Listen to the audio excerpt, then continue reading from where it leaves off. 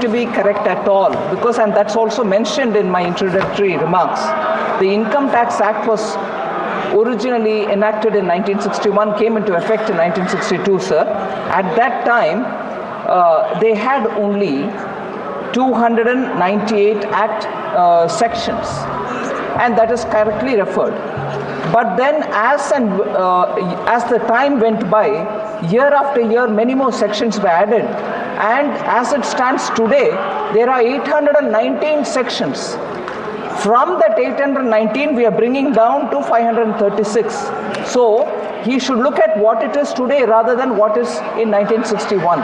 So on that objection, I don't think there is he is right. I don't think he's right. He should understand where the law is today and where it is being reduced. And second, sir, Manish Tiwari also meant, Manish Tiwari's argument was that sections are more now rather than when it was in 1961. That's a point. Then, that I've answered. Then 4,000 amendments have been made from 1961. And all those are being looked at now, being reduced now. So Manish Tiwari's core argument that it contains 536 clauses and has also more number of amendments now, I think he's not even looked into the papers, I'm sorry to say, so it cannot be sustained. N.K. Premachandran's statement about objects and reasons being different is also not correct, sir. The objects and reasons I can explain in detail when we take it up for discussion, but it cannot be sustained as an objection. Thirdly, Professor Saugata Roy's comment that again the philosophy and also the number of words and so on, he's looking at thinking that it is only a mere mechanical change. They are not mechanical change. Substantial changes are being made. Number of words have come down by half. Where there was 5.5 lakh words, now it's come down by half. Sections have come down. Chapters have come down. It's in plain simple English and plain simple Hindi, and therefore these are not sustainable. आप motion लाएं, माननीय मंत्री जी, motion ले आएं। पहले sir प्रश्न मैं पढ़ता हूं, फिर इसका मोशन लाना। प्रश्न ये है कि विधेयक को पूरा स्थापित करने की अनुमति प्रदान की जाए। जो सदस्य इसके पक्ष में हाँ कहें, जो सदस्य विरोध। This is the other big discussion point, really. Parag, sorry we had to just cut there, but anyways, now just a question to you. Do you think the tax rate in this new income tax bill for FIIs being kept constant is a bit of a relief as well, or was that largely anticipated? No, I think it was largely anticipated. So I would say that no changes in capital gain tax itself is a good relief in my view for every investor, because that was a big worry. Although everybody anticipated that there will be no change, and stock markets have also reacted very negatively due to various reasons we know. So I was of the view that it will not be changed. So just coming back to our original discussion, I think Parag bhai, sorry, I'll get back to the original discussion as well, but just wanted to get this whole income tax piece out of the way. So one, I've gotten an update from you that is not, no bad news is good news as well. Let's just try and understand if there are any other key details that have come out as well, and the importance of this. My colleague Shrimi joins in as well from Delhi on the phone line. Shrimi, the general feeling is that no bad news is good news here. Fill us in on is there any material change? At least whatever little I've seen thus far, doesn't seem to be any. No, so I mean, no material changes as such, but there are a couple of hits and misses, of course, there in the bill. So I would start with the hits quickly. A couple of hits actually here that there are, of course, fewer pages, lesser section, subsection getting converted into main section, not many cross references of section, making it less cumbersome, as in the past several decades, lot of sections being added in the existing Income Tax Act. So that is being done away with. Now many provision and sections have been curtailed. So that is a good point and a hit. Since it's being effective from FY27, is that what the proposal being made? So both individual and corporate would get time to align with the new changes. Of course, one important aspect here is that they're replacing assessment year with tax year. So again, this is a compliance thing where there are a lot of confusion around assessment year and previous year. That will be replaced with tax year. There are also some kind of strengthening you will see in terms of dispute resolution panels. So remember, a lot of focusing on, reducing the tax litigation, because we have seen 5 lakh crore around appeal pending, at CIT appeal level. So that kind of strengthening dispute resolution panel will help there. Lot of emphasis on the virtual digital assets and taxability of it, because earlier there were no kind of mention in the existing act about, cryptocurrency, etc. So now you will see a lot of those with the taxability and proper definition of virtual digital assets. Besides, there are also decriminalization provisions are there. They're replacing those with penalties. Lot of power being given to assessing officers. Now you will see a lot of audit being happening, as far as individual tax issues are concerned, corporate tax issues are concerned. So more power to assessing officers. Simplification of TDS and TCS you will see in the tabular format. So the approach being that it's more be formula-based approach rather than definition-based approach to deal with tax matters. Tax charter is another positive point, because there have been a pending demand to have a tax charter where taxpayers should know what are their rights. So that will be there. Clearer rules for non-resident Indians is equally important there. Strong anti-avoidance we need to see, because there is some misreporting related compliance is being introduced. More deduction is getting proposed in terms of EV loans, etc. But when it comes to misses, so they're talking about lot of these sections getting merged into subsection, but no substantive changes as far as actual reduction in number of sections are concerned. Direct tax law being an evolving law, with time this will lead to a lot of making the act bulky again. There are also no change in the rates, which was a general perception around. So it's more of a review to remove redundant provision of the act rather than a new act. Yeah, well summarized, Smriti. Srimi, thank you so much for putting that into perspective as well. That's Shrimi Chaudhary, who's been following this right from the word go, and some details out there. Now, I think just the point that we wanted to the reason why we want to circle the square and just get this done and over with is because in some sense, yesterday if you saw no changes in insurance, no changes in capital gains, and there was some market belief, quarters of the market which believe that that would have been a positive in some sense for the markets for those specific pockets as well. And I'm glad that is done. Maybe what we'll try and do is, if we can get in a quick word from Mr. Pranav Sehta, we'll try and get that going as well. But this being a non-event is actually good news, because you don't want this to have certain clauses or any kind of taxation matter related issues which might disrupt the sentiment around markets, particularly on the FI side, which has looked slightly wobbly in the last few days, weeks, months. So that aspect is very, very important. So Parag Thakkar is right. The idea should be to talk about what next, but just wanted to get this out of the way before we move any further. So I think I'm told Mr. Pranav Sehta has joined in, and just wanted to get that very quick perspective from him. Mr. Sehta, good having you. Thank you for joining in. Is this no bad news equal to good news kind of a scenario, you reckon, on the taxation front? Absolutely. I think the simplification is a good attempt, almost half the number of words in the current law. Stability is good. We don't want unnecessary disruption. So I think it's more or less similar, no substantive changes. And therefore, I think it is good news. It shows stability, predictability, continuity, and simplicity. They have tried definitely by removing redundancies and so on. So I think it's on the whole a good step. Right. Mr. Sehta, Shrimi was talking about a few additions, like a few hits in terms of, adding regulations with regard to cryptocurrency and stuff. And she also mentioned that there'll be more power given to assessment officers. But what we've seen so far is that, the Income Tax Department wants to, digitalize everything. So what's the reading with respect to both of these aspects? At least, I mean, we can look at the fine print. I don't think there's any significant change that we saw when it came to the assessment proceedings, etc. At least not something that was jumping up as adverse to the taxpayer. By and large, I think they have tried to streamline the provisions, simplify the law, and make it without explanations, provisos, and so on, remove redundancies. I don't think there's anything significantly adverse even on the assessment front. Okay, and with respect to your view, whether you were expecting something more from this new income tax bill, or is it as per your expectations then?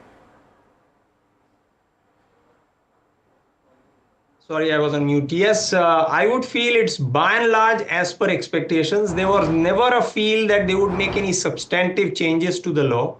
It was more an attempt to simplify and remove redundancies. One could have probably seen a little more in terms of trying to ensure better dispute resolution and reducing litigation. But I don't think there's anything adverse in that sense. Could always have been more for reducing the litigation and bringing in more dispute resolution potential possibility. Mr. Saita, they've changed assessment year to tax year now. If you've got the chance to read through that, can you simplify that for us and explain as to what the change is exactly? Sure. So currently we have this traditional concept where previous year, the definition of previous year is such that that really is the financial year for which one files his return, assessments happen, and so on and so forth. And the assessment year concept is the year immediately following the relevant financial year to which the income and the taxes relate. Now, this creates an unnecessary confusion, and I think they've done a good thing by doing away with the concept of previous year and assessment year and coming up with one concept of tax year, which is really the financial year to which the income relates, for which the taxes are being computed and paid, rather than have these two concepts. I think that's really a good step in terms of simplifying the conceptual framework of the year to which the tax relates. Right. Mr. Saita, thank you so much for breaking that down for us, and thank you so much for taking out time and speaking with us at NDTV Profit. Parag, I'll come to you. Although the market sentiments are kind of not very good right now as we speak. The market did see an uptick in the mid-trade day sort of things, but overall consumption space is doing pretty well. What are your views with respect to all of these counters, especially QSRs, because they have picked up, of course, on a lower base, but what's your view with respect to QSRs right now? So I'm not tracking QSR space very closely, but I'm very bullish on consumption space from here on, simply because government has understood the need of boosting consumption from this budget. And they have taken various steps which will boost consumption gradually, of course. So in coming quarters, and of course, what I'm hearing on the ground is that rural consumption is coming back. So the only problem which remains is urban consumption. Now, the hope is that with this tax break of you don't have to pay tax up to 12 lakh rupee salary, that will also boost consumption on the urban side. And that will come after 2 to 3 quarters, actually. So within the consumption theme, I would be more bullish on companies like TVS Motors, which are there in my portfolio, with a disclaimer that it is not for trading and it is a personal view. Because I think if 1 lakh rupee is saved, by a person who is a salaried person, gives him freedom to buy a two-wheeler, which he was not until now buying. Plus, company specific, they are doing excellent in terms of product launches in every segment. January volumes were 3,95,000, which was very good. February channel check suggests that they are doing good volumes. They are launching excellent products at every price points. Their Africa exports have rebounded. And market cap, I would say the cash profit yield at current prices at around 4%. With the extraordinary top class corporate governance, I think the product cycle is in your favor. Africa exports have rebounded. And the other thing, one important thing specific to this company is that unlike peers, they have not actually passed on, I would say they have not, their PL has not reflected the PLI benefit, which has accrued to the peers. So in Q4, you will see, and that is what they have said on the call, that in Q4, they'll recognize a PLI profit also, which is around 1.25% margin addition. So they already reported good margins of 11.9% in Q3, which with operating leverage of selling higher vehicles will only go up, and then this PLI benefit will come. So I think companies like this should do well. Apart from that, of course, the FMCG pact like Hindustan Lever, Pidilite, Britannia, all these companies, I think I'm strongly recommending to investors you should buy you should start buying in gradual, I would say peaceful basis or SIP kind of thing in consumption related stocks from here on. First of all, I would like to say that these are the stocks where you don't have to worry about corporate governance, balance sheet, ROC. They are all best. The only missing link was growth. And hopefully the budget and the RBI policy and government's focus to drive consumption, which in a way will trigger private sector capex, is giving me a lot of confidence on this thing. Plus the stocks have not done well from last 3-4 years, which is another comforting factor for me. But these are not for trading. These are not for faint-hearted. These are buy on every dip, slowly, gradually accumulate from long-term perspective. Okay. Parag bhai, lovely talking to you as always. Thanks much for being with us. The conversation got a bit curtailed today because of the bill, but appreciate your time. Thanks. All right. So that's the view from Parag Thakkar really. And Rajesh Palvia, before we thank you as well, a quick question on the consumption today, because disparate moves. The FMCG stocks are sulking a bit, but there's some fair degree of strength in select QSRs. Some of the jewelry companies like PN, Gadgil, etc. are doing very well for themselves. What have you seen on the charts in this space?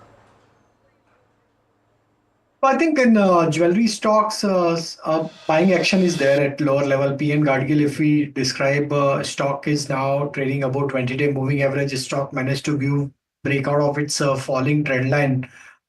Looking at the near-term structure, I think if it continues to hold above 605, I think we may see further more upside momentum towards 655 to 660 zone. That's the next target we may see.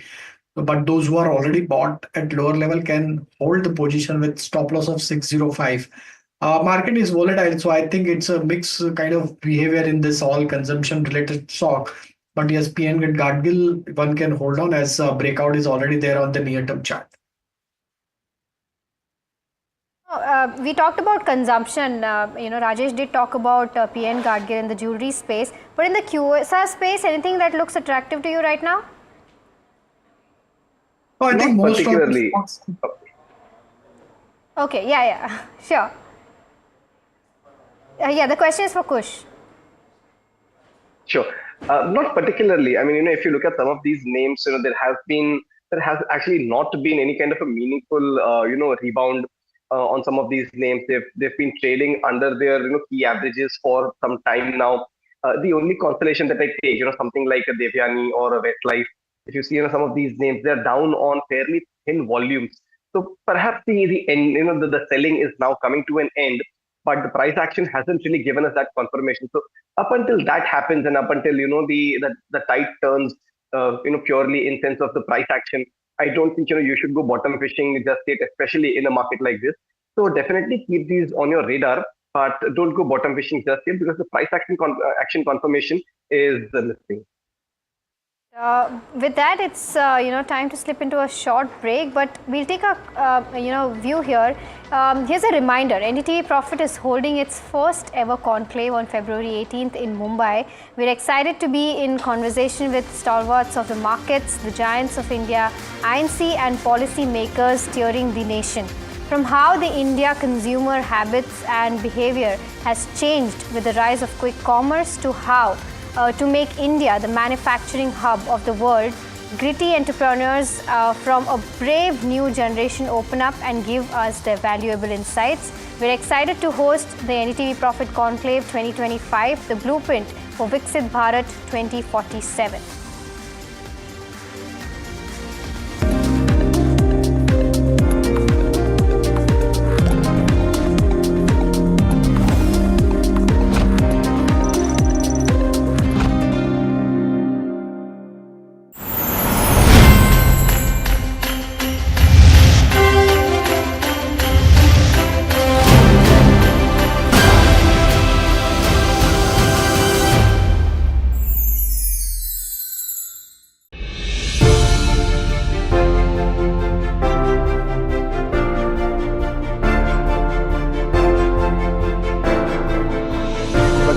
सुना उसके बाद मेरा पहला acronym निकाला मैंने, वो था RRR, responsible, reformist, और मैंने कहा revolutionary. How did you arrive at this number of 12 lakh rupees? हमें लगता है टैक्स पेयर उस लेवल नंबर से टैक्स भर रहा है, क्या उनको हम कुछ कर सकते हैं? प्राइवेट सेक्टर कैपेक्स अभी तक वो इन्वेस्ट क्यों नहीं कर रहे हैं, जबकि आपका इकोनॉमिक सर्वे ही बताता है कि वो कैश पाइल पे बैठे हुए हैं। अगर कंजम्पशन बढ़ता है और उसके तहत लगता है कि ग्रेटर इन्वेस्टमेंट का पॉसिबिलिटी है, वो भी अच्छा ट्रिगर हो सकता है। AI बहुत तेज़ी से आ रहा है, तो जॉब के चैलेंजेस होंगे, स्किल के चैलेंज पहले से हैं, तो जो ट्रांजिशन पीरियड का स्ट्रगल है, नौकरी मुझे अभी चाहिए।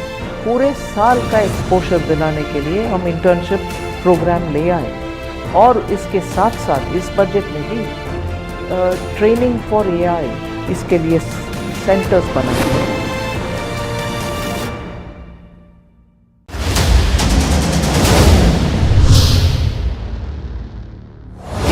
Tax regime for individual. In fact, there has been discussion on how to sort of reduce the tax rate. I am now happy to announce that there will be no income tax payable up to income of 12 lakh rupees.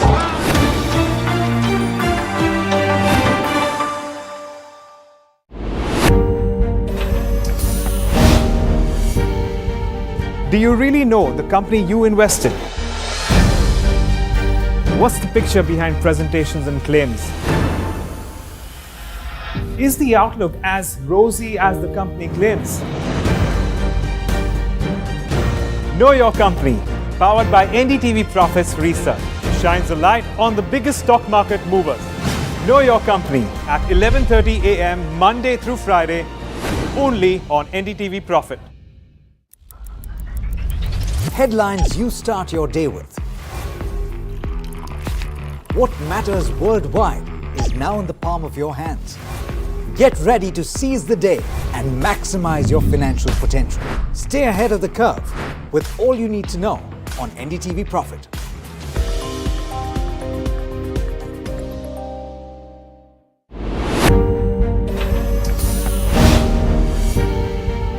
Do you really know the company you invest in? What's the picture behind presentations and claims? Is the outlook as rosy as the company claims? Know your company, powered by NDTV Profit's research, shines a light on the biggest stock market movers. Know your company at 11:30 a.m. Monday through Friday, only on NDTV Profit. Headlines you start your day with. What matters worldwide is now in the palm of your hands. Get ready to seize the day and maximize your financial potential.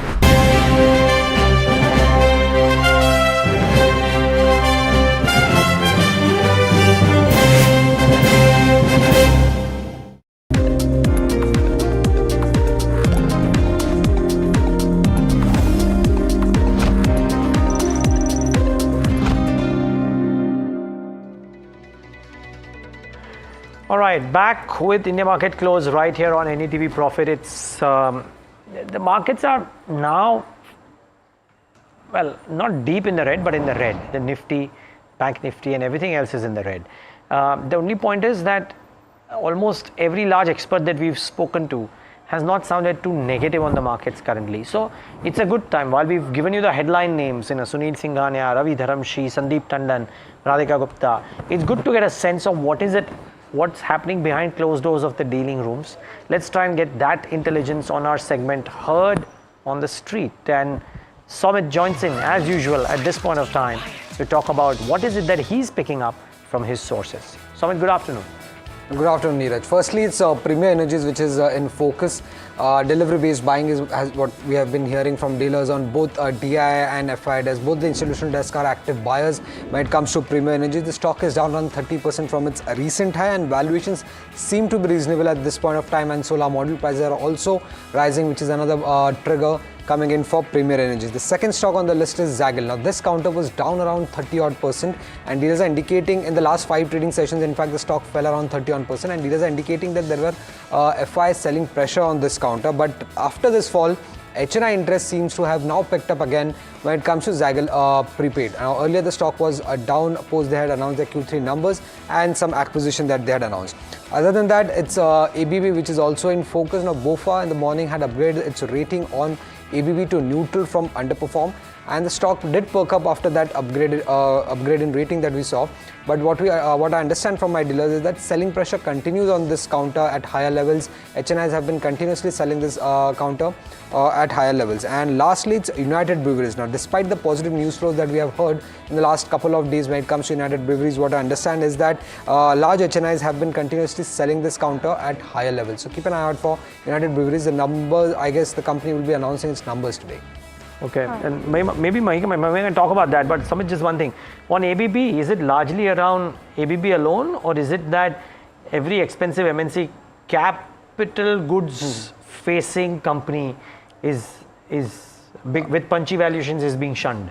Not all capital good companies. To be very specific, Cummins is still higher than what we had seen in the previous levels, because there is an export opportunity coming in. But this stock Cummins has also fallen quite a bit too, right? Yeah, it has fallen. But for ABB, what I'm hearing is that selling pressure still continues. Not specifically for all expensive MNC companies, but specifically only for ABB. For ABB. Okay. Thanks, Samit. Mahima, any thoughts on United Breweries? Yeah, I mean, as Samit rightly mentioned, it's expected to, post its earnings today. But I mean, as per, what I read in one of the brokerage reports that, considering the price hike, though it is not as per what was expected, the beer price hike will significantly benefit United Breweries, even in terms of margins as well as revenues. So, but we did not see that, in the stock per se. The stock did not move even after the kind of uptick in the prices, but we'll have to wait and watch and see how the results pan out. This quarter, Alcobev has not done as good as it was expected. Sula Vineyards did not post an impressive number. United Spirits also did not, give out a strong earning, despite this being a festive season and wedding season where, probably alcohol consumption goes up. But this could also be on the back of a higher base as well. But Alcobev as a space overall has not done well this quarter. Interesting. Okay. Well, G. Chokalingam joins in, founder and MD Economics Research. Mr. Chokalingam, thanks for joining in. Any thoughts on this liquor space? We're talking about consumption today, the whole day, and different facets have done differently. We'll talk about those with you as well. But let's start off with alcohol beverages. Any thoughts here on this whole bucket? Yeah, definitely it would outperform the market, because alcohol consumption goes up when market is good, economy is good, and alcohol consumption goes up even if there is a depressing condition. So it is inelastic to the income or the economic or market environment. Definitely, they would beat other FMCG companies in terms of growth. Okay. Mr. Chokalingam, what about some of the pharma companies? Natco Pharma, for example, has been taken to the cleaners post the numbers. Yeah, if you all of us know that the pharma defensive sector, and they don't show this kind of volatility this company shows over the years. In the last 10 years, what is surprising is, huge volatility in the top line and bottom line. So that's why very difficult to understand this company. But otherwise, product profile look good. Maybe, for medium to long term, one can start, doing a bargain buy, because tactically also, as I said, in the last 10 years, these are huge swings happen on both sides. So it's quite possible for some recovery, possibly in the short term itself. All right, so that's the view coming on Natco Pharma. Now, my colleague Varsha tracks this space very closely, and Natco Pharma definitely, is in spotlight today as the stock of the day after its tanking post its Q3 earnings. And Varsha is joining us now with more details on that. Varsha, what is it that's, dragging the stock down? Natco Pharma is in focus. The stock is under pressure. Now this is on the back of weak results that the company has posted. Their US formulation business has degrew 52%, and that has led to revenue degrowth. And also because this forms the majority part of their revenue, and being a high margin product, the drag in EBITDA margin is huge because these products are high margin product. And also the management was actually expecting 20% growth in Q3 FY25, but they did not walk the talk. This is the negative, one of the negative things in Natco Pharma. But if I were to talk about some key positive developments, so Natco Pharma has a strong track record of successfully launching generic versions of the blockbuster drug, and they're banking on 6 to 7 niche products to compensate for the decline in the Revlimid, that is the cancer drug. And they also have exclusivity when it comes to semaglutide, which is a GLP-1 products in weight loss, and a significant market share. And there was one positive development where there was positive settlement in US patent litigation with partner Mylan, that is Novo Nordisk. All right, thank you so much for breaking that down for us, Varsha. Kush, on the charts, any of these pharma names that you're liking at present? Well, quite a few of them under pressure, but the couple of names that are showing some green shoots, one of them is Sun Pharma. The stock is holding up above the 200-day moving average, seeing a good rebound, in today's session on the back of decent volumes. So I think that is one trade, that can be considered from a risk-reward standpoint. 1700, being the stop loss, and on the upside you're looking at an 1800 and 1870 as the target. Also, Lupin is looking a little attractive. The reason being, for the last 6 months, the 2000 mark has acted as a very strong support zone. Almost 5 to 6 times the stock has touched that and then moved higher. Even in yesterday's session, that was the level where it took support, and and today again we are seeing some sort of a recovery. So from a range play, Lupin also makes the cut where 2000 or maybe just under that, you could place your stop loss on the higher side. You're looking at a 2150 and a 2200, just rounding that off, 2200 as the target. So some of these names are starting to look attractive technically. Momentum might be missing, but as I said, either from a range play perspective or from a short covering rebound play perspective, Sun Pharma, Lupin, some of these names make the cut. Okay. Well, the other big question to everybody's mind is whether, what is the emerging market view right now? And from an Indian investor's perspective, is India being shunned by the FIs because of the fact that it's a part of the EM basket, or are there other reasons? Now, somebody who looks at EM and India reasonably well, I presume, is Jonathan Shizel. He is Deputy CIO, Westminster Asset Management, joins us right now from London. Jonathan, good morning to you. Thank you for taking the time out. Really appreciate your time. The last few days in India, the not the large cap, but the mid caps and the small caps are really getting punished. And the FI outflows continue. One concern amongst almost all participants is whether the pace and the quantum of FI selling that's happening in India, will that continue to move ahead or no? I'm just trying to understand from you, Jonathan, do you believe this is an India-specific thing, or is it EMs being sold out of as a basket because of the poor returns for the last many years? Good morning. Yeah, I think there is an element of an India-specific thing around this, but there's also, I think, the larger point currently, and certainly over the last few weeks, has been some of the recovery in the Chinese markets. Now, I think FIIs have been net buyers of India for many years. All right, there's periods where we have some selling. But I think India had become quite an, if you like, over-owned market within an EM context of foreign investors. It was the sort of favorite market of most foreign investors, certainly for quite some time. I think the attractions are still there, but what's changed now is, all right, you can put aside all the issues of EM versus DM and all those other issues, but within the EM context itself, India clearly still and has always traditionally traded at a very big valuation premium to other markets. But what's changed about that now at the moment is you've got more momentum coming back into the Chinese-focused markets. Chinese tech in particular, has been given a real boost by the whole released a DeepSeek and this sort of news around AI coming out of China. And that's really making the Chinese indices move higher, driven by Chinese tech stocks, which look extremely cheap vis-a-vis their American counterparts. So I think what you're seeing is a little bit of money coming out of India from FIIs carrying on. They do still retain a core positive view about India. It's just there's some momentum now elsewhere, and you're just seeing a bit of money coming out of India because of that primarily. So Jonathan, how long can something like this continue? Because the chasm of valuation between almost all EMs in China is very, very large, particularly so with regards to India.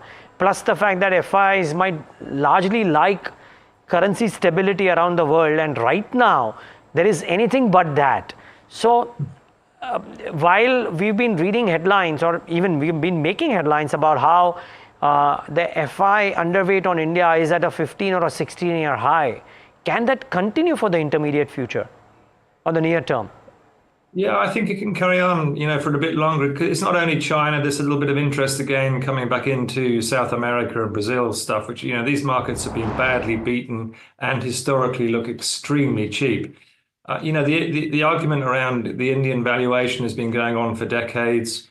When I've been talking to investors and they say, I can't buy India because it's expensive. Unfortunately, a lot of these investors have missed out on fantastic returns, over the longer term because they've been worrying about a valuation issue. Now, India, to my mind, deserves to trade at a valuation premium, and I think it will carry on doing that. But just in the short term, because there's a bit of momentum, there's a story building around China, even, again, perhaps South America for a time. And I think just some short-term money probably will come out of India and carry on coming out of India. But I think anybody with a medium or longer-term view will be looking at these declines and, again, thinking about building up positions again. So I think it can carry on for a little bit longer, but ultimately, I think you will see investors come back in when they think it's gone too far.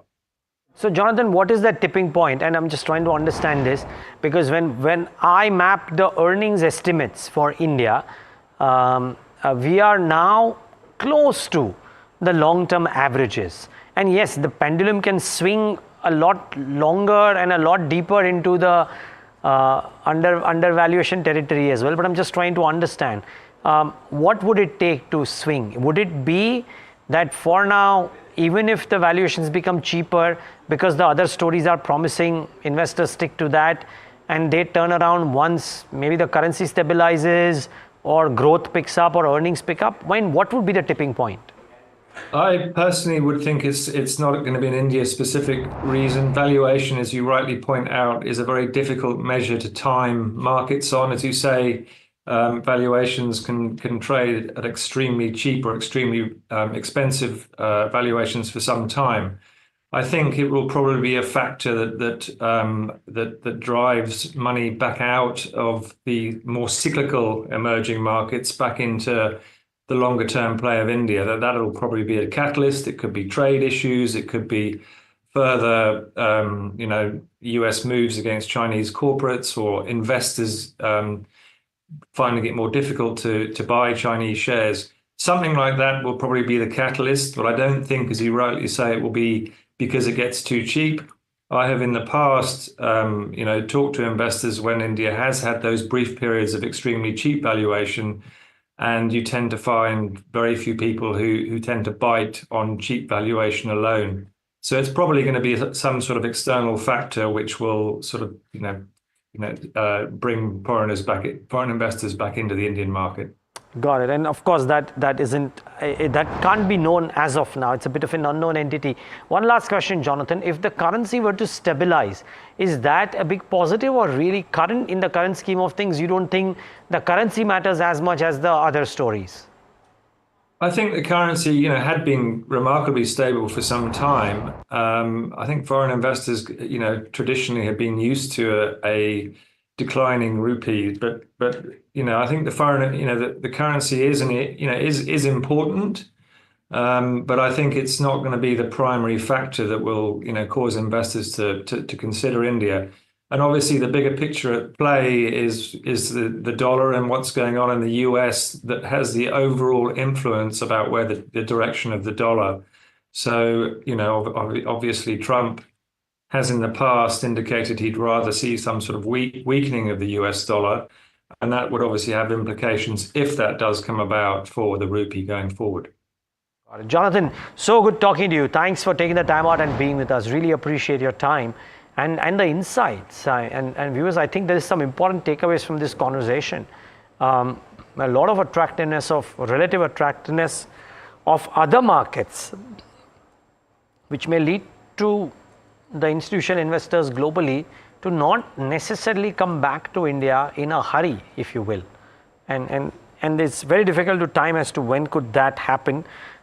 It may not be a factor of valuation. So, well, let's wait and watch. We haven't. Okay, what I think we need to take a break. On the other side of the break, we then talk in a focused manner with Rajesh Palvia and Kush Bora. Today, we've not been able to talk to them as much, but just it's been a packed show thus far. As we hit a break, though, here are thoughts from both Sunil Singhania as well as Sandeep Tandon about whether it's a good time to invest into the markets currently or not. Any time is a good time, but what we have to understand is every investor has to assess their risk appetite and their investment horizon. And that is very important. I always say at the peak of the cycle, risk appetite is highest. At the peak of the cycle, everybody has 10 years and long-term investment horizon. What you have to assess, go back on the drawing board and see how you reacted in 2000, what you did in 2007-8, what you did in 2018, what you did in COVID period 2020. And that's the way you assess. Forget any risk management tool or forget any wealth management advisory or your own perspective. Just you as an individual sit down, how you reacted, you will get a fair good answer. What is your risk appetite? What is your investment horizon? Once you assess or reassess that, and somebody comes and tell me that I have 5-10 year investment horizon, I will still say, go and deploy money in small cap. SIP is good for you. But somebody comes and tell me horizon is only 1 year, 6 months, 15 months or 2 years, then I'll say you go for flexi cap or multi-asset fund or hybrid schemes fund, which is relatively low risk and you can handle that. I think December numbers have been slightly better than September, and at least the indications for the current quarter, both on the economy side as well as corporate growth, seems to be, a little bit of reassuring. So in this kind of a scenario, as has been our experience in the past, it is best to just stay put, don't do anything, don't get swayed by short-term bounces and go overboard, don't get scared by what is happening and sell at the wrong time. I think it is best to leave the markets on its own for the next maybe 6-7 days. Take a very, very measured and patient view and move forward. However, having said that, I think the indications which are coming from yesterday and today, and at least as far as my experience is concerned, of seeing these kind of markets, I'm starting to get a feeling that capitulation is very close. And this will, at least slow down or end pretty fast. The Nifty has not fallen because there are quite a few stocks in the Nifty, like Asian Paints, Hindustan Lever, Nestle, Reliance, maybe an HDFC Bank and ICICI Bank, except maybe one like ICICI Bank. Almost all these companies have done nothing for the last 3-4 years in terms of price performance. And therefore, in this year, they did not fall also because they had not moved up. And therefore, the Nifty to that extent has been very resilient because, 50-60% of the constituents who had not risen at all last 3-4 years have not fallen this 1 month. You can't say that Nifty has done very, very well. You have not invested for 1 month or 1.5 months. Having said that, I think you're right that there are quite a few stocks in the mid and small caps, which are new age companies which don't have profitability or low profit, and which had a lot of hope built in, and the price went up 3-4x, and maybe, all the IPOs which came in are a part of the mid or small cap indices, and, they came at significantly higher valuations because of all the huge promises which were made during the IPO process, and they have also fallen. So in the mid and small cap, you will have to be more stock specific. For example, we invest only in profit-making companies. So for us, these companies don't exist. But from an investor perspective, I don't think the indices are going to give you the best sort of conclusion. Because a small cap index might comprise of 300-400 companies. Some of them might not have profits at all, and therefore the PE multiple also gets a little bit of it's not the fair estimation, because the PE looks like 30, but there are maybe 20-25% companies which are in losses, which sort of complicate the whole process. So mid and small cap is more about stock specific. Having said that, I would still advise, being a proponent of mid and small cap all my life, I would still advise at this point of time to have a balanced approach, because this choppiness might continue for some time. We are looking at market stabilizing, but we don't see a V-shaped recovery. At best, it would be an upward moving W-shaped recovery.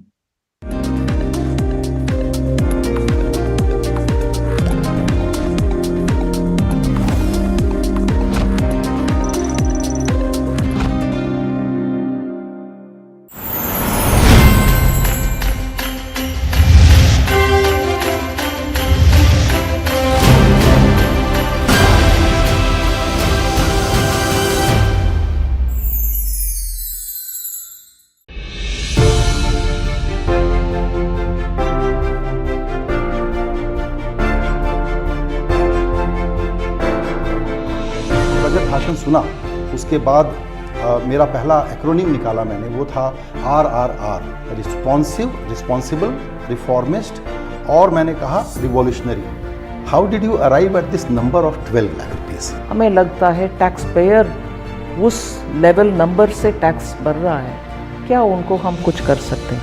Private sector capex अभी तक वो invest क्यों नहीं कर रहे हैं, जबकि आपका इकोनॉमिक सर्वे ही बताता है कि वो कैश पाइल पे बैठे हुए हैं। अगर कंजम्पशन बढ़ता है और उसके तहत लगता है कि ग्रेटर इन्वेस्टमेंट का पॉसिबिलिटी है, वो भी अच्छा ट्रिगर हो सकता है। AI बहुत तेज़ी से आ रहा है, तो जॉब के चैलेंजेस होंगे, स्किल के चैलेंज पहले से हैं, तो जो ट्रांजिशन पीरियड का स्ट्रगल है, नौकरी मुझे अभी चाहिए। पूरे साल का एक्सपोजर दिलाने के लिए हम इंटर्नशिप प्रोग्राम ले आए, और इसके साथ साथ इस बजट में भी ट्रेनिंग फॉर AI इसके लिए सेंटर्स बनाए हैं।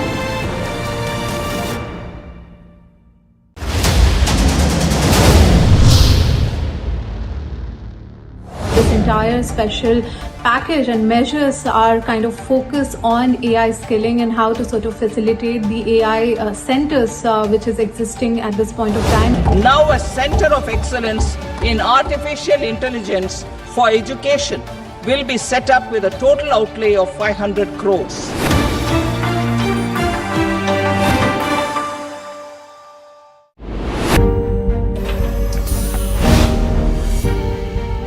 Do you really know the company you invest in? What's the picture behind presentations and claims? Is the outlook as rosy as the company claims? Know Your Company, powered by NDTV Profits Research, shines a light on the biggest stock market movers. Know Your Company at 11:30 a.m. Monday through Friday, only on NDTV Profit. Headlines you start your day with. What matters worldwide is now in the palm of your hands. Get ready to seize the day and maximize your financial potential. Stay ahead of the curve with all you need to know on NDTV Profit.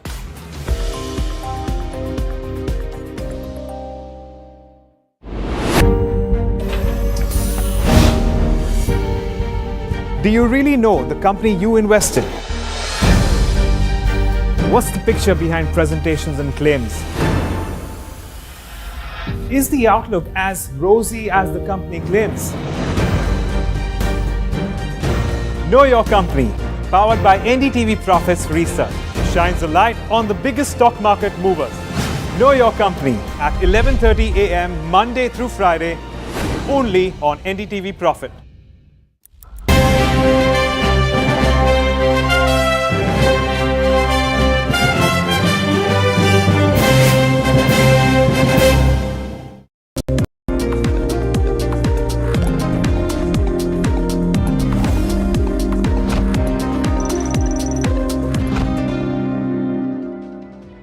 back. You're watching India Market Close. A few earnings that have come out. Sangvi Movers is one of the counters that has come out with its earnings. Net profit down by about 46%. Margins have, got hit badly. It's come down to around 36.5% versus that of 68.7%. EBITDA margin, EBITDA is down by about 34% and revenue, however, saw a slight uptick. Kush, I'll come to you. Sangvi Movers on the charts, how is it faring? Kush, I think you're on mute. Longish period of sell-off, and we're seeing the first signs of recovery. Too early to call a meaningful recovery on this one. The first time around in the last 4 months that the stock is actually crossed above the 20-day moving average. I would wait and watch. I would wait to see if there's a follow through of this move. I think there's some serious selling pressure around the 295-300 mark.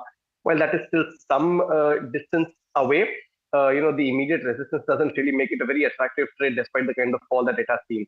So take this as an opportunity to sell if you spot it at lower levels. Fresh trade, perhaps once the stock comfortably closes above the 300 mark. Rajesh, Honasa Consumer is another counter. It's still trading around 30% below its listing price. Is this the right time to enter the counter with respect to the technicals right now? So technical structure is still weak for the stock, though there is some recovery from the lower level. Stock has made a low of around 200 and some recovery has been taken place in the stock with the volume action. But still, until the stock not crosses about 250 zone, I think trend is likely to exhibit on the bearish side only. Structure is weak. So I think if you have bought at lower level, should try to exit around 245, 250 zone if it comes around those levels. Was the view with respect to the technicals of the counter, but Honasa came out with its earnings yesterday. Let's take a look at how the earnings fared, as well as the bull versus bear case for this particular counter. Lots happening in the company. Let's find out with respect to the numbers. Revenue was pretty much in line, but EBITDA and net profit was a beat for the company. Last quarter the company saw a loss, but this time it's turned profitable. However, the profits were flat at around 26 odd crore.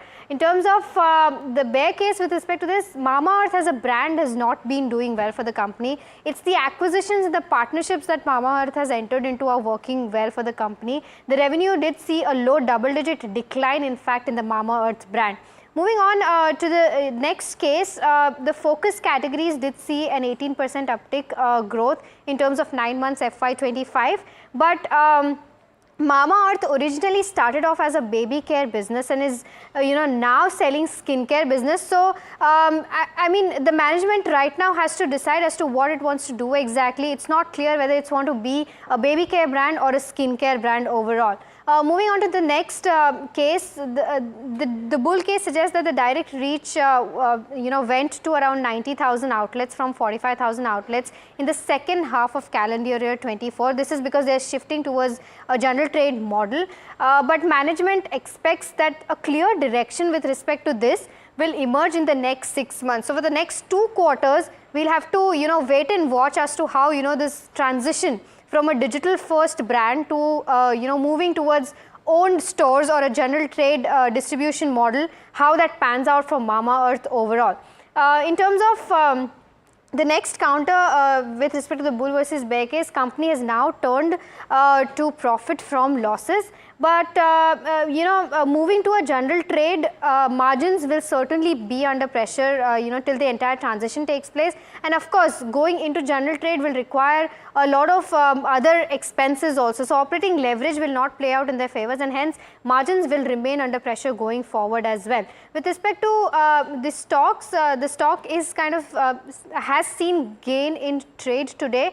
But overall, if we see, despite today's gain, the stock is still 30% down from its listing price of around 324 odd rupees. Next, with respect to brokerages, Kotak has upgraded it to add from reduced, but the target price has been reduced to 250, which the target price has already been achieved today. The stock is currently trading at about 255 odd rupees.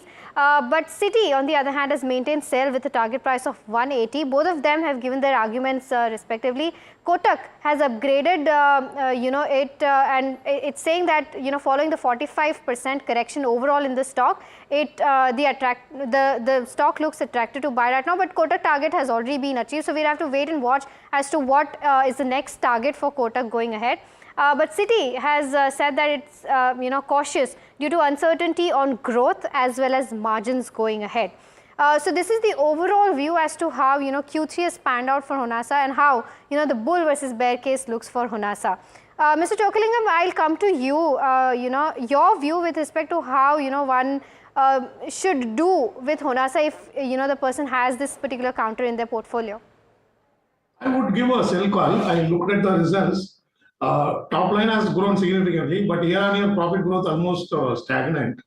So I do not understand why one should pay 80-90p for a company whose profit is not growing in a very, very strong double digit, So I would give a sell call on Honasa. Okay. Mr. Chokalingam, if not Honasa, anything else? Nykaa has done well. Maybe there are some others. Anything within this bucket? I'm not convinced. As you know, I have been skeptical about all these companies who are enjoying 100p or 1000p, but which is not reflected in the proportionate growth in the profit. So I would still prefer traditional businesses, age-old companies already listed, rather than these new companies. Okay, fair call. Kush, what's recovered a bit of lost ground today is Bharat Forge. Very interesting moves today off the lows of the day. How do the charts look here? Not very encouraging, I'm afraid, Neeraj. The selling just continues, on and on and on. And I think, again, for a while it has not been able to cross some of the very near-term averages also. So while, we are seeing some sort of a respite from the lower level, I don't think this is enough to turn the tide. Again, if anyone's got a position, you're better off exiting. If not, any bounce closer to the 1100 mark should actually be taken as a short selling opportunity. That's the kind of structure that the stock is in. All right. Tata Motors is another counter that is in focus. It has unveiled Open Collaboration 2.0 to turbocharge the next wave of EV adoption in India to identify hotspots for charging installation and by helping create common protocols for discovery and payment processes. My colleague Tushar will join in with more details on that from the event. More than 5 years after Tata Motors unveiled Open Collaboration 1.0 to initiate EV adoption in India, it has now launched Open Collaboration 2.0 to turbocharge the next wave of EV adoption in the world's third largest automotive market. Open Collaboration 2.0 aims to accelerate installation of fast chargers in India, improve quality of public EV charging infra, drive customer awareness, as well as drive seamless accessibility of charging infrastructure in India. Towards this endeavor, the company has announced the launch of Tata EV mega public chargers, which are rated at 120 kilowatt hours. There will be about 500 of these that will be set up across India. And for that, Tata Motors has partnered with 4 charging operators, including Charge Zone, Static, Zion, as well as Tata Power within the group. Apart from that, Tata Motors aims to increase the number of charging stations in India to about 400,000 by 2027, and this includes about 30,000 public charging infra as well. According to Tata Motors, 90 to 95% of EV charging happens at home. Now, the companies are focusing on improving the public charging infrastructure along India's highways. Adoption is already at 85%, but a lot is left to be desired. Charging standards are fairly homogenized at this point, with CCS2 being the prevailing charging standard. So these chargers will be to CCS2 standards. So therefore, all the EVs that are announced in India right now are the same standard. So there would be no compatibility issue for any of the other EVs that might be that might need to use these chargers. All right, so that is the update with respect to Tata Motors. Rajesh, year to date, the stock is down by about 9% and 1 year returns also for Tata Motors, it's been down by about 25% So, everybody, earlier on Ask Profit also, everybody who's holding Tata Motors is now kind of getting restless as to when, there'll be a turnaround when it comes to, this particular counter. What are you reading on the charts right now and what should one do if, they have the stock in their portfolio? So still there is no sign of any reversal on the chart. This is the series of lower top, lower bottom formation on weekly as well as on the daily chart that clearly suggests that trend is still on the downside. In this correction, stock is slipped below to all its near-term, long-term moving averages. Looking at the structure, I think till the stock not crosses above 740, 750 zone, whatever minor pullback if we get in the near-term, short-term perspective will again, meet to the supply pressure on higher side. So 740, 750 are the key hurdle for the stock on the higher side.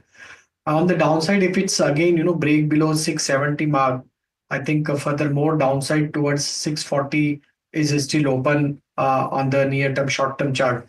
So trend is still weak. I think one should wait for some significant reversal formation on the chart. Then I think one should try to average out or to start buying it. But at this juncture, I would avoid Tata Motor to buy. All right, so that's the view coming in on Tata Motors. Lumax Auto is another counter which has posted its earnings where revenue is up by about 23%. Net profit has also gone up by 23%. Margins have taken a hit, but EBITDA is also up by around 11%. Mr. Chokalingam, if you've got the chance to read through the numbers, Lumax Auto is the counter. What's the view? Yeah, it's a slightly stretched valuation, but it has been always doing quite well in the business. And after some correction, as we have seen, I think one can hold on to the stock, and if there is any decline, one can accumulate it. Okay, so that's the view with respect to Lumax Auto. Kush, anything in the auto space right now that is worth buying or worth taking an entry into? Incidentally, Lumax Auto is one stock that we've maintained a buy on quite a few occasions. In fact, while you mentioned it, I was looking at it again. The 50 weekly moving average, if you will, then that itself is acting as the medium-term trend line support for the stock. And any kind of dip towards that level, in the recent past, and by that I mean over the last 2.5 years, has actually been a buying opportunity. So from that perspective alone, and if you see in a market like this where the stock is holding ground, for the last couple of weeks when the markets have given way, that too, will act as a bit of a fillip for this stock. So this stock alone is not a bad idea if someone's looking at the auto anch space to start accumulating at these levels. Of course, with the market, the stock could perhaps slip a little lower as well. But with the kind of setup that it is in and the support that it's showing, nibbling into Lumax Auto at this juncture, not a bad idea. Right. Now, we've certain mid-cap earnings that are kind of in focus, and Mika is joining us with more details on counters like Godrej Industries, Muthoot Finance, as well as SKF India. Mika, what are you picking up? I'll start with Godrej Industries, intraday high of almost 10%. A good set of numbers. You've seen revenue uptick of 34%, EBITDA more than double, margins have improved to 12.4% versus 7.8%, and net profit is up 77%. Now, the top performing segments as per revenue, one was the estate and property, that's 124%, that's your Godrej Properties. Finance and investments saw 55% uptick in revenues. The chemical segment saw 44% uptick, and veg oils revenues rose 40%.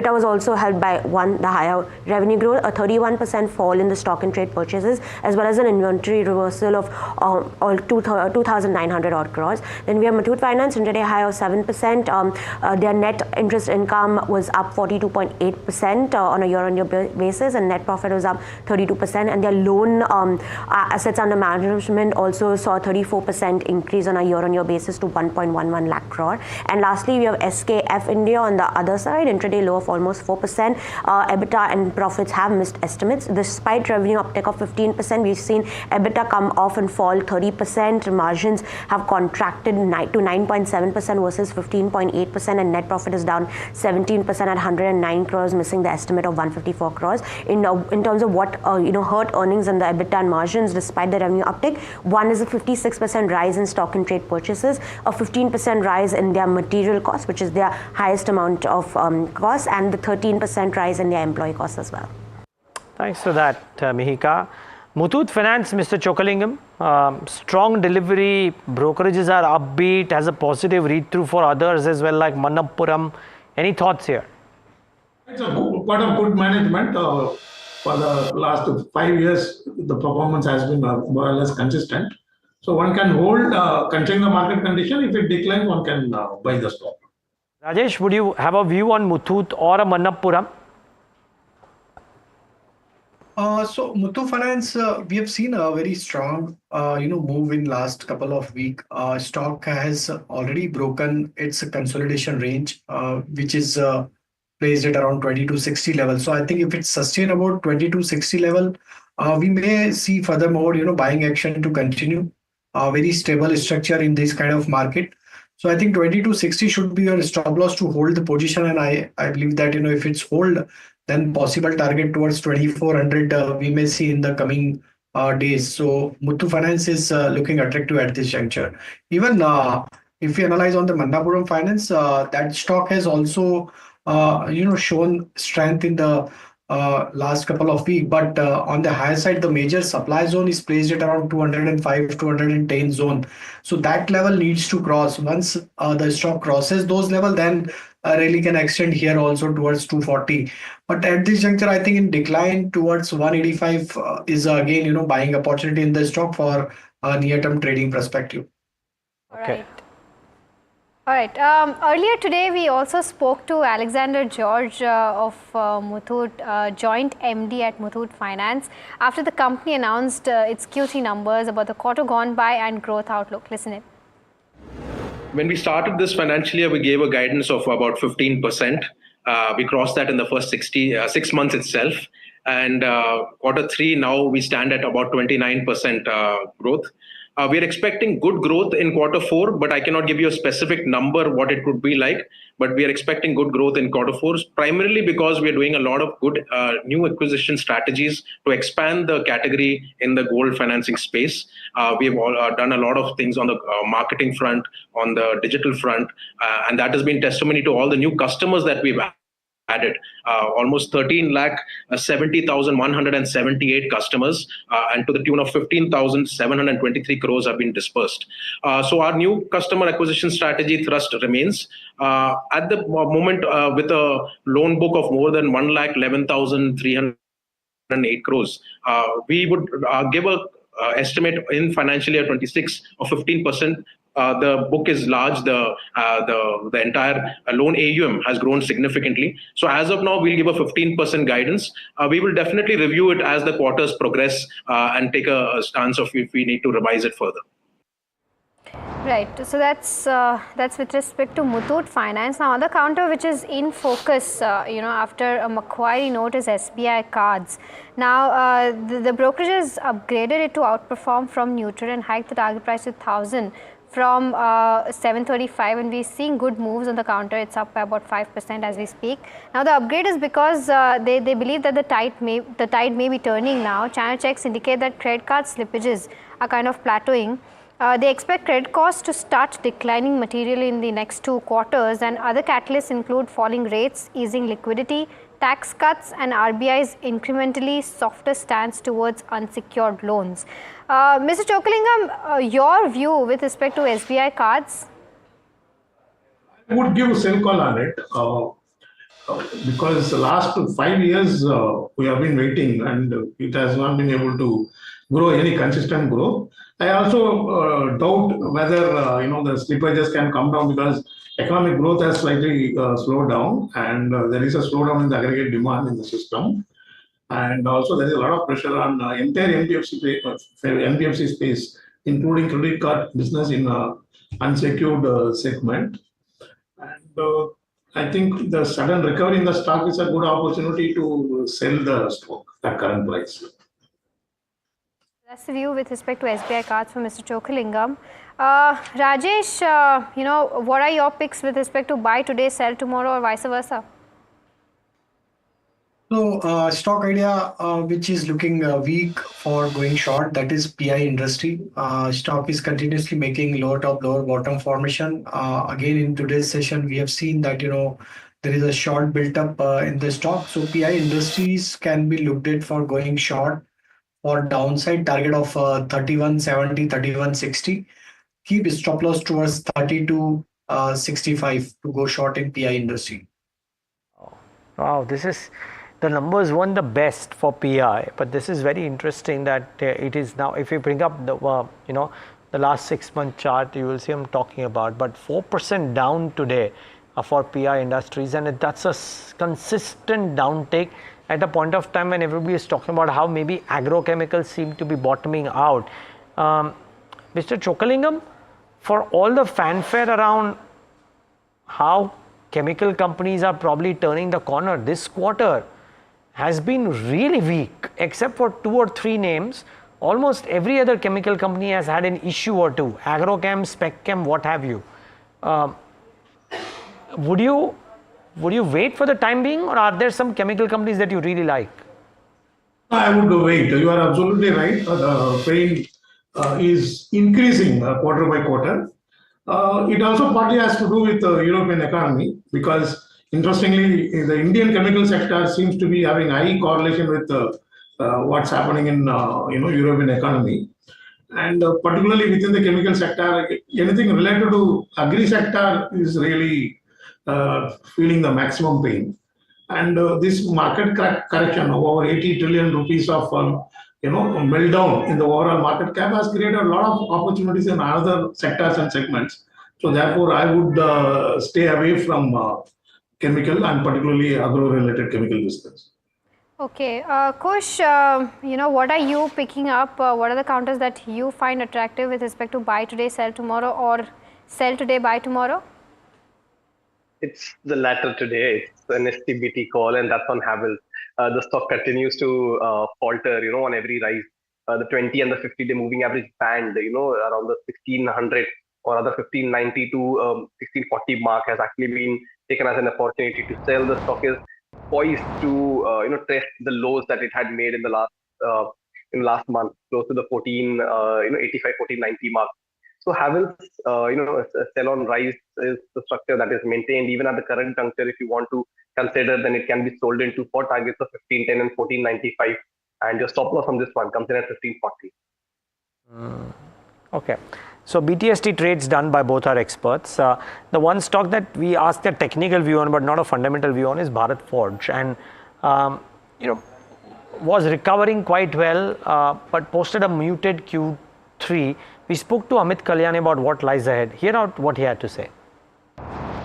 We are investing in new capacities to make new products for aerospace, and this will be a significant growth driver for our aerospace business. And we believe that with the customer tie-ups we have and the overall growth of the aerospace industry, and especially the demand growth coming from India and Asia, the supply chain and the value chain also has to move into this part of the world. So we've had 2 large announcements on aerospace, one on defense, and I think those are all going to be massive growth drivers. And for example, the landing gear line, we are increasing our capacity and doing more value addition for products that we're already supplying. So it's moving from one stage to significantly higher value add. And aerospace, as I mentioned on the call, is that we expect to see our quarterly numbers cross 100 crores this year and grow substantially from there. So we expect to see 30, 40, 50% growth YOY in this business from FY 25-26.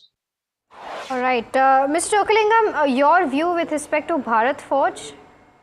Yeah, of course, all of us know that it's a great management, a great track record.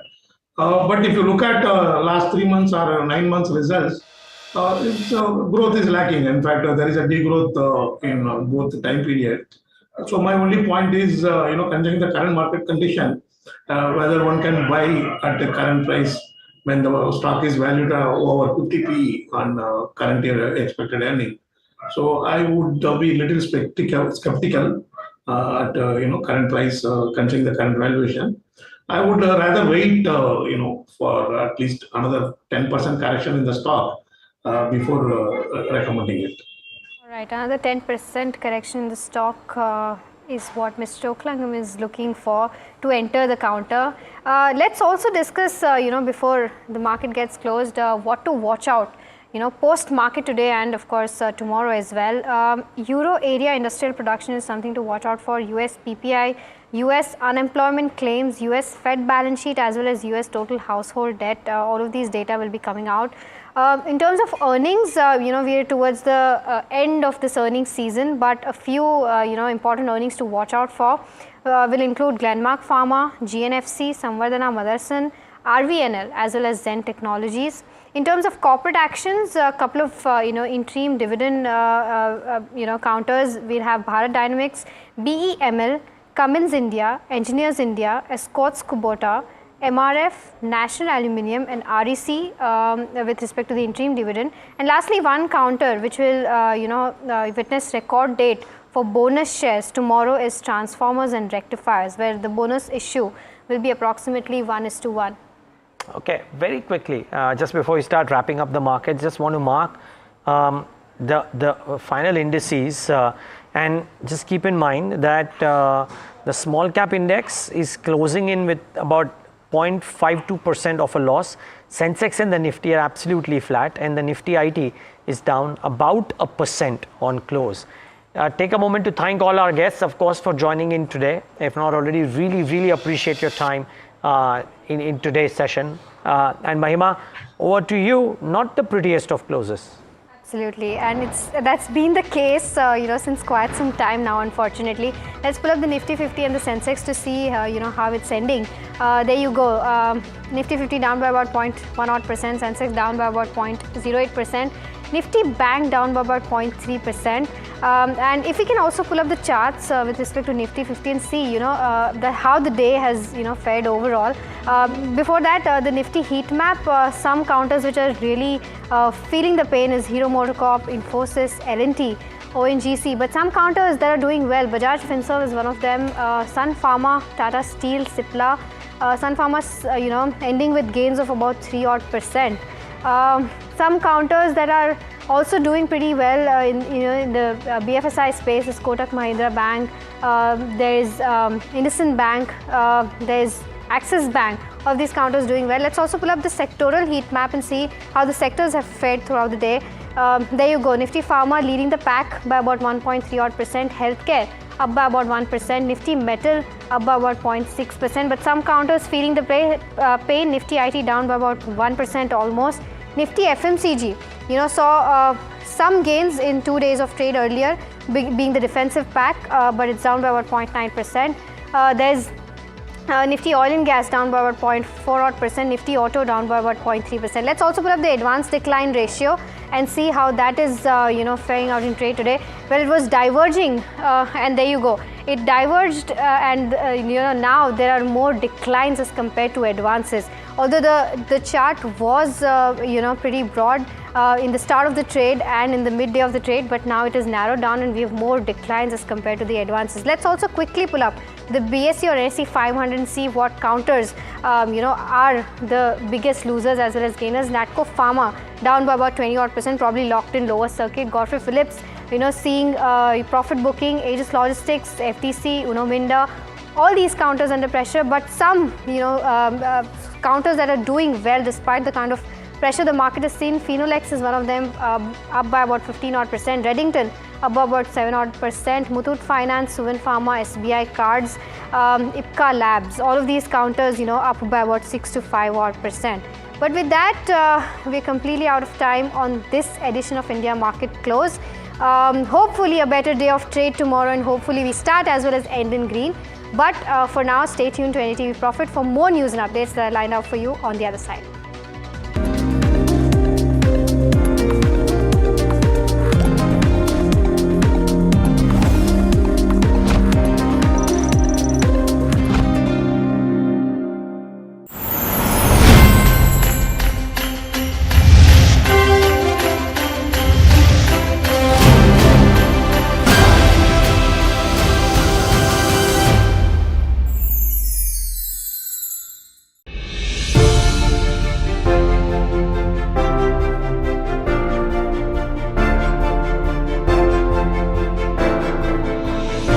भाषण सुना उसके बाद मेरा पहला acronym निकाला मैंने, वो था RRR, रिस्पॉन्सिबल, रिफॉर्मिस्ट, और मैंने कहा revolutionary. How did you arrive at this number of 12 lakh rupees? हमें लगता है टैक्स पेयर उस लेवल नंबर से टैक्स भर रहा है, क्या उनको हम कुछ कर सकते हैं? प्राइवेट सेक्टर कैपेक्स अभी तक वो इन्वेस्ट क्यों नहीं कर रहे हैं, जबकि आपका इकोनॉमिक सर्वे ही बताता है कि वो कैश पाइल पे बैठे हुए हैं। अगर कंजम्पशन बढ़ता और उसके तहत लगता है कि ग्रेटर इन्वेस्टमेंट का पॉसिबिलिटी है, वो भी अच्छा ट्रिगर हो सकता है। एआई बहुत तेज़ी से आ रहा है, तो जॉब के चैलेंजेस होंगे, स्किल के चैलेंज पहले से हैं, तो जो ट्रांजिशन पीरियड का स्ट्रगल है, नौकरी मुझे अभी चाहिए।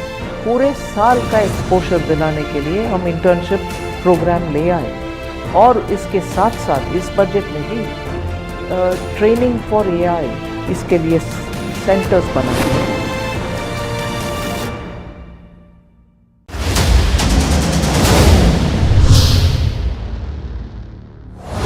Tax regime for individual. In fact, there has been discussion on how to sort of reduce the tax rate. I am now happy to announce that there will be no income tax payable up to income of 12 lakh rupees.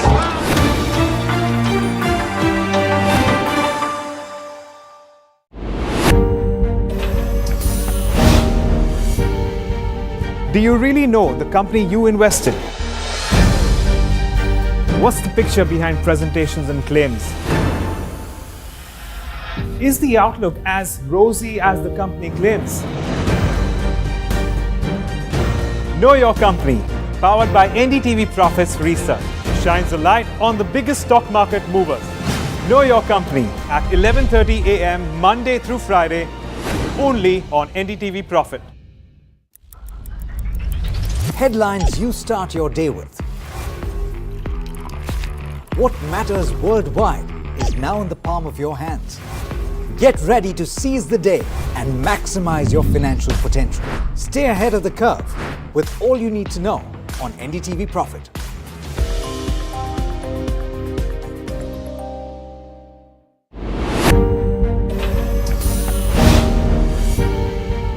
Do you really know the company you invest in? What's the picture behind presentations and claims? Is the outlook as rosy as the company claims? Know Your Company, powered by NDTV Profits Research, shines a light on the biggest stock market movers. Know Your Company at 11:30 a.m. Monday through Friday.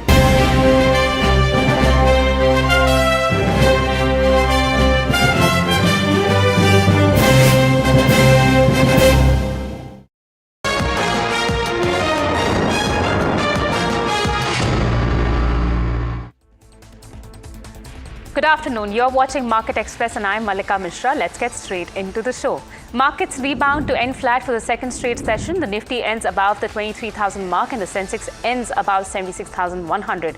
Broader markets end mixed. The mid-caps move higher to end flat, whereas the small cap index underperforms to end lower by 0.4%. Sectorial indices end mixed. IT, FMCG and PSU banks fall the most. On the other hand, Pharma was the clear outperformer, followed by Realty and Metals. Realty index reverses losses from last three sessions to end in the green. Lok Sabha tables new income tax bill today, which will be effective from FY27. The bill will follow the old tax regime and comes with newer features. The new bill has 23 chapters, 536 clauses, 16 schedules. The new bill cuts down 25% to 622 pages. The new bill retains the old tax regime and replaces assessment year with tax year.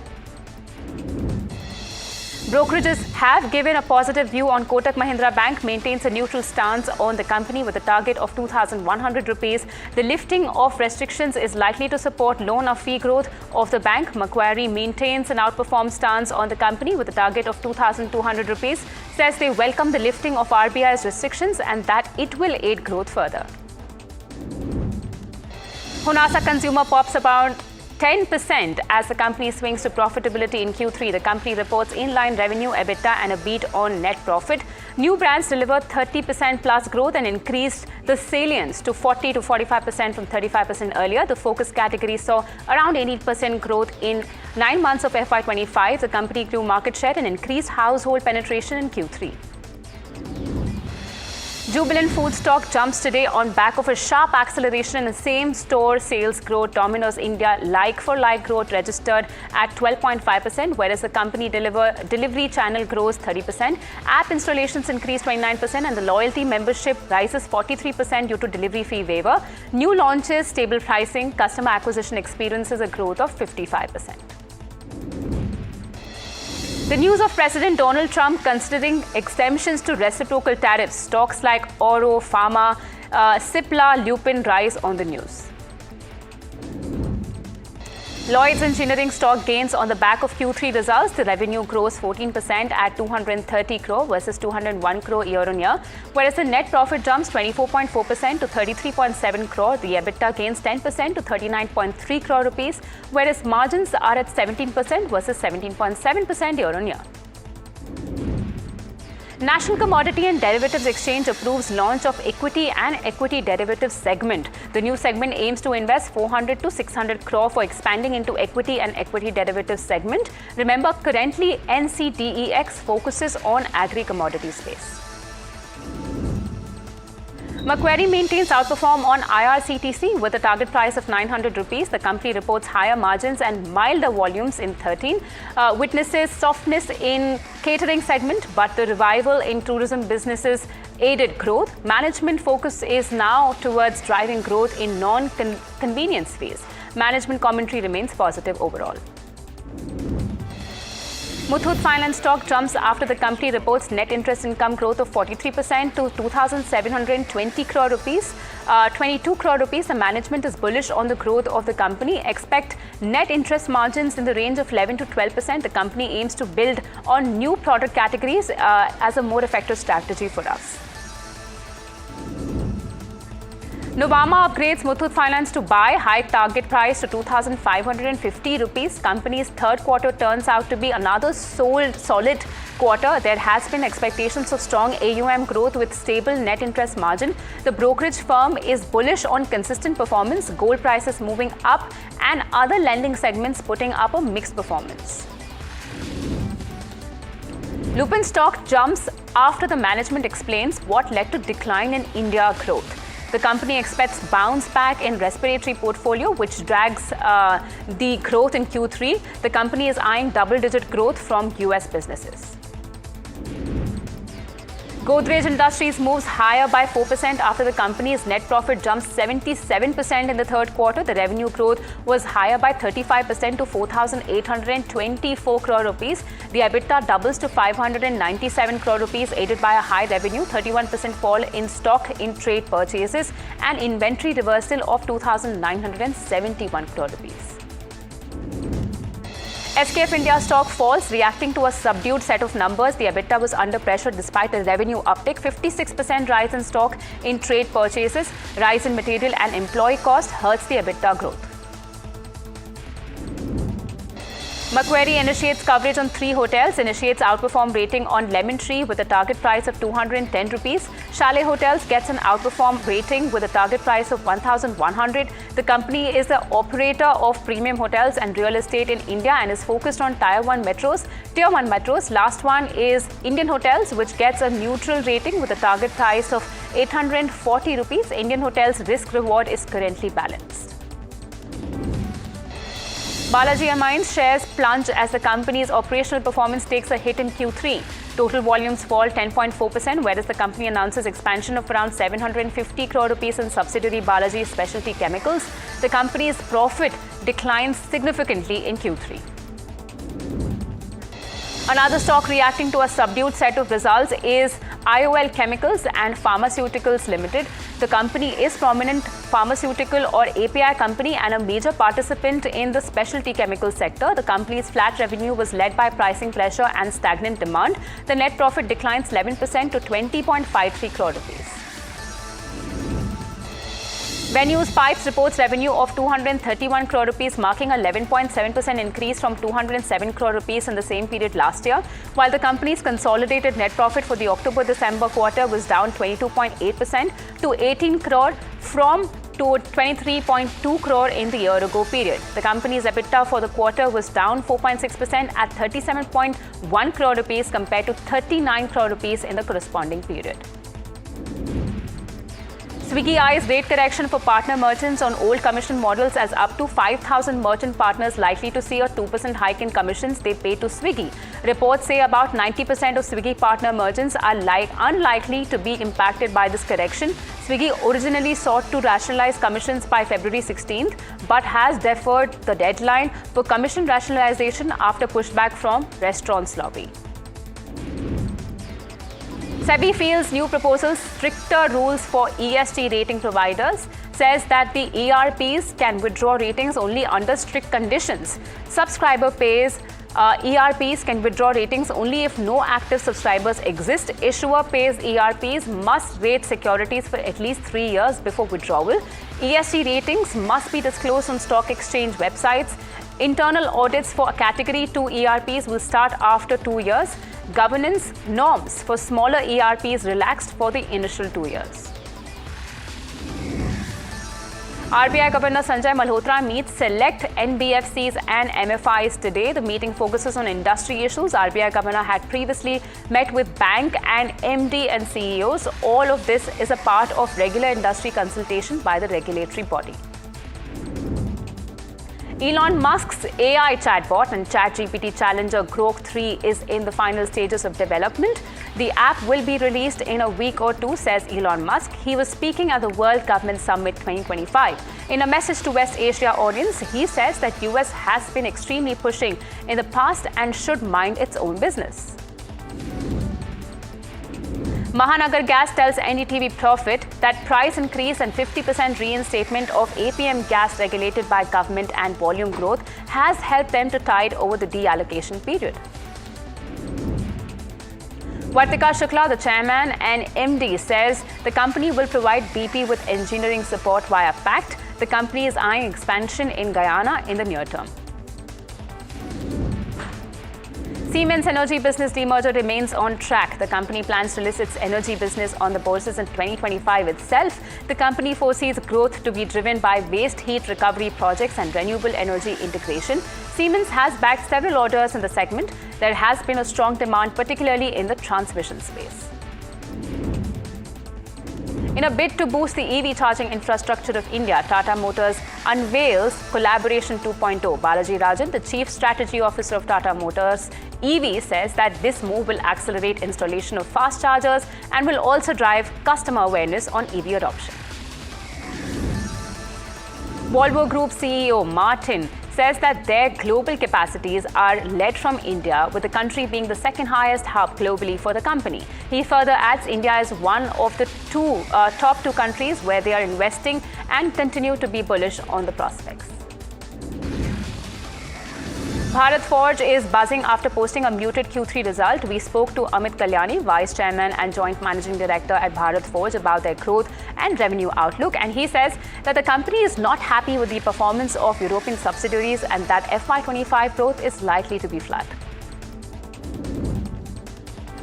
Recently listed jewelry firm PN Gadgil Jewellers has clocked a 49.4% increase in its profit in Q3, whereas margins are flat at 5%. In fact, we spoke to Saurabh Vidyadhar Gadgil, Chairman and Managing Director at PN Gadgil, about their outlook on growth in the coming quarter and for the year as well. He said they target a top line of Rs 7,500 crore in FY25.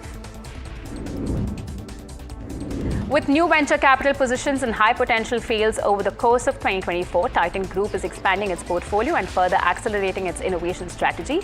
In line with its digitalization, innovation and sustainability goals, the group has invested in C2CA Technology, a startup specializing in waste concrete upcycling, Concrete.ai and Optimative, two companies pioneering digital transformation in cement and concrete manufacturing, and Fifth Wall, a leading venture capital firm focused on technology for the real estate industry. Japan's Nissan and Honda says that their boards had voted to end talks to merge but would continue to cooperate in electric vehicles. A merger would have created an auto group worth some $60 billion and the world's fourth biggest by vehicle sales after Toyota, Volkswagen and Hyundai. Nissan, Japan's third largest automaker, backed out of the talks with larger rival Honda after negotiations were complicated by growing differences, including Honda proposing that Nissan become a subsidiary, sources have previously mentioned. Shilpa Medicare stock rallies on the approval of a new drug, announces approval of its investigational new drug, Deoxycholinic acid tablets 500 mg by the Subject Expert Committee of the Central Drugs Standard Control Organization. The committee further recommends the grant of making authorization for this aimed at treating non-alcoholic fatty liver disease. Shiv Sena's Uddhav Thackeray-led faction leader Aditya Thackeray meets AAP national convener Arvind Kejriwal. This meeting comes at a time when friction soars in Mahavikas Aghadi after Sharad Pawar facilitated Maharashtra Deputy Chief Minister Devendra Fadnavis. Aditya also met Rahul Gandhi on Wednesday, where the two seem to have discussed allegations against the Election Commission of India on the conduct of elections.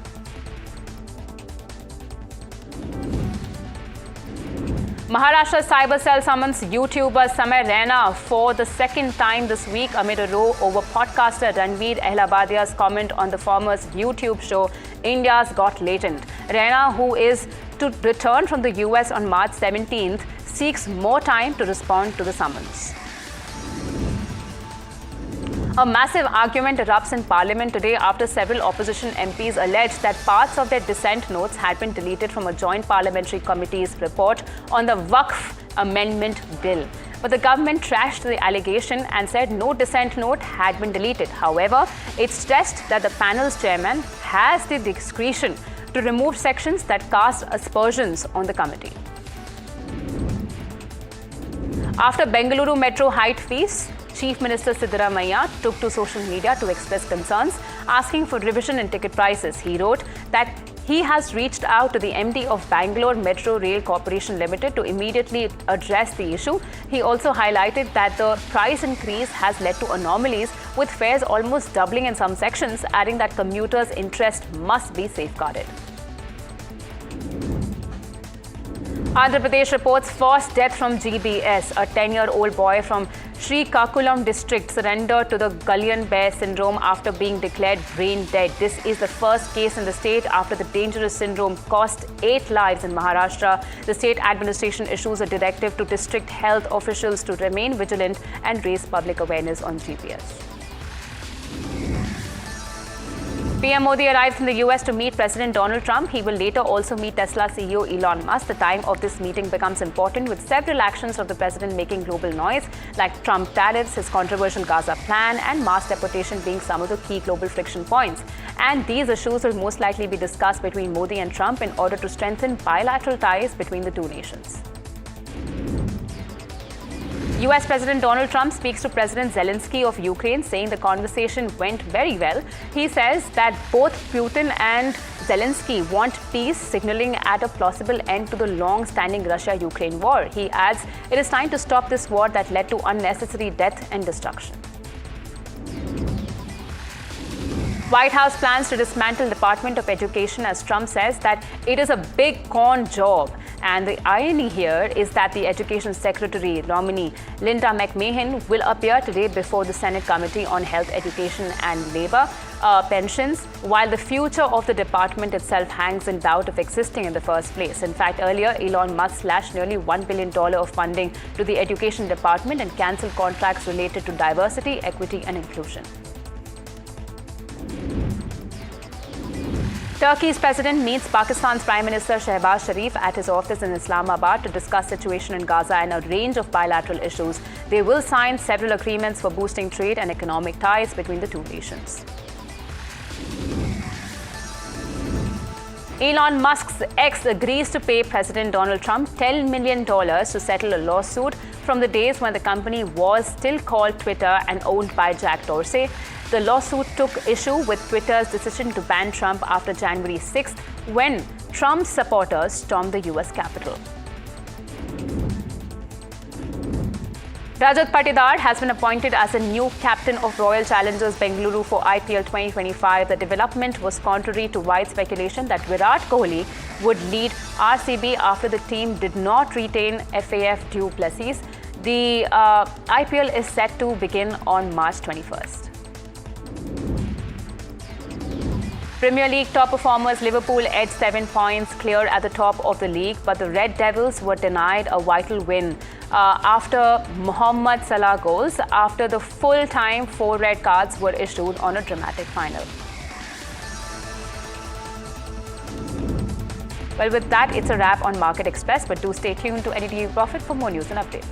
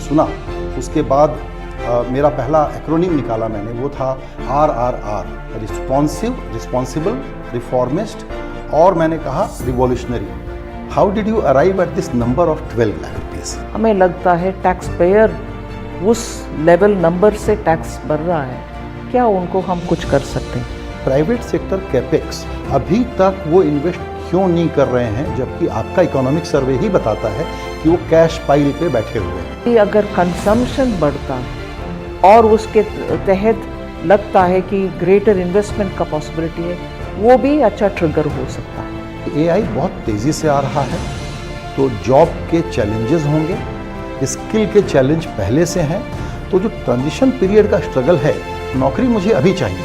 पूरे साल का exposure दिलाने के लिए हम internship programme ले आए, और इसके साथ साथ इस बजट में भी ट्रेनिंग फॉर एआई, इसके लिए सेंटर्स बनाए हैं।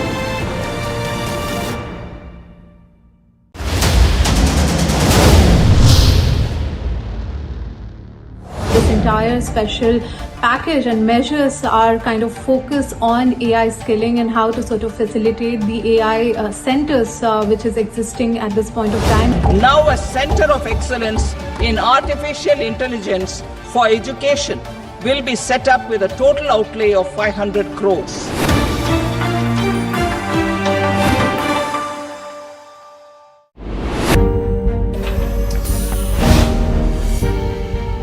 Do you really know the company you invest in? What's the picture behind presentations and claims? Is the outlook as rosy as the company claims? Know Your Company, powered by NDTV Profits Research, shines a light on the biggest stock market movers. Know Your Company at 11:30 a.m. Monday through Friday, only on NDTV Profit. Headlines you start your day with. What matters worldwide is now in the palm of your hands. Get ready to seize the day and maximize your financial potential. Stay ahead of the curve with all you need to know on NDTV Profit.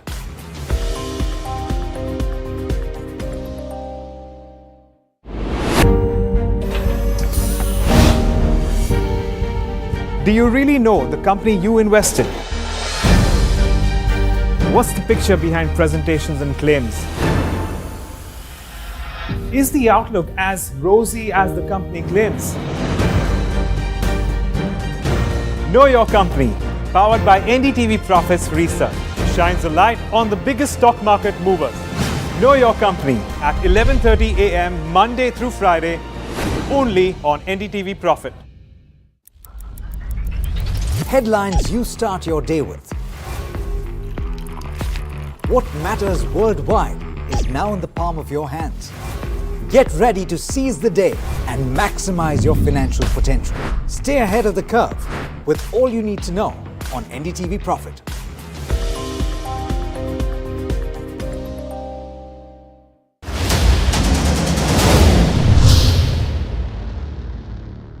Sources telling us is that government is expected to provide a roadmap of the next phase of national monetization pipeline, where they are going to set a higher target for the next fiscal onwards. Building on the success of the first asset monetization plan announced in 2021, the second plan for 2025 to 30 will be launched to plow back capital of 10 lakh crore in new projects.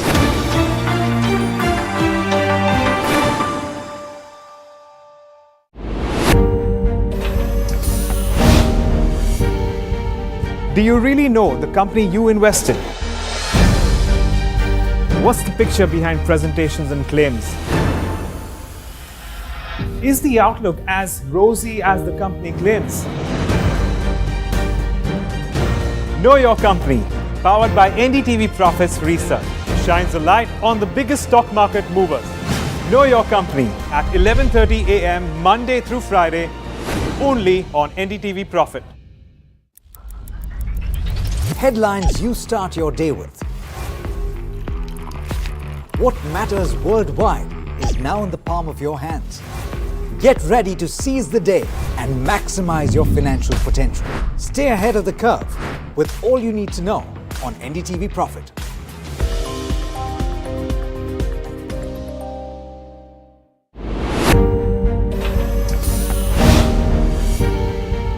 Do you really know the company you invest in? What's the picture behind presentations and claims? Is the outlook as rosy as the company claims? Know Your Company, powered by NDTV Profits Research, shines a light on the biggest stock market movers. Know Your Company at 11:30 a.m. Monday through Friday, only on NDTV Profit. Headlines you start your day with. What matters worldwide is now in the palm of your hands. Get ready to seize the day and maximize your financial potential. Stay ahead of the curve with all you need to know on NDTV Profit.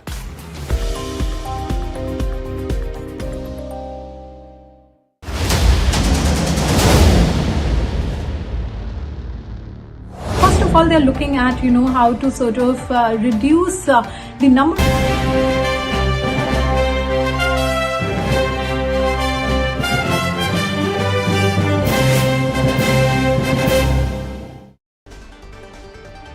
First, a big relief for the middle class in the budget. Now, the tax code to be simplified. Finance Minister Nirmala Sitharaman tables the new income tax bill in Lok Sabha.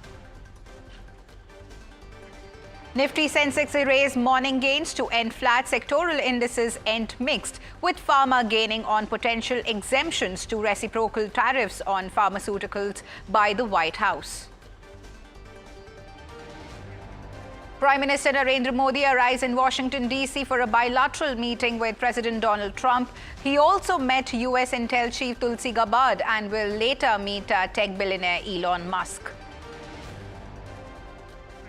The Joint Parliamentary Committee tables the report on the Waqf Bill in Rajya Sabha amid a ruckus from the opposition members. JPC presented its report in Parliament after 6 months of nationwide consultations.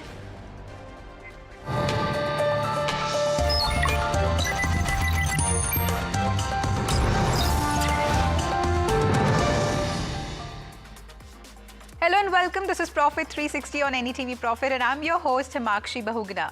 Along the next half an hour, we'll bring you the latest on the markets as well as national and international news. So viewers, first, a big relief for the middle class in the budget, and now Union Finance Minister Nirmala Sitharaman tables the new Income Tax Bill 2025 in the Lok Sabha.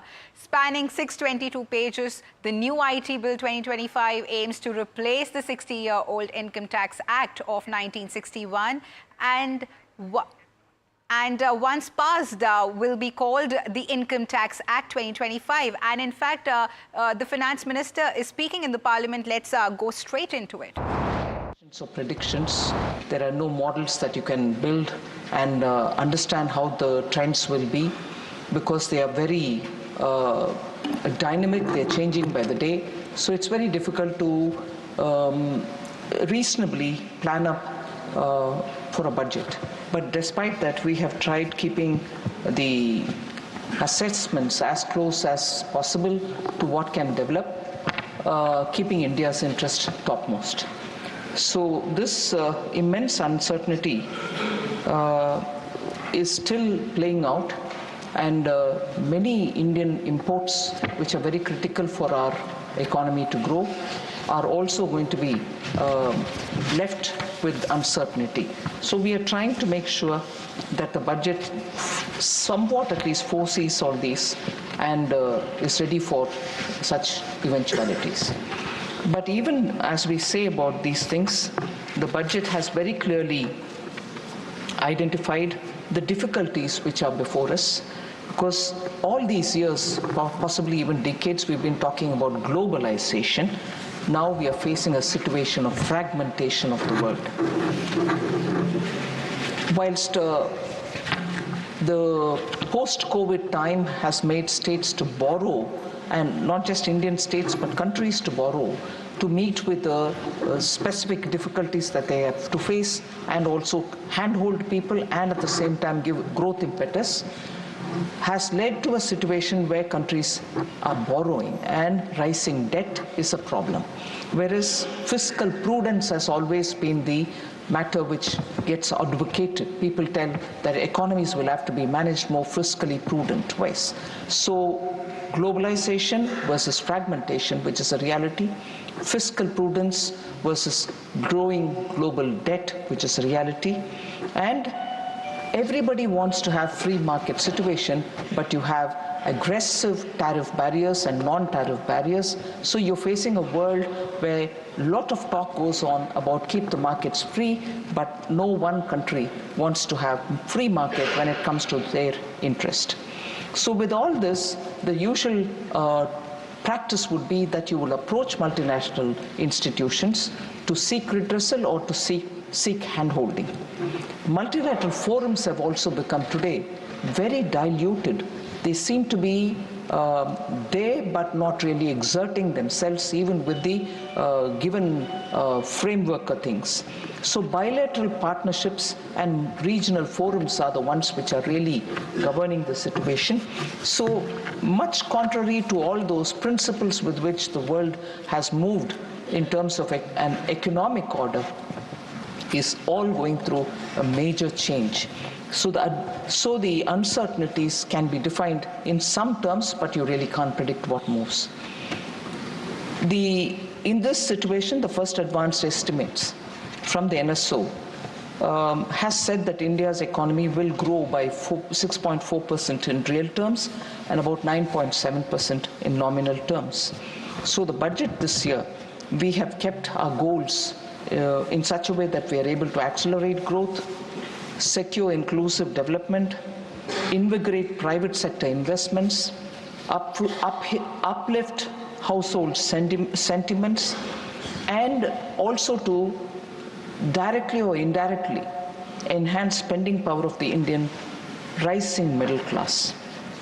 In all this, we have seen that there are 4 groups of people that if you touch and serve, the impact will be across the country: Garib, youth, Annadata, and Nari.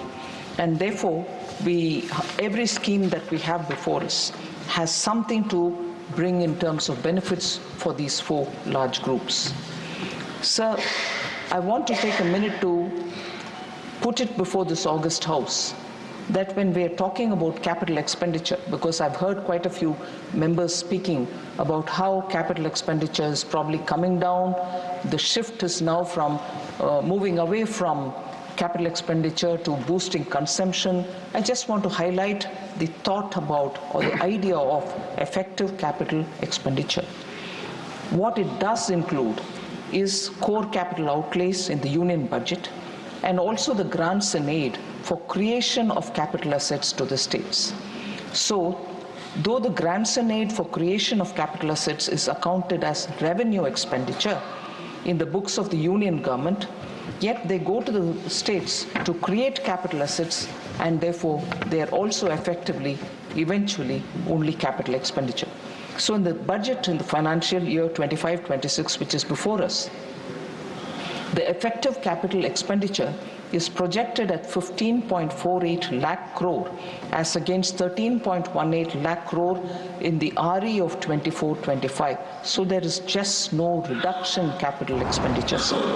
But even more, if we take this together with what is done by the public enterprises, they are independent of the budget, they do their own, but they also account for the capital expenditure.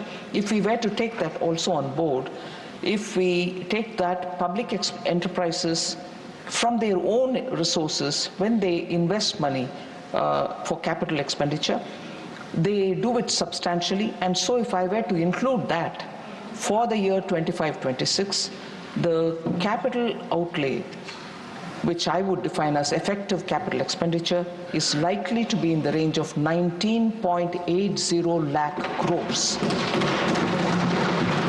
So, the concern expressed by some members, which I take up in detail a bit later, but right up front, saying, have sectors been denied money? Have some sectors received lesser than what they received last year? I just want to assure the House, in terms of the numbers that have been presented in the budget, I'll restate them. Sectoral outlays for 25-26, sir. Agriculture and allied activities, 1.71 lakh crores. Rural development, 2.67 lakh crores. These are already given in the budget, it's before us. Urban development and transport, 6.45 lakh crores. Health and education, 2.27 lakh crores. And defense spending, excluding defense pension, is 4.92 lakh crores. So we have not cut down on any sectoral allocations. The total resources being transferred to the states in 25-26 is 25.01 lakh crores. Resources being transferred to the states, which shows an increase of 4.92 lakh crores over the actuals of 23-24. So the portion which has to go to the states are also not cut down. On the contrary, substantial increase has been made in them. So if I spoken specifically about capital expenditure and also sectoral allocations, I want to, because this is the upper house, very experienced members coming from various walks of life are here and who have been in governance are here. I want to highlight a feature of budget making in the last 4 years, 5 years, which speak for themselves. Just 2 examples for each of the years, sir, which is very important considering that members would be eager to know as to how public finance is being managed. Sir, I begin with a contrast, not so much for talking about whose period it was, is it my period, your period, but when crisis hit countries, and when crisis will have to be managed, and when managing crisis, you will have to adopt some methods, and post that, the revival. In that sense, I would like to just compare between the global financial crisis as opposed to the crisis of COVID-19, when India's government's attempt resulted that India became fragile 5, whereas after COVID, the attempt that has been made with targeted support to people who needed help has lifted India from the position where it was in fragile 5, post-COVID, from where it was to where we are today on the top 5 economies. So the measures that have been taken are not attributable to one budget itself. It has been sustained over several budgets since 2020. I want to highlight some features for it from each of them. For instance, 2020-21 budget reveals recurrent themes. From then, it reveals recurring themes of transparency to foster credibility of budget making, reforms to capitalize growth, targeted social security, and use of technology for obtaining value for public money. Today, I think it's a very appreciable point. Today, all over the country, concern about how effectively is the taxpayers' rupee being spent is widely heard. You hear from different sections of the society saying taxpayers' money, you're not, which is a right concern citizens should have. I just want to highlight that in 2020-2021 budget, sir, we brought in the element of transparency and strengthening cooperative federalism. How did we do it? We took a big step of bringing on board FCI's, the Food Corporation of India's, off-budget borrowings of about 1.2 lakh crores onto the budget. Well, that was Finance Minister Nirmala Sitharaman speaking in the Rajya Sabha about the budget 2025. Now, moving on, Swiggy is looking to revise its commission structure, impacting a select group of merchant partners still on older commission models. Around 5,000 restaurants could see a 2% increase in the fees they pay to the platform, while nearly 90% of its partners will remain unaffected. My colleague Agnidev Bhattacharya is here with the details. Right, so Swiggy is eyeing a rate standardization for all its merchant partners. So this will be a standardization of 2% on the collection fee that Swiggy charges on its merchant partners. In an email sent out to select merchant partners who are currently based on the old way of paying commissions, Swiggy has said that by the 16th of February, it will be standardizing commissions for all the partners. Now, it says that this will be done from Feb 16th, but industry sources have told us that lobbying by restaurant bodies have yielded results, and that this will lead to a delay beyond the deadline of Feb 16th, and Swiggy is likely to defer the implementation for a few more months. What this will lead to is interactions between POCs and merchant partners on a one-to-one basis, where discussions will be carried out between the two parties involved.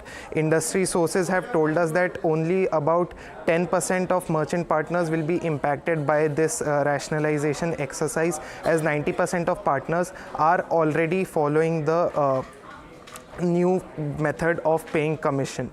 So this is likely to result in some windfall for Swiggy in terms of contribution to the top line, but as of now we don't have clear estimates on how this will impact the overall profitability of the company.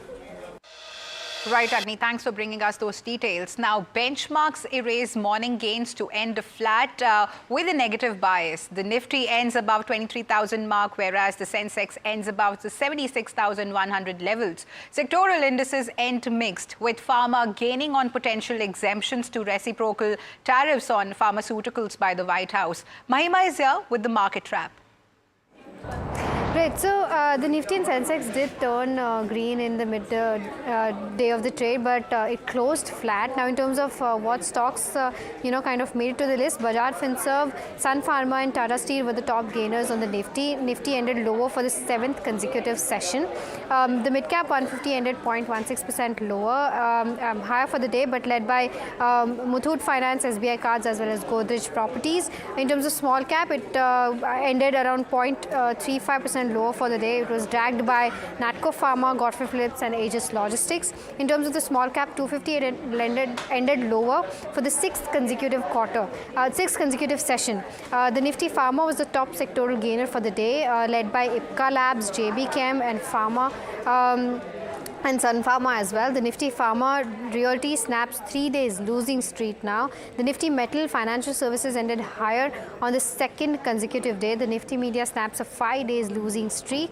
In terms of the Nifty Auto, it ended lower for the 4th consecutive day. Nifty Oil and Gas ended lower for the 6th consecutive session, and Nifty FMCG ended lower for the 9th consecutive session. Nifty IT ended lower for the 5th consecutive session so far. So this is the overall view as to how markets have panned out today. Thanks, Mahima, for that. Now, Tata Motors launches Open Collaboration 2.0 to speed up EV adoption in India, focusing on charging hotspots and common protocols for discovery and payment. Tushar joins us with the event highlights, followed by Balaji Rajan's plans to boost the EV sector. More than 5 years after Tata Motors unveiled Open Collaboration 1.0 to initiate EV adoption in India, it has now launched Open Collaboration 2.0 to turbocharge the next wave of EV adoption in the world's third largest automotive market. Open Collaboration 2.0 aims to accelerate installation of fast chargers in India, improve quality of public EV charging infra, drive customer awareness, as well as drive seamless accessibility of charging infrastructure in India. Towards this endeavor, the company has announced the launch of Tata EV mega public chargers, which are rated at 120 kilowatt hours. There will be about 500 of these that will be set up across India. And for that, Tata Motors has partnered with 4 charging operators, including Charge Zone, Static, Zion, as well as Tata Power within the group. Apart from that, Tata Motors aims to increase the number of charging stations in India to about 400,000 by 2027, and this includes about 30,000 public charging infra as well. According to Tata Motors, 90 to 95% of EV charging happens at home. Now, the company is now focusing on improving the public charging infrastructure along India's highways. Adoption is already at 85%, but a lot is left to be desired. Charging standards are fairly homogenized at this point, with CCS2 being the prevailing charging standard. So these chargers will be to CCS2 standards. So therefore, all the EVs that are announced in India right now are the same standard. So there would be no compatibility issue for any of the other EVs that might be that might need to use these chargers. Prime Minister Narendra Modi has arrived to US to hold high-stakes talks with President Donald Trump. PM Narendra Modi's visit to the US will focus on negotiations with President Donald Trump to secure a trade deal and evade tariffs. NDTV's Nikunj Garg joins us from Washington with more details. Finally, the most crucial day in this round of the Prime Minister's trip to the United States of America is upon us. In a few hours from now, Prime Minister Narendra Modi would be entering the Trump 2.0 White House, and some very key takeaways are expected as both leaders, Mr. Trump, remember, in his second and final term due to an American bar on the third term, would want to leave a definitive legacy behind him, and that is why meeting the key crucial ally, one that has been raised to the level of a strategic partner, India, right in the very beginning. Also, importantly enough, the two leaders, because they share a personal bond and chemistry, would want certain very tangible takeaways taken from this meeting. And therefore, almost the entire gamut of relationship between the two countries, from the high-end tech transfer to immigration to social security to American concerns on tariffs, are on the table. Of course, India would want its concerns on terrorism, India would want its concern on immigration and high-end tech transfers to be given top priority by the new American administration, in which it has sensed that the last administration, the Biden administration, was somewhat lagging towards particularly the end of its term.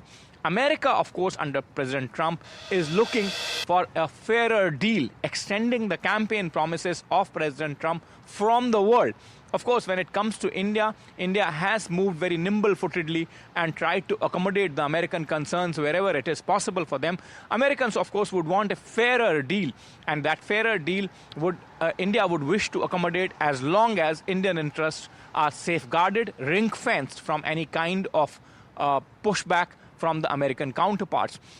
Globally also, geopolitically also, the grouping like Quad, as the Indians have been describing it as a global force for global good, is very important for both the countries, for Americans to see it as a bulwark against the Chinese aggression, and for India to ensure that its interests are paramount in that region, and its sovereignty's interests and its interests in the high seas are completely guarded against any kind of aggressive behavior from a rising superpower. So therefore, there are multiple. The good thing is that most neutral observers believe that there are multiple meeting points and very less dissenting points, very less points of friction between the two countries and the two of the world's most influential democracies in a relationship that have been described by many as the most consequential relationship of this era.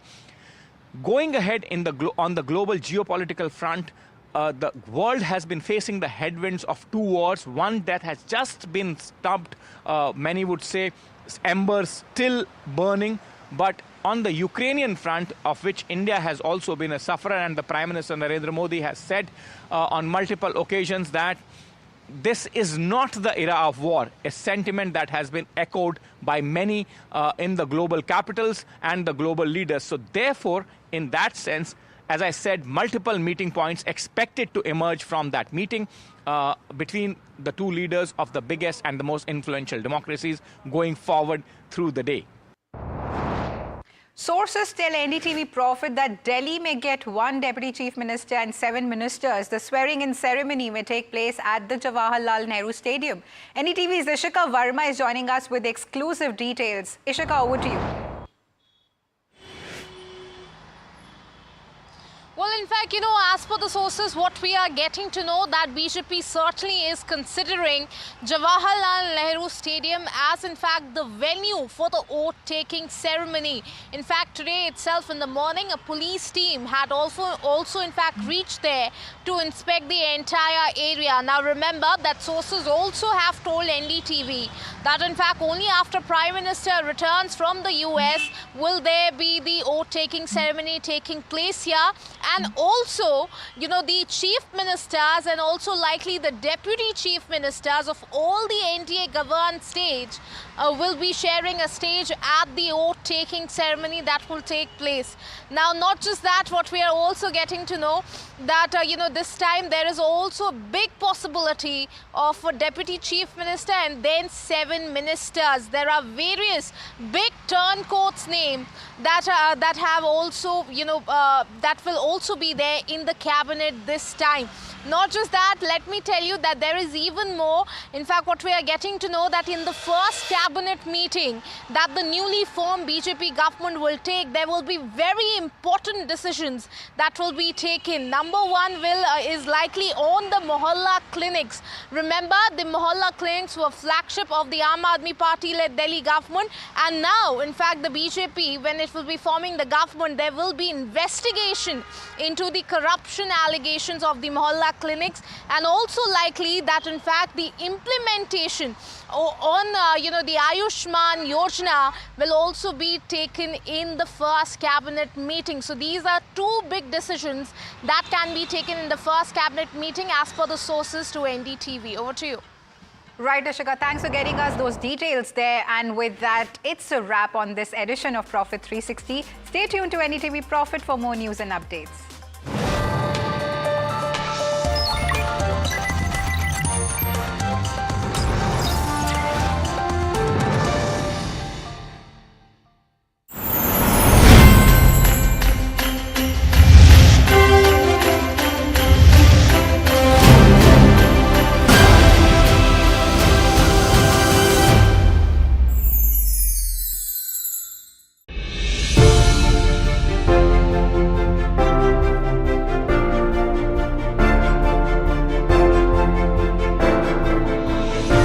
भाषण सुना उसके बाद मेरा पहला acronym निकाला मैंने, वो था RRR, रिस्पॉन्सिव, रिस्पॉन्सिबल, रिफॉर्मिस्ट, और मैंने कहा revolutionary. How did you arrive at this number of 12 lakh rupees? हमें लगता है टैक्स पेयर उस लेवल नंबर से टैक्स भर रहा है, क्या उनको हम कुछ कर सकते हैं? प्राइवेट सेक्टर कैपेक्स अभी तक वो इन्वेस्ट क्यों नहीं कर रहे हैं, जबकि आपका इकोनॉमिक सर्वे ही बताता है कि वो कैश पाइल पे बैठे हुए हैं। अगर कंजम्पशन बढ़ता है और उसके तहत लगता है कि ग्रेटर इन्वेस्टमेंट का पॉसिबिलिटी है, वो भी अच्छा ट्रिगर हो सकता है। AI बहुत तेज़ी से आ रहा है, तो जॉब के चैलेंजेस होंगे, स्किल के चैलेंज पहले से हैं, तो जो ट्रांजिशन पीरियड का स्ट्रगल है, नौकरी मुझे अभी चाहिए। पूरे साल का एक्सपोजर दिलाने के लिए हम इंटर्नशिप प्रोग्राम ले आए, और इसके साथ साथ इस बजट में भी ट्रेनिंग फॉर AI इसके लिए सेंटर्स बनाए हैं।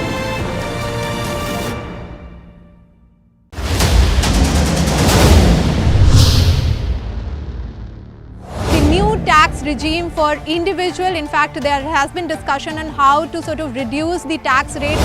I am now happy to announce that there will be no income tax payable up to income of 12 lakh rupees.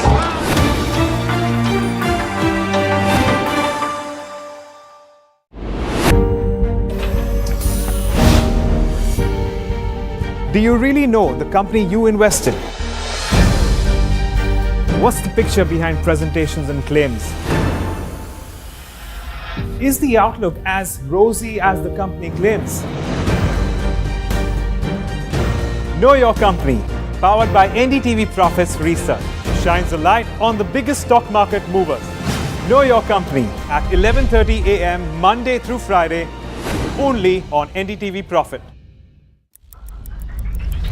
Headlines you start your day with. What matters worldwide is now in the palm of your hands. Get ready to seize the day and maximize your financial potential. Stay ahead of the curve with all you need to know on NDTV Profit.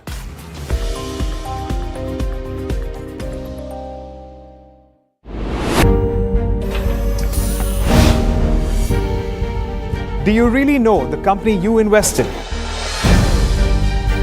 What's the picture behind presentations and claims? Is the outlook as rosy as the company claims? Know your company, powered by NDTV Profits Research, shines a light on the biggest stock market movers. Know your company at 11:30 a.m. Monday through Friday, only on NDTV Profit. Headlines you start your day with. What matters worldwide is now in the palm of your hands. Get ready to seize the day and maximize your financial potential. Stay ahead of the curve with all you need to know on NDTV Profit.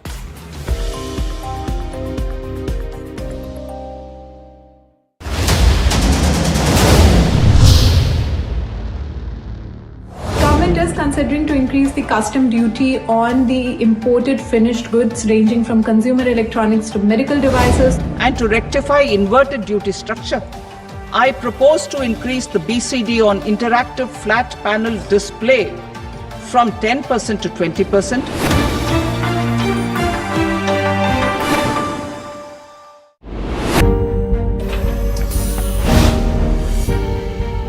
Do you really know the company you invest in? What's the picture behind presentations and claims? Is the outlook as rosy as the company claims? Know your company, powered by NDTV Profits Research, shines a light on the biggest stock market movers. Know your company at 11:30 a.m. Monday through Friday, only on NDTV Profit. Headlines you...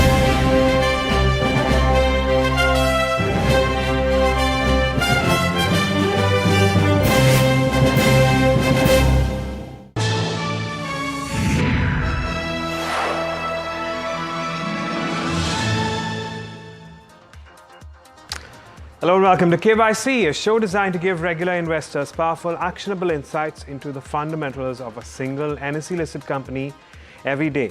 Well, today we're talking about Electronic Mart India. This is India's fourth largest consumer durables and electronics retailer in India. Well, it's largely based in the southern regions, southern India, and it just focuses on a diversified product offering across about 100 brands. Well, Electronic Marts also has, while it does have stores under its own brand, it also has several others in terms of comprising of more than 8,000 SKUs across different product categories.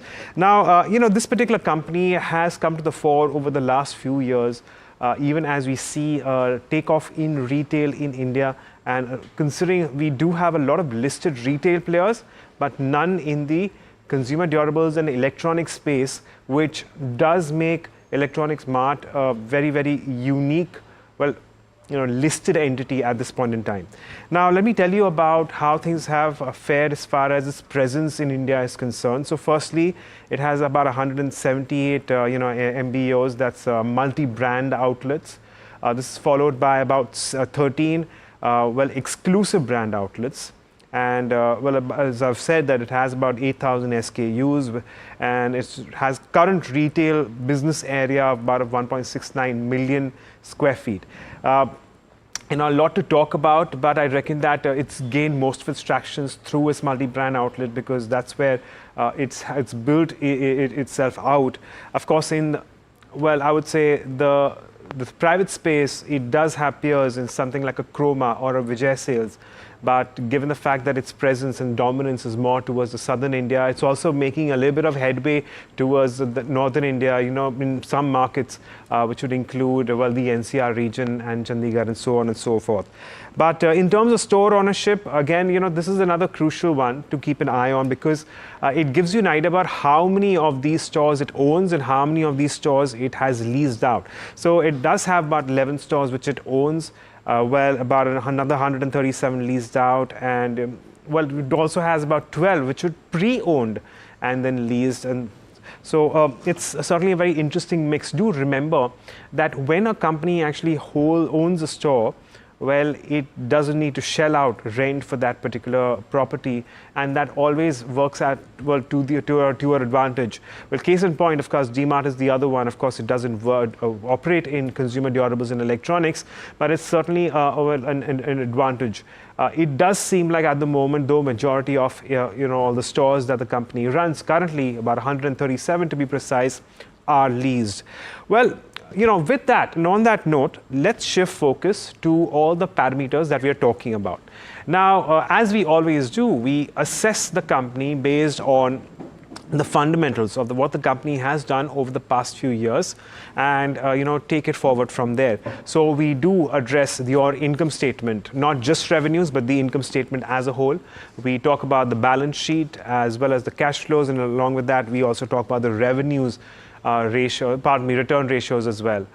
Moving on, we also have shareholding, street credentials, valuations, and street coverage.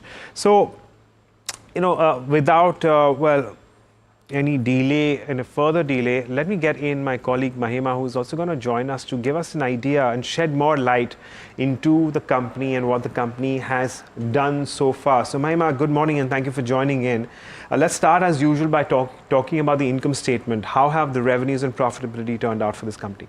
Right, Agam. Good morning. In terms of revenue, the metrics we've given a thumbs up to this metrics, because overall, if we see the revenues so far in terms of 3-year CAGR, they've grown by about 25%. EBITDA has grown by about 30% CAGR in the past 3 years, and net profit has grown at a CAGR of 46%. In terms of margins, the margins have taken a slight hit when it comes to 9 months FY25 number. They've come down to around 6.4% versus that of 7.2% FY24. So we'll have to wait and watch out as to how FY25 overall settles when it comes to margins. But revenue has grown at a decent CAGR. In terms of the split, the 42% of their total revenue comes from mobiles, 45% comes from large appliances, and small appliances and IT contributes around 13% to its total revenues. In terms of key operational metrics, same-store sales growth was at 3.8%. This is of course 9 months FY25. The net retail sales per store was down by about 15%. Average ticket size was down by about 1%. And bill cuts were up by about 12%. So overall, Agam, it's a thumbs up since 3-year CAGR paints a good picture. But in terms of the operational metrics overall 9 months as well as Q3 are a bit under pressure because of the consumer demand sentiment that has been the case so far in the consumption space as a whole. Right. Well, I just want to make a very quick point on margins. Well, so this is a retail company, and naturally we're expecting margins to usually not be considerably high. But I'd still want to take the case of perhaps something like a Trent, where the margins are standard around 15-16%, and I know the apparels business cannot be compared to, that which is into consumer durables. But, in overall margins profile, and in general, again, retailers who come through and run these businesses, their margins are short, but it does seem like Electronic Mart's margins is towards that lower end of that range. So it'll be very interesting to know whether or not there is further scope in improving margins going in. And I'm just making this point because we're in fact talking about, the income statement. But, as Mahima has pointed out, say for that, we're actually looking at some strength coming in over the last few years. I'll talk about the balance sheet, and naturally, given the fact that you do see such strong operating metrics, you see such strong profitability, well, we will have accumulated profits on his balance sheet. So its net worth stands at around, nearly 1,500 crores by the end of the second half this financial year. And this is, of course, also moved up as compared to FY24. If you consider the gross debt, that has also increased a little bit. And, cash and bank, I reckon, stays the same. Well, we were on the fence of whether or not we should give this a neutral rating, and we were considering a neutral rating because its gross debt has moved up. But if you consider the gross debt with respect to its accumulated profits, that is the net worth, well, it's still not that high, which is why its balance sheet is still looking like it's in a strong place, and hence we're going to give this one a thumbs up as well. So that's as far as your overall net balance sheet is concerned. But Mahima, let's talk about the cash flows too. How do they look like? Right. So with respect to the cash flows, Agam, cash flow from operations has remained strong. In FY24, it stood at around 330 odd crores, but that has improved to 358 odd crores in the first half of FY25. For net cash flows, if we see, FY24, it was a negative net cash flow of around 118 crores, but that has improved to now a negative cash flow of 37 crores, which is why we've given a neutral rating to the company, because the net cash flow is now improving, every year, which is why since it is still in negative, we've not given it a thumbs up, but since it's improving, we've given a neutral rating when it comes to the cash flows. Right. And I'm going to wait for a further judgment on this particular company, because I reckon that your year-end numbers for cash flows as well are a little bit more important, and it'll give you a better idea of how things have panned out through the course of the year. But as Mahima said, that we are looking at improving metrics. So that said, let's talk about the return ratios, because that's which will tie up some of these income statements. And as far as return ratios are concerned, firstly, they're not at the desirable level. If you consider the return on capital employed, you prefer a 20% return on capital. At the moment, it's closer to that, and there's been an improvement over FY23. So it's going to be a good one, but because it doesn't make the 20% mark, it's a neutral. It's the same for ROE. ROE actually has come off quite a bit from 2022. From 17.4% all the way down to around 13.4%. So this is another reason why we don't want to give it a thumbs up. And we're going to go with the neutral here, because we are looking at some amount of deterioration in return on equity specifically. So it's a neutral rating for return ratios. And now that we are done with your overall income statement, your balance sheet, as well as cash flows, and assessed it with some of your return ratios, let's move on beyond these financial statements and talk about shareholding. Mahima, what can you tell us about this? Right. So in terms of shareholdings, again, Electronic Marts India is a well-held company because promoters are still holding around 65% of the total equity. However, that has gone down from around 78% in September 22 to around 65% now. That is in December 24. In terms of the FII's holding, that has increased to 9.2%, which was around 8.8% in September 24. But FIIs have significantly increased their stake from around 2.5% in September 22 to 9% in December 24. In terms of DIs, the stake has reduced as compared to September to around 17.9%. But DIs have also, over a period of time increased their stake in this particular counter from 7.5 in September 22 to around 17.9 in December 24. And lastly, public shareholding has gone up to around 7.6%. Public shareholding has come down a bit from around 12% in September 22 to around 7.6% in December 24. But overall, since promoters are holding, over 65% stake in the company, it's a well-held company, and which is why we've considered giving a thumbs up when it comes to the shareholding pattern of the company. Yeah. Yep. Okay. So let's talk about the price action for the share price now. And well, it's not been a desirable one. Look, we must acknowledge what's happened in the last 4 months, 4.5 months actually, if you consider February 2, that the mid-cap and the small-cap space particularly has taken quite a hit.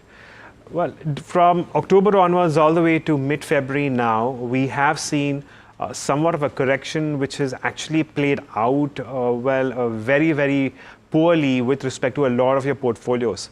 And I'd reckon that the size at which Electronic Mart is in terms of its market capitalization, it is going to be susceptible to this correction along with the rest of the market. That said, the decline on a one-year basis is by as much as 38%. Now, this is not the best kind of return, even on a relative basis with compared to some of your other peers in the mid-cap and the small-cap indices.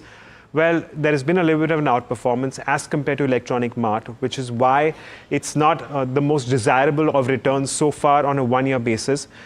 Calendar year to date is also when Electronic Mart is down around 20%. And if you just consider the returns over 5 years, well, the returns have not been good. It's not been a multi-bagger, as in it hasn't even doubled over the last 5 years. In fact, it's giving you half the returns of your expectation of doubling over the last 5 years. So in terms of returns, well, it's certainly not been a great one, which is why we will give this one a thumbs down. But I'd reckon that if you don't have returns, it does bode well in terms of valuations. But let's find out with Mahima. Mahima, what can you tell us about that? Right. So, Electronic Mart's valuations with respect to the 12 months trailing PE, it stands at around 27.6 odd times. Now, Electronic Mart India does not have, a listed peer per se, but it does have competition from the unlisted space, when it comes to Reliance, retail, there's Chroma, there's Vijay Sales, which gives it competition. But with respect to the valuations, the 12 months trailing PE, as I mentioned, is 27.6 times. It goes to around 29.2 times in 2025 as per Bloomberg estimates, and 2026 it goes to around 23 times. So not a significant dip when it comes to moving from 27 times to 23 times in 2026 as per Bloomberg estimates, which is why a neutral rating is something that it's called for. However, in the consumer durable space, if we compare it to, although they are not like for like peers, but the peers that are present in the consumer durable space, that is, your Blue Star, your Voltas, etc., are trading at a much higher P. That is also one of the reasons as to why, we've given a neutral rating when it comes to valuations part, Aga. All right. Well, there you have it. That's, coming down to what we're talking about, valuations. I'll finally sum it up with what the analyst community is making of the company, and they're all positive. So we have about 6 analysts covering the company, and all 6 have a buy rating on this, and with an upside potential about 47% from current market levels. What we are seeing here is in general, that the analysts are expecting a little bit of a recovery from current market levels based on the fundamentals that we've seen. And which is why we will give this particular aspect a thumbs up. With that, let's talk about how things have fared in terms of all the parameters that we've spoken about and what is the overall total rating for the particular company. So, at least as far as your performance in terms of your revenue growth, your balance sheet so far, cash flows, return ratios, all very, very steady over the last few years, which is why it's a thumbs up, at least for the income statement and the balance sheet. We're looking at a very strong shareholding. We have good street coverage and good anticipation of an up move. But street credentials, the return that the company has given, the share price has given, is not not the best so far. But again, fairly neutral in terms of valuations to fairly reasonably priced at the moment. So taking all these factors into consideration gives us a total rating of around 5.5 out of 8. So there you have it. That's the rating for Electronic Mart. Now I believe that we do have the management of the company standing by. But before we go across to the management, I want to very quickly talk about the SWot analysis. So in terms of strength, we're looking at the South cluster growing at a fast pace, and there's rapid store expansion, so obviously going to play in favor of the company. In terms of weaknesses, same store sales growth still needs to see a little bit of a pickup to have a meaningful impact on your future outlook. And of course, at the moment, the entire environment is soft with respect to demand. So that's not going to exactly be a tailwind for the company. What about opportunities and threats, Mahima? Right. So in terms of opportunities, the right product mix and competitive pricing is something that will bring them an edge. Exploring more into quick commerce and e-commerce is something that will also bring in a lot of opportunities, and exploring new geographies, because right now they're more focused towards the southern markets, will bring in a lot of opportunities. And in terms of threats, there might be, mobile life cycles are kind of increasing, which is why, the customer repeat segment is something that is, a threat. In terms of inventory being piled up due to technology changing very fast could be one of the threats. And competition, of course, is pretty high when it comes to, although from the unlisted players is very high, and which is, one of the threats to consider. Okay, well, no better time then to bring in the management of the company. We have Premchand Devarakonda. He's a CFO at Electronic Mart India, who joins us on the show. Premchand, good morning, and thank you so much for taking the time out. Interesting times, and while you have seen so much growth over the last few years, it does seem like the overall demand environment in terms of consumption for India, and especially the markets that you operate in, are looking at a little bit of moderation. What is your own assessment of the current demand environment?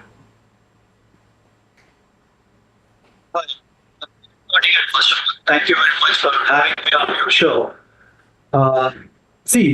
Last 2 quarters was little disappointing, because there is a lot of maybe because of the high food inflation, so the disposable income of the customers has gone down, as well as there is stiff competition in the markets where we have been operating.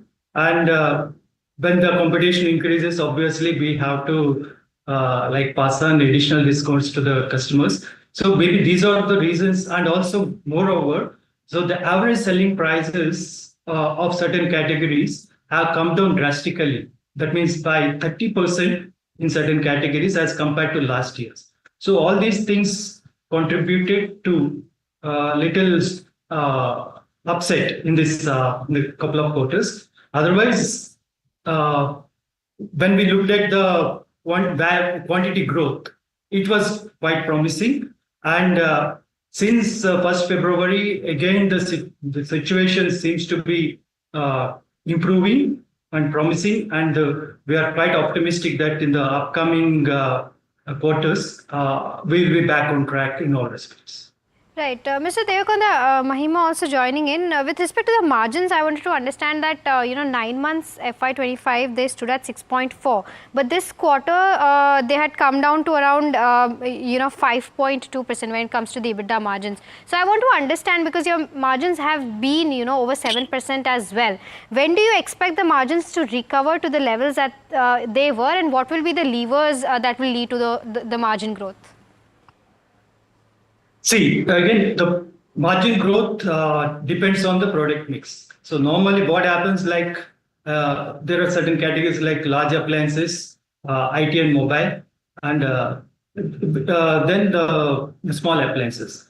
So if the product mix changes, normally it changes in the first quarter where the movement of white goods is higher as compared to other categories. That means the contribution coming in from the sale of white goods will be better. So if that trend continues, that means if we have extended summer, so obviously we will have the improved margins. But the Q3 was an exceptional quarter. So it will happen once in lifetime. So hopefully, so that trend may not be there in future. So that scenario may not be there in future. And for the first 9 months, we were at 6.4% of the EBITDA. So that might, even this year we might end up at 6.5%. But from next year onwards, and we are optimistic that we are able to sell the attachments along with the products. So those things will definitely contribute to the better margins. Coming back to by end of next financial year, we might come back to the 7% EBITDA margins. Premchand, I also want to ask you about how you all are going about when it comes to ownership of your stores as compared to leasing of stores. Is this what you all have done so far going to continue, or are you also seeking to ideally also own few more stores in a ratio? Do you think that this ratio could change going forward, or does that depend from situation to situation? See, it is on a case-to-case basis. If we get a good deal at the good location, we might look at the option of acquiring the property. Otherwise, our strategy is to keep the ratio of own stores and the new stores at 1:6. So that might continue, not even 1:6. It is, it's around that. So we will maintain that ratio in future. All right. And in that case, if you could also very quickly tell us about your store expansion going into FY26. Do you guys have some numbers in mind? See, for next year, we are planning to launch another 30 stores. So out of which 6 stores will be in NCR and the remaining stores will be in the South Cluster. And will these be MBOs, EBOs? How will the split come through? See, MBO is never there in our master plan. So MBO is a goodwill gesture that to maintain the relationship with various brands. We'll launch the EBOs. It's EBOs. So when our plans are always about the MBOs. So when we talk, it is only about MBOs. Okay, Premchand, we'll leave it at that. Thank you so much for joining us and taking us through what we can expect from the company going forward. Well, there you have it. That's the management of Electronics Mart India telling us about all that we could, they could expect coming through over the course of the next few quarters. There's expectation of an improvement in margins based on the change in product mix, which would, of course, favor higher margins. But it's going to be a wait and watch. We do know that the demand environment could see a little bit of an improvement as well, given the kind of current inflationary challenges that we do, in fact, see facing the consumer. But on that note, I'm going to thank Mahima also for joining us, and also, that is the end of this edition of KYC. But stay tuned to NDTV Profit, and we'll keep bringing you more.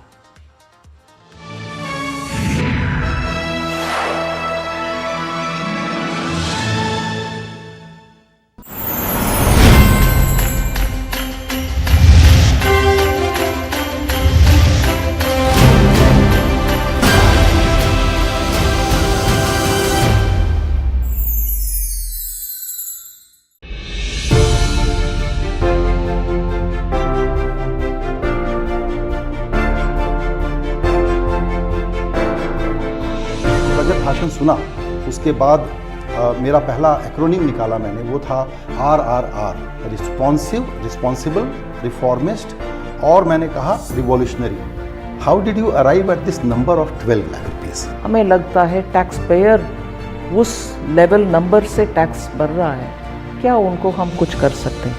Private sector capex अभी तक वो invest क्यों नहीं कर रहे हैं, जबकि आपका इकोनॉमिक सर्वे ही बताता है कि वो कैश पाइल पे बैठे हुए हैं। अगर कंजम्पशन बढ़ता है और उसके तहत लगता है कि ग्रेटर इन्वेस्टमेंट का पॉसिबिलिटी है, वो भी अच्छा ट्रिगर हो सकता है। AI बहुत तेज़ी से आ रहा है, तो जॉब के चैलेंजेस होंगे, स्किल के चैलेंज पहले से हैं, तो जो ट्रांजिशन पीरियड का स्ट्रगल है, नौकरी मुझे अभी चाहिए।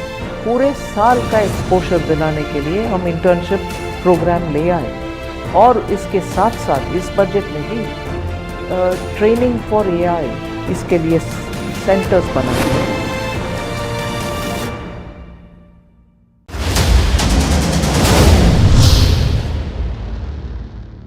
This entire special package and measures are kind of focused on AI skilling and how to sort of facilitate the AI centers which is existing at this point of time. Now a center of excellence in artificial intelligence for education will be set up with a total outlay of 500 crores.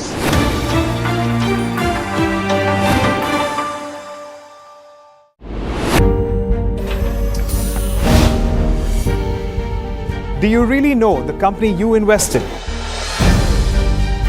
What's the picture behind presentations and claims? Is the outlook as rosy as the company claims? Know your company, powered by NDTV Profits Research, shines a light on the biggest stock market movers. Know your company at 11:30 a.m. Monday through Friday, only on NDTV Profit. Headlines you start your day with. What matters worldwide is now in the palm of your hands. Get ready to seize the day and maximize your financial potential. Stay ahead of the curve with all you need to know on NDTV Profit.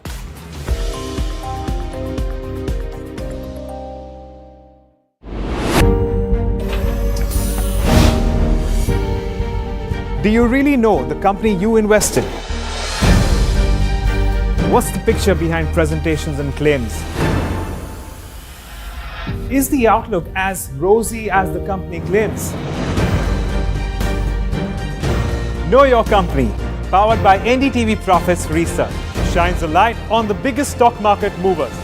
Know your company at 11:30 a.m. Monday through Friday, only on NDTV Profit. Headlines you start your day with. What matters worldwide is now in the palm of your hands.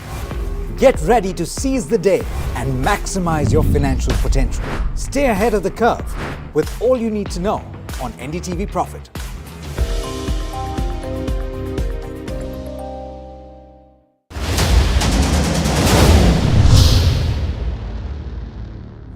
Sources telling us is that government is expected to provide a roadmap of the next phase of national monetization pipeline, where they are going to set a higher target for the next fiscal onwards. Building on the success of the first asset monetization plan announced in 2021, the second plan for 2025 to 30 will be launched to plow back capital of 10 lakh crore in new projects.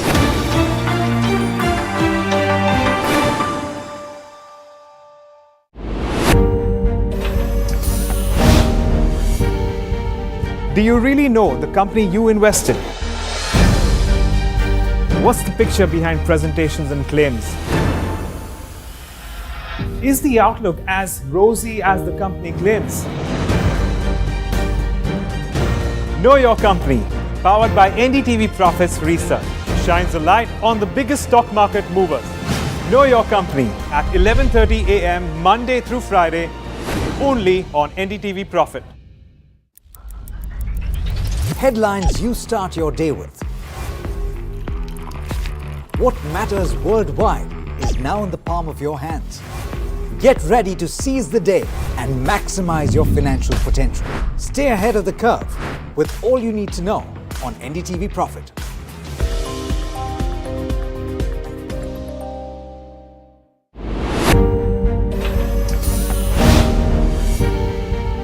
Do you really know the company you invest in? What's the picture behind presentations and claims? Is the outlook...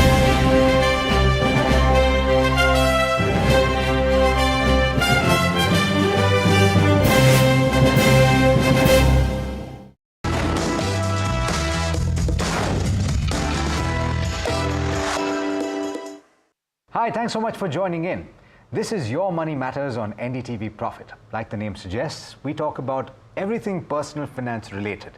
And today we're focusing on mutual funds and your investments and your portfolio of mutual funds. What normally happens is that most of us are reactive when it comes to our investments in mutual funds. And very often, we don't get ahead of what could be a problem down the road. What I'm talking about is the drawdowns that you've probably seen over the last 2 to 3 months in the broader market funds, small cap and mid cap funds. Now, what the role of certain mutual fund schemes is in your portfolio is to limit the downside.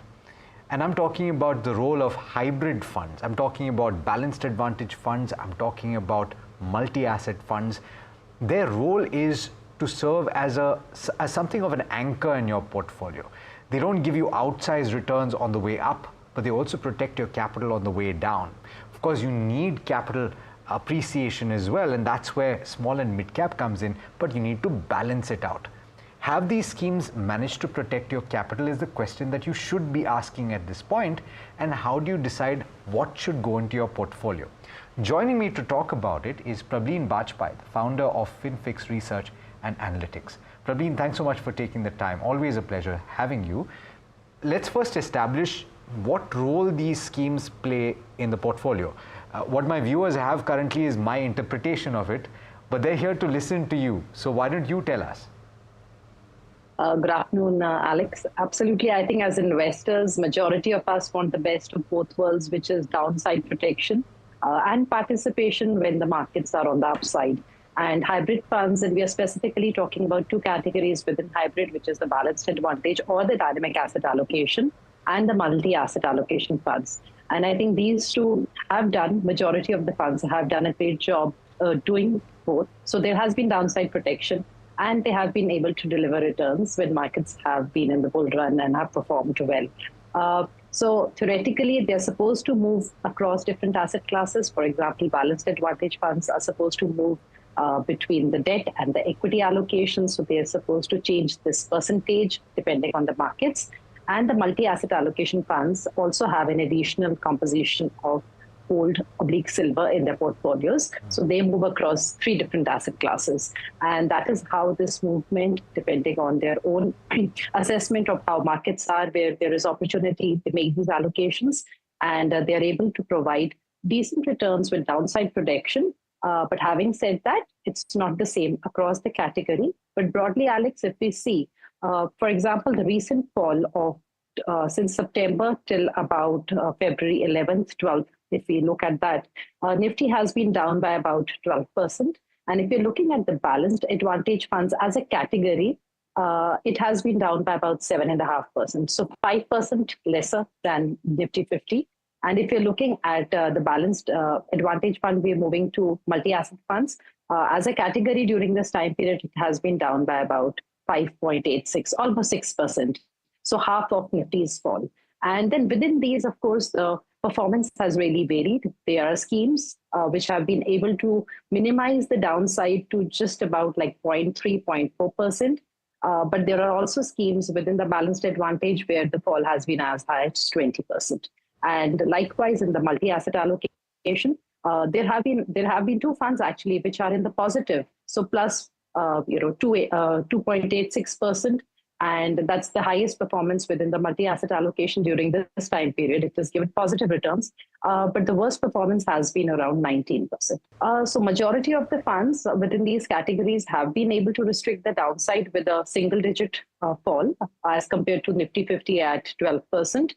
But then there are a few, let's say about 5 to 10%, where the fall has been in line with Nifty or even more than Nifty. But specifically speaking, there are just 2 or 3 funds which have fallen more than Nifty 50 in both these broader categories. Okay, so let's delve a little deeper, Prableen, into why this disparity exists in these strategies, because ultimately it is because these fund managers or fund houses are interpreting this balanced advantage fund as performing certain roles and responsibilities in an individual's portfolio, and it has to do with the way that they are allocating towards equity. But before we get to that, if we talk about these 2 categories, would you say that looking at the asset allocation, if you study the fact sheets on a monthly basis of these schemes, then looking at the way that a fund manager or a fund house is approaching its balanced advantage fund, you can get a sense of how its equity strategy by and large is going to be.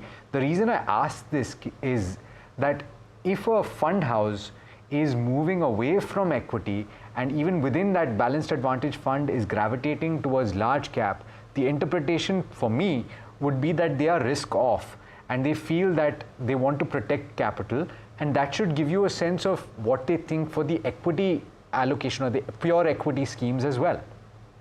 Absolutely, Alex. Actually, that's a very interesting way of looking at it. So, for example, if I'm looking at SBI Mutual Fund, and their balanced advantage fund for almost the last 1 year has held equity at, let's say, 32-35%. Highest probably was 37-38%, then coming down to 28% by the end of December.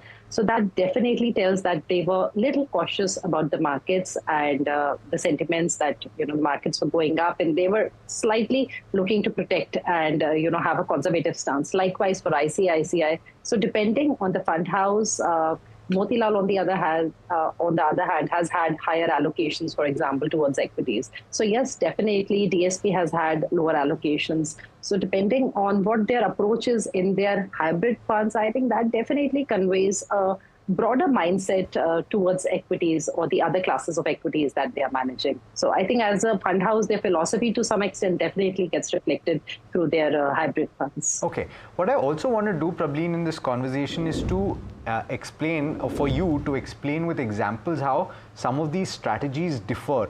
So first, let's talk about the balanced advantage category, which is also called the dynamic asset allocation category. And why is there such a wide divergence in the performance? Obviously, it has to do with the choice of the fund manager in terms of how aggressive they want to be in equity, right? Absolutely, Alex. So each of these fund houses, for example, within the balanced advantage fund category, which is about 2.82 lakh crores. So it's a big, huge category. We got flows of about 1,500 crores in January in the category. It's a big category. And during volatile times, if we look at, 21, 22, when there was volatility in the markets, a lot of new NFOs were launched actually within this category. And each of these fund houses has a different philosophy, which is broadly set out. If you're looking at their fund presentation, if you're looking at their fact sheets, you can understand. And if you're especially tracking the net equity exposure. So for the understanding of your viewers, Alex, any fund which is a balanced advantage fund will hold equity and will hold debt. But to be able to get the benefits of equity taxation, they also add arbitrage. So there is hedged equity and then there is unhedged equity. So when we are talking about how much equity they hold, we are currently talking about unhedged equity because that is what will take the hit when markets correct. Hedged equity is as it is okay. It's hedged and it's safe. It's arbitrage. So across fund houses, they have their own in-house mechanics on the basis of which they get these indicators. For example, somebody understands sentiments, so they have a sentiment indicator. Somebody looks at valuation, somebody is looking at PE, somebody is looking at PB. So they have different models, and based on these models, their net equity is adjusted. But there are some fund houses which broadly take an aggressive approach towards allocations towards equities, and that is something that the investor at the time of putting their money has to understand. So I'll give an example of Parik Dynamic Asset Allocation. This was launched in February of 2024. So it's barely a year old. In fact, end of this month, it will turn a year old. So it holds up to 35% in equity. And this 35% is hedged plus unhedged. So it qualifies for equity, but then you have to hold it for 2 years because it reaches that 35% mark. And it holds unhedged equity only up to 14 to 15%. So their own philosophy is that we're going to have some equity exposure, but we're going to keep it low. And that is what helped actually this fund tide over this crisis period. And they had decent allocation to debt and arbitrage. So, that worked in their favor. Second example would be SBI Balance Advantage. It was launched in 2021. And over these months, since its launch, I think it's about 45 months since it's launched, it's been able to beat Nifty 50 on a monthly basis, 41 out of these 45 times actually. It has outperformed the Nifty 50, yet been able to protect the downside. because they've been agile with their movement of reducing and increasing the equity exposure, which they've not taken very high. In December end, Alex, this was at 28.77%, and now at the end of January, they've actually increased it, and now it is at 42.51%. So probably some buying was there done in January, and during the whole of last year, it was maintained in the 30s range. A dynamic asset allocation by DSP has been one which has maintained its allocations in unhedged equity in the 30s level, and it has been able to protect the downside. So within these fund houses, the approach, the models that they hold decides. And Motilal, for example, they've been aggressive, and that is what has caused them this sharp fall. They've fallen the most within the balanced advantage category. They've fallen by 20%. And they were holding somewhere between 60 to 65 throughout the last year. And we didn't see any reduction in their net equity exposure, even post-September. So that definitely tells that as a fund house, they're going aggressive, even in this category, which ideally should not be too aggressive. In the bull run, it works well, but in such times, then it somewhere defeats the purpose of being in a balanced advantage. Yeah, and one would assume that in a bull run situation which took place between 2021 all the way up to one could argue August of last year, these schemes, or at least some of these schemes that had a higher equity allocation, would have done well and would have considerably beaten the benchmark, and in fact it would have beaten the more conservative peers as well, one would assume. Yes. And I'm pretty sure the data will back that out. The question is, if you're talking specifically about these balanced advantage funds, Prableen, I know that traditionally people have said that this is for those individuals that do not want to take calls on allocation of capital. But ultimately, I've also been told on the other side that it does not replace the need for asset allocation. So how do you marry the two? How do you get the two together? And how much of your portfolio should go towards a DAF or a balanced advantage fund? So I think some of the don'ts for investing in a BAF is while investing. In fact, in a BAF or a multi-asset allocation, that number one, Alex, that these are not risk-free. So if somebody is telling you that you move your money from FD and you put it in a balanced advantage fund or a multi-asset fund, it's not going to be risk-free. On the rolling return basis, if you're looking at 3-year and 5-year rolling returns, definitely there are no negative returns in these categories broadly. But it's not risk-free, and you should still have the appetite to digest these cycles, in the market, which is when Nifty is down by 12%. There has been a period of 16% fall in October 21 to June 22. So you should be able to do that. So that's a no, that it's not risk-free. Second, that there will be fall, and the fall will be dependent on the scheme that you're holding. So you just cannot go by the broader category. The investor must look and dive a bit deeper and see which scheme within the category is most suitable. And then you have to get sort of frustrated during times when there is a bull run, because maybe your BAF or your multi-asset fund may not be able to catch up on the upside. So you have to be content. Your objective has to be very clear, Alex, when you're investing. Okay. And you cannot leave asset allocation at scheme level. That's the third point. That's very important. So I feel somebody who's looking at a lesser volatile journey has an investment horizon of 3 to 5 years. So people who are suitable for is somebody having a 3 to 5 year horizon. Today has a lump sum, is not having the appetite to invest in equities directly in equity markets, wants a hybrid product. For them, it's good. For somebody 10 years later or 7 years later wants to start an SWP, for them, it's okay. And broadly, any person with a moderate risk appetite. So, these are certain scenarios where I feel that these funds really can fit well. But then you have to still, one step down, and you have to understand which scheme within these categories are you investing in. So you have to know both downside and the upside potential, and then downside protection, how much it can protect. Okay, so we've talked about some strategies, but I before we move to multi-asset fund, I want to ask you something, right, Prableen? So from the way that you've described what the purpose of this category is, and you've also talked about a few examples where you think that the strategy is being done appropriately, what should the return expectation be? Because when you have that, when you say normally you're talking about equity in a large cap fund, you're talking about a nominal GDP plus a couple of percentage points, right? So you're saying 10% plus a couple of percentage points, you're saying 12% normally is your expectation. But right. a BAF would be lower than that. So when you set your expectations, where should it be? Interestingly, not all BAFs have given lower than Nifty, Alex. Yeah, on the no, but I'm upside, saying some of which is fine. But I'm saying the question is, Prableen, when you make your expectations for the future, and you're saying, you're benchmarking your expectations. So you say if you get anything beyond this, it's great. You will achieve your target faster. But you have to benchmark those expectations. So where would you peg that? So I will say that you take your FD. So if your FD is giving you 7% and you add somewhere between 3 to 5% on based on the philosophy of the fund that you're. So I think 7 plus 3, in some scenarios it can be 10%, going up to 12%. That's where you should set your expectations. Okay. But lower double digit, I think, is a reasonable expectation. If you stay put in the scheme for 3 to 5 years. Yes. So that provides perfect clarity heading into the conversation on multi-asset as well. Would you say that, so ultimately this is the similar approach, but you're adding more asset classes? Often you're talking about gold as well. And to a certain extent, this is a perfect example of a diversified approach helping you when the chips are down in one particular asset class. Because gold since 2024 and in 2025 has been an incredible run.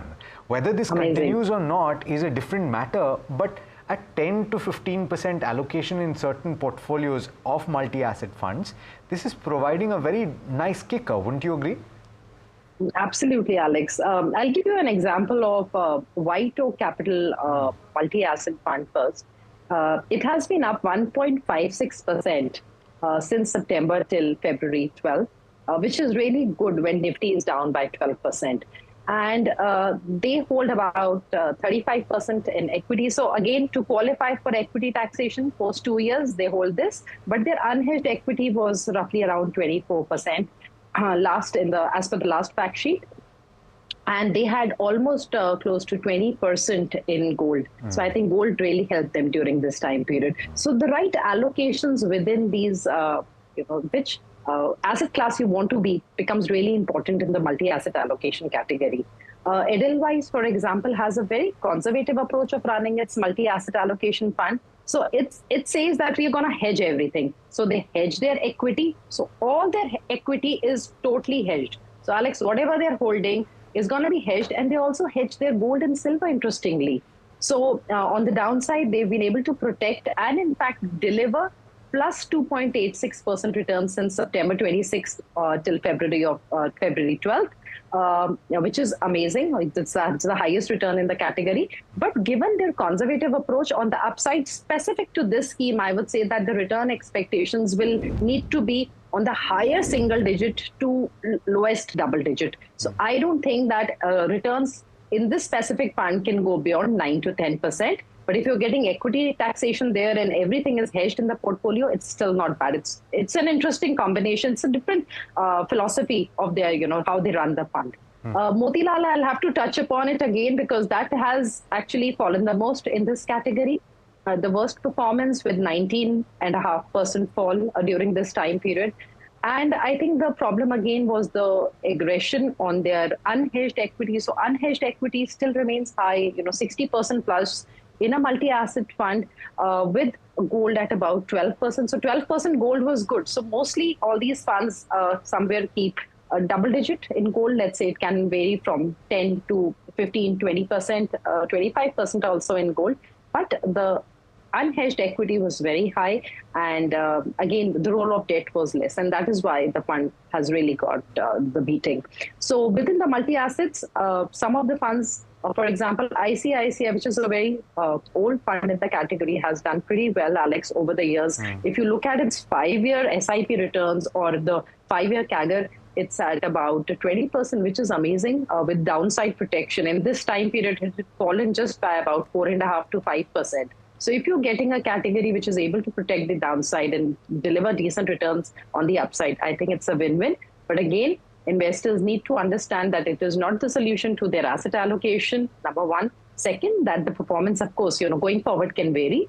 And thirdly, that they have to see that how and where does it suit and sort of fit in their overall portfolios, and keeping expectations still at FD plus 3 to 5%. I think that is what you should move with. Okay, so in the last leg of this conversation, I want to talk about slightly different topic, which is that there's been a lot of noise about mid-cap and small-cap, Prableen, and what investors should do based on the kind of drawdowns that you've seen, and also certain comments by a very prominent voice in the mutual fund industry. Have you gotten calls from your clients asking, what should I do? Should I be selling lock, stock and barrel? I have definitely got the forward of that video, Alex, from many asking on what to do. And I think Naren sir is so respected, and he's not wrong in saying what he said. But I think as SIP investors, of course, number one, when investors are, if they're investing in these markets, they need to have clarity, Alex, on the investment horizon.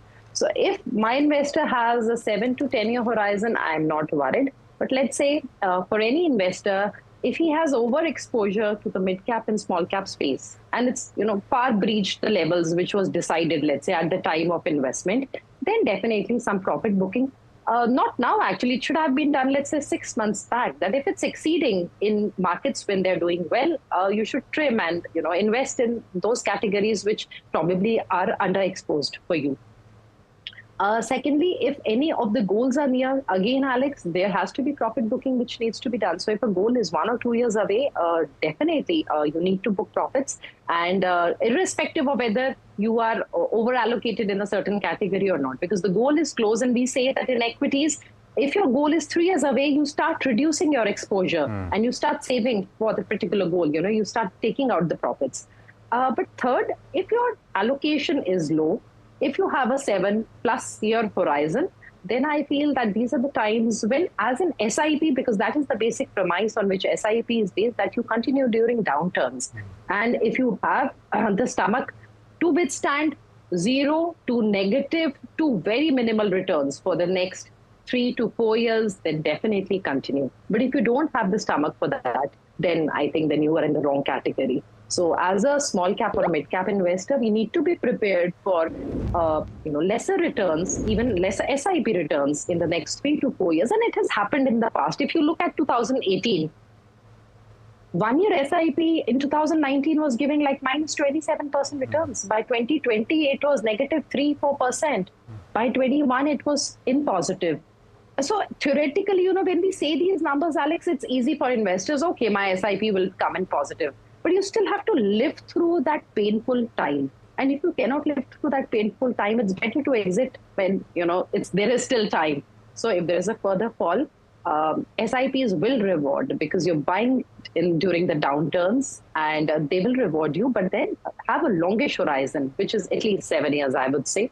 And if you can't do that, then I think it's time to rage it.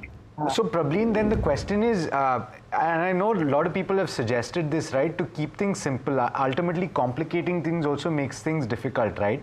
So if you have a certain amount of allocation, just ensure that if it's a 5 percentage point or 10 percentage point deviation from that on either end, then you correct it. But what is the maximum, in your opinion, that you should have in a mid-cap and small-cap allocation in a portfolio, even if it is aggressive? So, Alex, I think it really depends on the investor and, what they're looking to do. But definitely on the higher side also, or like, let's say on the highest side, even if we take a aggressive investor, your small caps should not be more than 15% or so. If this person is really savvy, and we do have investors who actually have 20% in small caps, and they are totally unmoved by the current volatility. So their SIPs are continuing. So it really depends on how many cycles have you seen in the market as an investor. Are you comfortable? Do you have another 10 years ahead of you to keep investing? But overall, let's say about 35-ish% in these two categories, 35 to 40% for an aggressive investor as well. Quick last question. If you are seeing losses in your portfolio, is it, and if you are overexposed, Prableen, would you say that take some money off the table and book that capital loss? Because ultimately, there is a provision to allow for the setting off of that capital loss against future gains. Absolutely. So if you are getting uncomfortable, Alex, because, investing, it's a personal journey for everybody. If you're uncomfortable and if you say that you decide, no, I'm in loss, but I want to stop and exit, then if you were doing an SIP, then some of your gains would be long-term capital gains and maybe some of would be short-term capital gains. So there is a provision, long-term capital losses. I'll correct myself. So long-term capital loss can be set off against long-term capital gains. And any loss can be carried forward for 8 financial years. But you need to report it in that financial year. So I can't go back. I was talking to somebody, he said, I had losses and I didn't show it and something. But then you can't go back and correct that in 2020, I had a loss and now I want to carry it forward. That is not possible. So you have to report it during that financial year. But then you can carry forward the losses for 8 financial years and set it off against your gains from maybe 2 years later, 3 years later. So it is not a bad idea if you are uncomfortable, even if you're in loss and you are okay with, trimming your portfolio or allocation, you can definitely book your losses and then set it off against gains going forward. Short-term losses can be set off against long-term as well as short-term gains. Okay, fantastic. And that's great advice. Don't stop your SIPs is what I'm also taking from this conversation. Prableen, thanks so much for joining in and for this lovely conversation. Always a pleasure having you on the program. My pleasure. Thanks, Alex. All right, that brings us to the end of this edition of Your Money Matters. Thanks so much for tuning in. Do stay tuned. Lots more on NDTV Profit.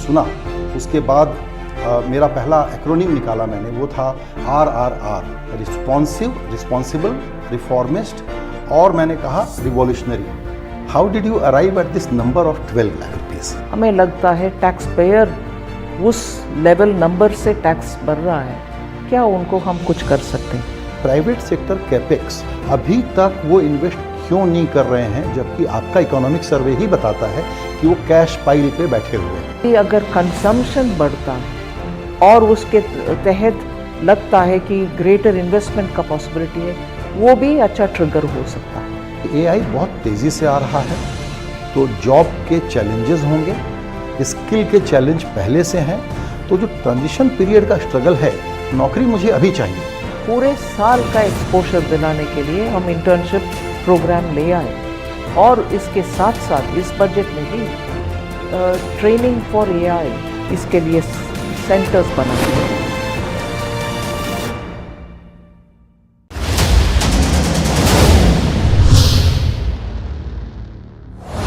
Tax regime for individual. In fact, there has been discussion on how to sort of reduce the tax rate. I am now happy to announce that there will be no income tax payable up to income of 12 lakh rupees.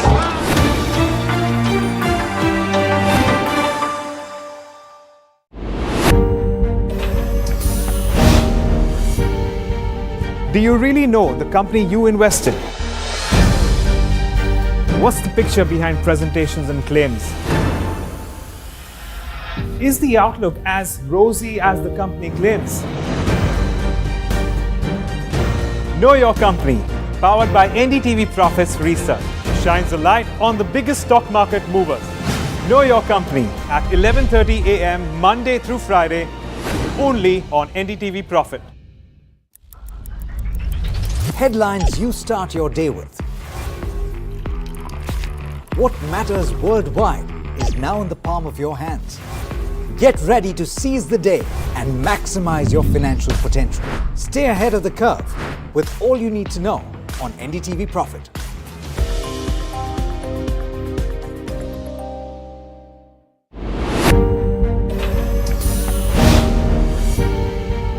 Do you really know the company you invest in? What's the picture behind presentations and claims? Is the outlook as rosy as the company claims? Know Your Company, powered by NDTV Profits Research, shines a light on the biggest stock market movers. Know Your Company at 11.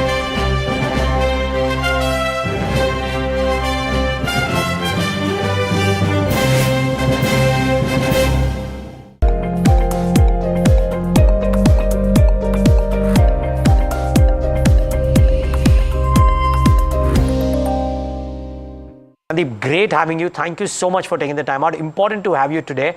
Also because at this point of time when the market, certain quarters of the market are a bit scared around what could be happening to the broader end of the spectrum. Now, correct me if I'm wrong, but you went out and said in this scenario that you are going out and buying small caps. I would love to understand from you how you think of the texture of the market currently. See, Neeraj, you recollect, we were very early in July 2024 itself, and none of the economists were downgrading India. We talked about the macro data has deteriorated, whatever predictive analytic thesis we have built, and we talked about that something is deteriorating, and it's a mild risk of environment for us, and that's the reason we turned cautious in July 2024 itself. And since then we talked about that we have moved from mid and small to large and mega large cap. We have moved from illiquid to liquid, and from high beta to low beta. That was a strategy. Now you come to September, October 2024, when the unknown risk hit us with the China stimulus thing, and money shifted big time towards China. Okay, because ultimately we're part of same emerging market basket. Okay, and then the mild risk of become slightly a major risk of sort of thing. Now let's look at. We have corrected for nearly, when I'm talking about not the market correction, I'm in terms of risk appetite data points of view or some of the macro data we look at, it has deteriorating or corrected a lot from last 9 months.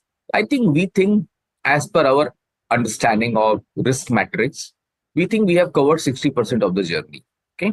Now, nobody has bought virtually at the top of the cycle and nobody has sold it virtually at the bottom of the cycle. Okay. So what we are looking at that this time has come where most admired territory stocks are now trading in neglected zone. Multiple stocks in large caps are in neglected and, neglect sort of phase is there.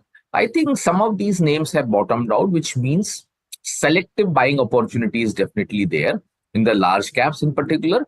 And now in last few weeks, the way small and mid has butchered, I think we are still remain cautious on the mid cap space because they're still very expensive. And if I have to say the number of quantities also right from Nifty 100 to 250, so only 150 stocks. So the scarcity premium which was there in the past, I think that needs more correction.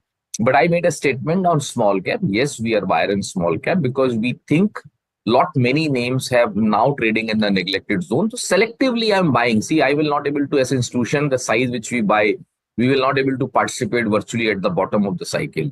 So if we believe that 60% of journey is largely over, and I still expect that maybe end of March, beginning or mid of April sort of thing, this cycle or risk of which is playing out should peak out, which means select buying opportunity has come, and this is exactly what we are doing because if you recollect, we were sitting around 20% cash few months back. So it's a great opportunity for us to deploy money, and this is something what we are doing very selectively. Hi, Alex joining in. I'm looking at the fact sheet for the February, the most latest data point that you've shared, and I'm specifically looking at the small cap fund because really that is the main subject of conversation today. And I see, as you've pointed out, cash levels have come down. It's 6% odd in the small cap fund. As a percentage of the whole, small caps accounting for just about 65%, which is the regulatory limit. Part of that, I'm assuming, is because of the kind of drawdowns you've seen. But how does that change? If you are buying selectively, in your estimation, does that share change materially in this month onwards? Or will it take a few months for that to go back up? See, if you understand, selling from or shifting from mid and small to large takes time. And other way is very easy. So it took, let's say, 7 months to unwind from mid and small towards large or mega large. And shifting from large to, let's say, small cap is a week, 10 days process. Okay, maybe a month's maximum. But as you rightly understood that we have been running in a very cautious approach, We were the one of the few fund house, okay, who are virtually running small cap at closer to 65% only, which is at the limit, okay. So it give you a perspective that our cautious approach, which we had, and not now, it has been there from last many months. Within the small cap, people used to make fun of us, within the small cap, we used to own large cap stocks. And that is the base on the environment which we play. In the past, we were running 99.9% small cap. For last many months, we are running 65% only, which is bare minimum threshold required by the SID. So going forward, yes, we have deploying money in the market, but if you expect that next month fact sheet, you will see a reversal of that, is not going to happen because it's a gradual process. Because I said that we have covered the 60% of the journey of risk of environment. 40% journey is still pending, and hence select buying opportunity is visible, and which we are doing. So we are flipping also some of the stocks, and where we see better opportunity somewhere else. And we are also buying some of the names where we think we are getting at our price or attractive valuation. We are adding those names. Sandeep, markets would or stocks would follow earnings, right? I'm trying to understand, when you look at the next 12 months out, do you believe for the broader end of the spectrum, and I'm not just saying small caps. I don't want this interview to be only about small caps, but that is the talking point because of what one of your peers had to say some time back, right? 3-4 days back. So my question to you is this: do you reckon that earnings growth can bounce back market-wide in the next 12 months because of all the impetus, etc. it is coming? Or is this more a valuation exercise that you will execute over the course of the next month and a half, that itna neglected hai, that let's go out and buy it because isse zyada kya bura hoga? No, Neeraj, we don't look at just valuation. I always say, we are relative framework, valuation analytics only 1/3. Okay, so 1/3 weightage is given to valuation and 2/3 are risk appetite and liquidity analytics, because those two components of macro data is equally important for us.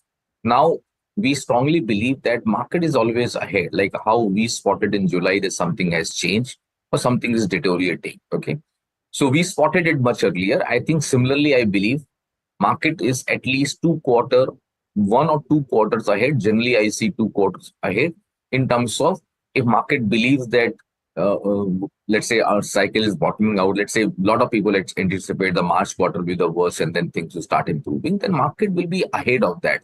If market believes that its cycle bottom out in July, then market will be 1 quarter at least ahead in making that call. So without getting into very subjective discussion, the way I'm point out, not for the broader market, it is also applicable for certain stocks in certain sector. I think 2025 is all about not even sector, it's about certain stocks.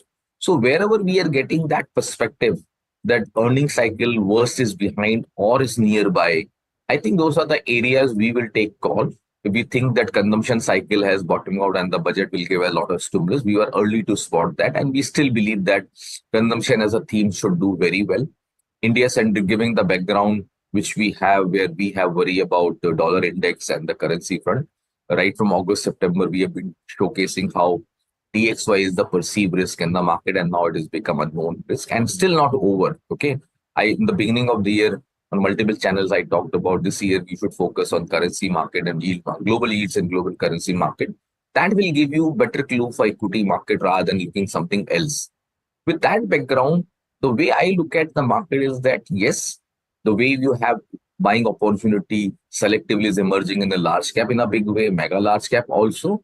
Similarly, I see opportunity has started emerging in the small cap also. So wherever you see earning visibility is there, or where you believe that if your data or parameter is showing that earning cycle should bottom out in 1 quarter or 2, then I think one should look for buying opportunity, not only from a valuation perspective, but also look at the under ownership situation, the hated zone it has been there, whether liquidity has completely declined, the impact cost has risen significantly. So multiple data points which you look at and then try to combine and see. So we don't look at just one data point and say just, only valuation cycle has bottomed out or peaked out.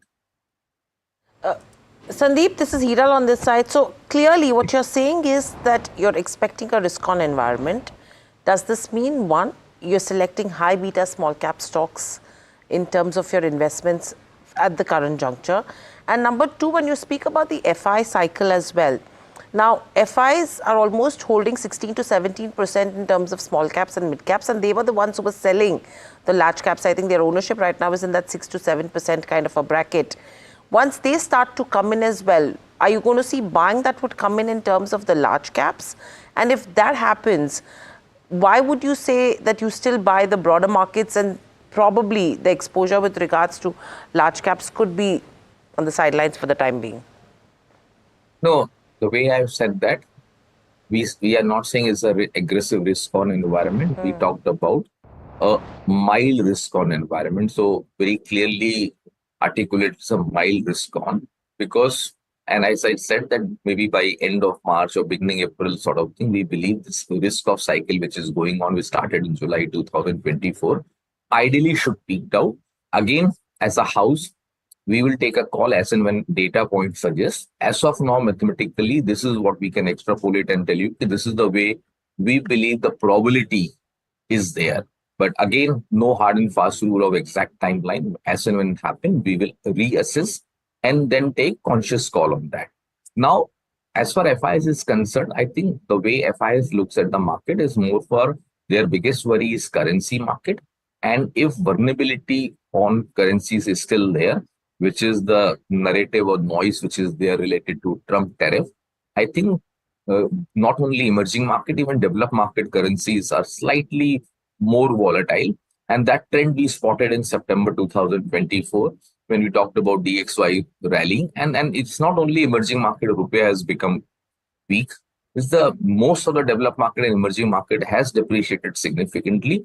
So what FIs are looking at more from a stability of a rupee right now, which is not very visible. So maybe last 2 days it has appreciated because it has corrected a lot. So maybe it can even appreciate marginally further. But if you ask me, worst is behind us and rupee will now going to appreciate, doesn't look like.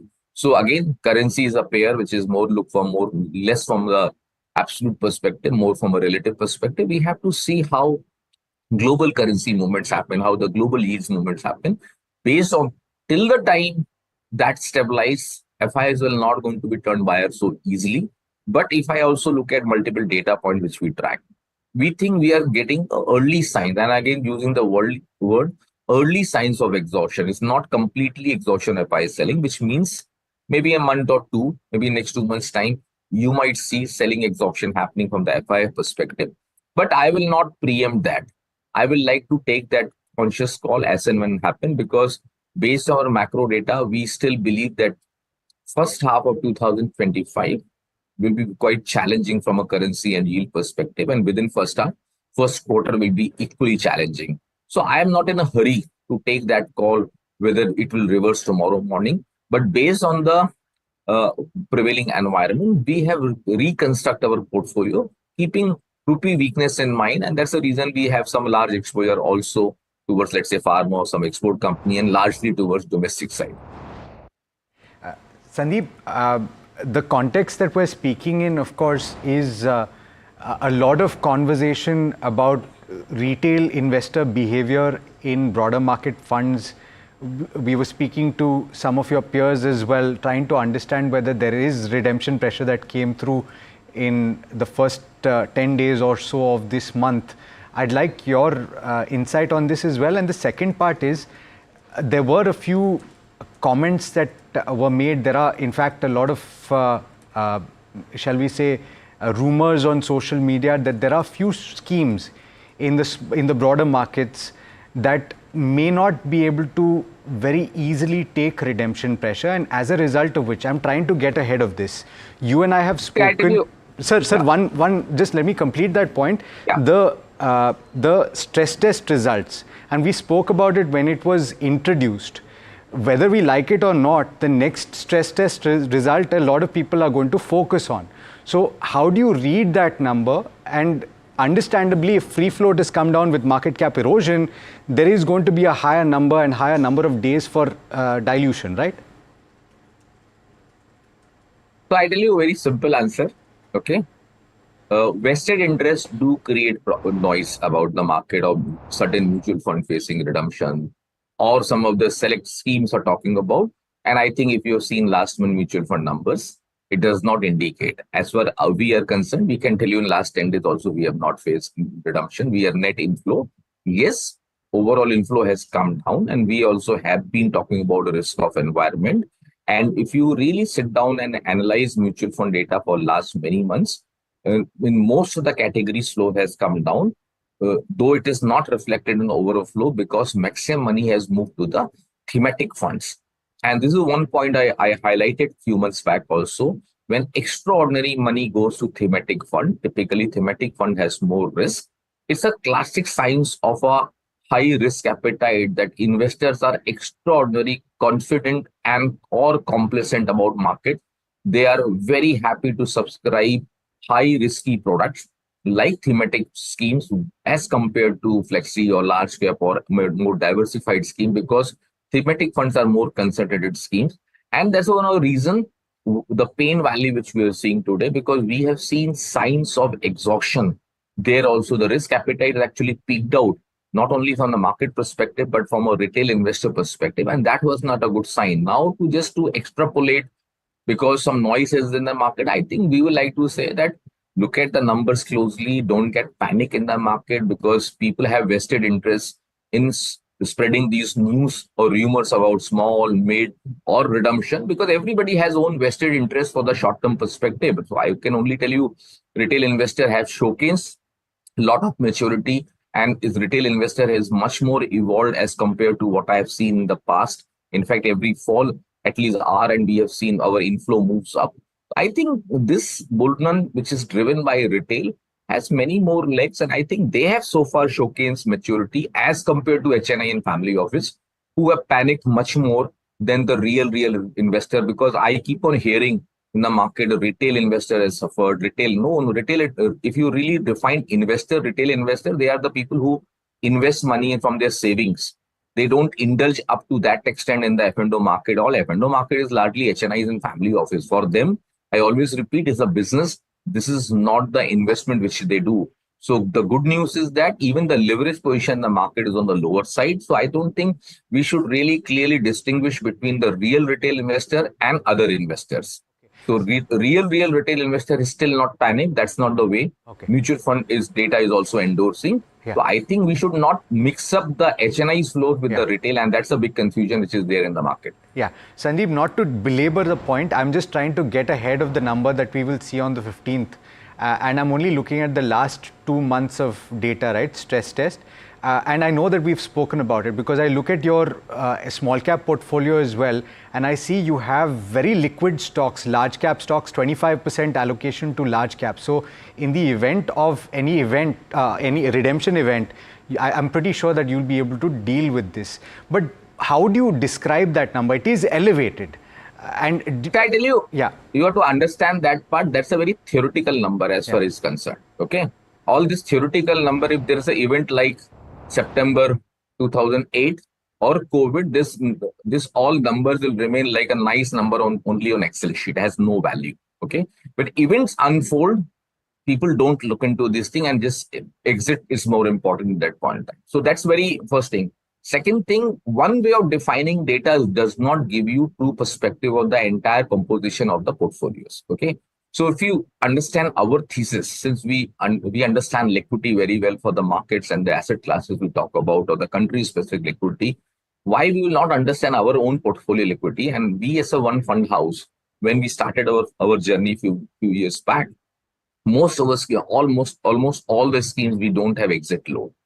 Since people started trading in some of this fall, that's the reason we have now 15 days exit load, which is hardly anything.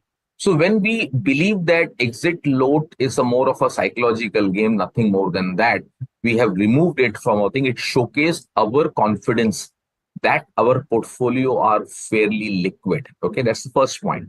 Second point, you have to also look at the concentration risk.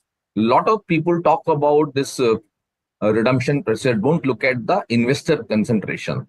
Okay, as compared, look at the PMS or AIF portfolio. Why they suffer a lot more? Because their portfolio are more skewed towards few investors, and whenever they face redemption, you have seen the panic in the market, whereas it's more not led by the mutual fund outflow. It's more of a pressure coming from the AIF, family office, PMS and wealth clients, because they take concentrated bet and then they unwind the concentration risk is very high.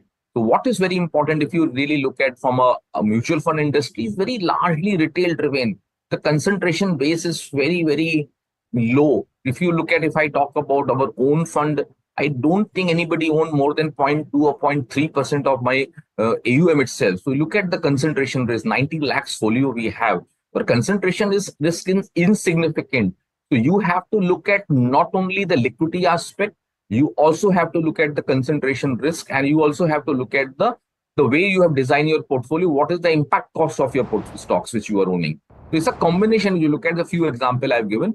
It's much more complex than what we look into just looking at the simple number of days exit thing.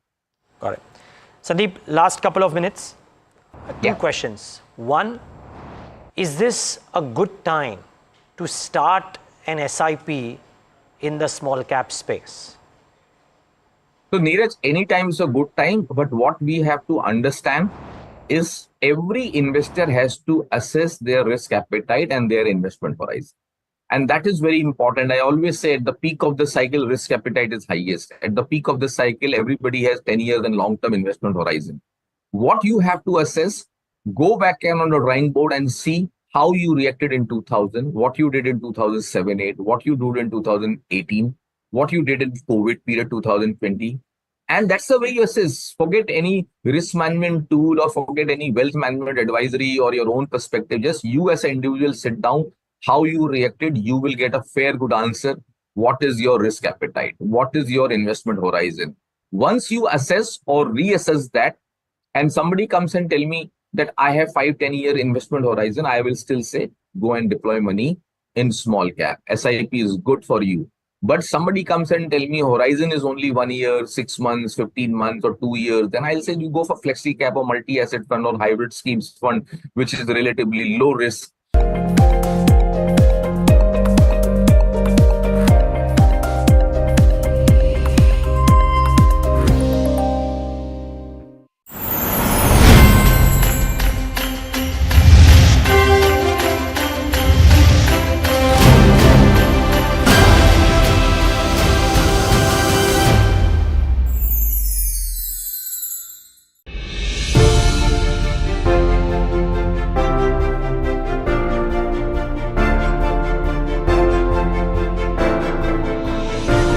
सुना उसके बाद मेरा पहला acronym निकाला मैंने, वो था RRR, responsible, reformist, और मैंने कहा revolutionary. How did you arrive at this number of 12 lakh rupees? हमें लगता है टैक्स पेयर उस लेवल नंबर से टैक्स भर रहा है, क्या उनको हम कुछ कर सकते हैं? प्राइवेट सेक्टर कैपेक्स अभी तक वो इन्वेस्ट क्यों नहीं कर रहे हैं, जबकि आपका इकोनॉमिक सर्वे ही बताता है कि वो कैश पाइल पे बैठे हुए हैं। अगर कंजम्पशन बढ़ता और उसके तहत लगता है कि ग्रेटर इन्वेस्टमेंट का पॉसिबिलिटी है, वो भी अच्छा ट्रिगर हो सकता है। AI बहुत तेज़ी से आ रहा है, तो जॉब के चैलेंजेस होंगे, स्किल के चैलेंज पहले से हैं, तो जो ट्रांजिशन पीरियड का स्ट्रगल है, नौकरी मुझे अभी चाहिए। पूरे साल का एक्सपोजर दिलाने के लिए हम इंटर्नशिप प्रोग्राम ले आए और इसके साथ साथ इस बजट में भी ट्रेनिंग फॉर AI इसके लिए सेंटर्स बनाए हैं।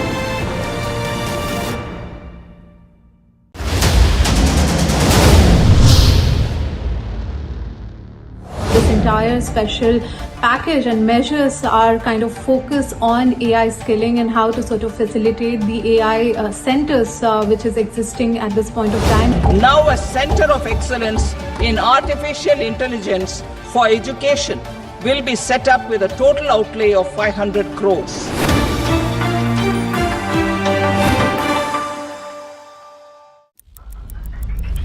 Headlines you start your day with.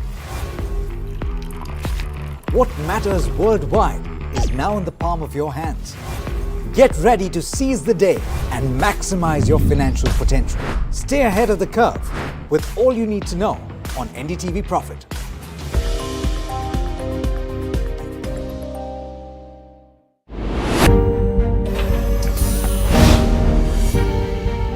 Do you really know the company you invest in? What's the picture behind presentations and claims?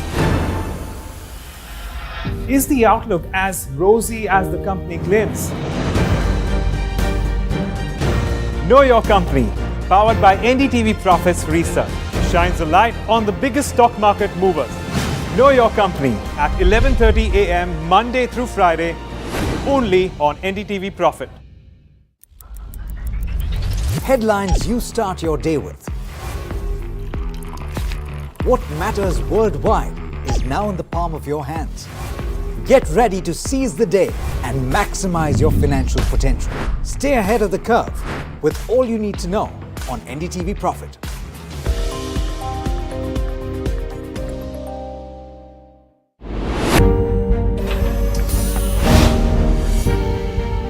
Do you really know the company you invest in? What's the picture behind presentations and claims?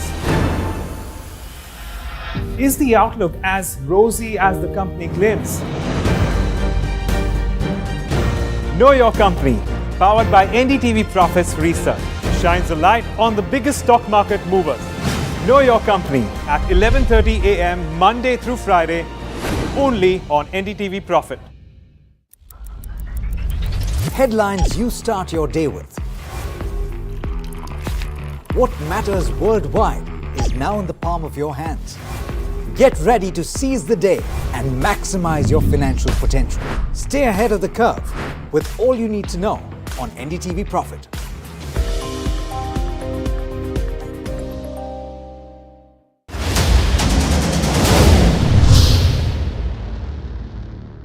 Sources telling us is that government is expected to provide a roadmap of the next phase of national monetization pipeline, where they are going to set a higher target for the next fiscal onwards. Building on the success of the first asset monetization plan announced in 2021, the second plan for 2025 to 30 will be launched to plow back capital of 10 lakh crore in new projects.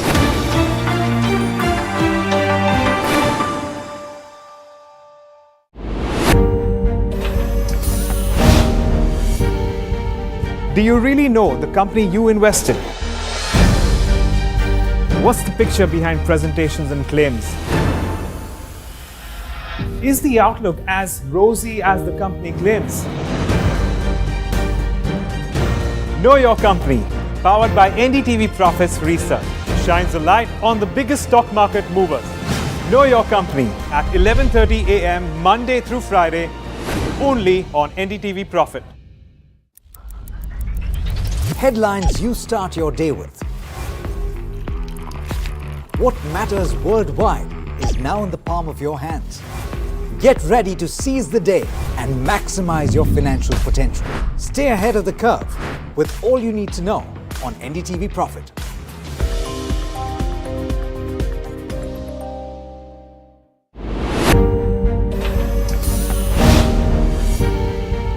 Do you really know the company you invest in? What's the picture behind presentations and claims? Is the outlook as rosy as the company claims? Know Your Company, powered by NDTV Profits Research, shines a light on the biggest stock market movers. Know Your Company at 11:30 a.m. Monday through Friday, only on NDTV Profit.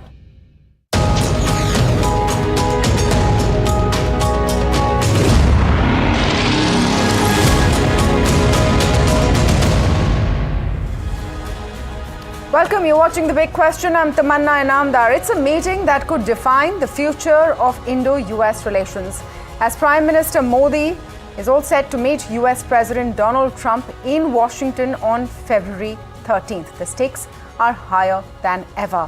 Trade tensions, defense partnership, immigration policies and strategic alignments, every issue on the table has the potential to reshape global equations. But with Trump 2.0 doubling down on his America First agenda, India will have to navigate a far more transactional and unpredictable White House to maintain its Make in India stance. At the center of the discussions is trade.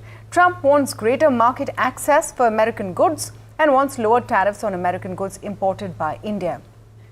In return, India is looking for tariff rollbacks and regulatory clarity in sectors like IT, services and pharmaceuticals. But Trump is known for playing hardball. Will India have to make unexpected concessions to secure a favorable deal? Can we escape tariffs? Defense cooperation is another crucial bargaining point. India wants access to advanced US military technology, while the US seeks greater Indian defense purchases and stronger security commitments. Talk around fighter jet, engine production, co-developing combat vehicles and deepening military alliances will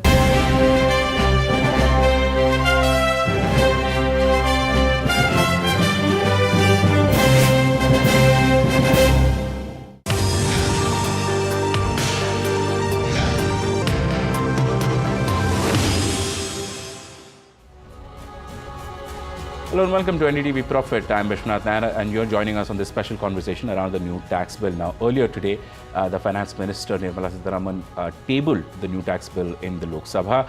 After that, a special committee is being formed which will go ahead and review the bill, and then the bill will come back again into the Parliament for passing. But a bunch of changes that are being announced in the current new tax bill, first of which is about reducing the size of the entire tax bill.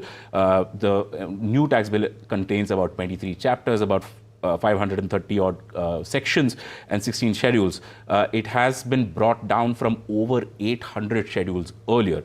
As part of some of the changes that are being brought in, first and foremost is the introduction of something known as a tax year versus what was earlier called an assessment year versus a financial year. Alongside that, the new tax bill also talks about better definition for virtual digital assets and how the taxability works. It talks about retaining the old tax regime so that people have a little bit more room to sort of adjust their entire taxation plan for the year. But of course, without further ado, I'm going to introduce my guests for the day. Puneet Shah, partner at Dhruva Advisors, Himanshu Parekh, partner and head of tax West Division at KPMG in India, and I've got my legal expert Gauri Puri, partner at Shardula Machan Mangaldas & Co. Welcome, ladies and gentlemen. So, Mr. Shah, this question is with regard to where virtual digital assets, the definition and the clarifications that have been provided in the new tax bill. Considering the fact that right now we do not have any legal standing or legal sort of legislation in place to govern virtual digital assets, but we do have a plan to tax them or earnings from these assets and how to tax them. I just wanted to get a view as to what this new tax bill does for something like that, because it's bringing that slightly modern approach, considering the fact that the last act did not really have any space for a virtual digital asset as such.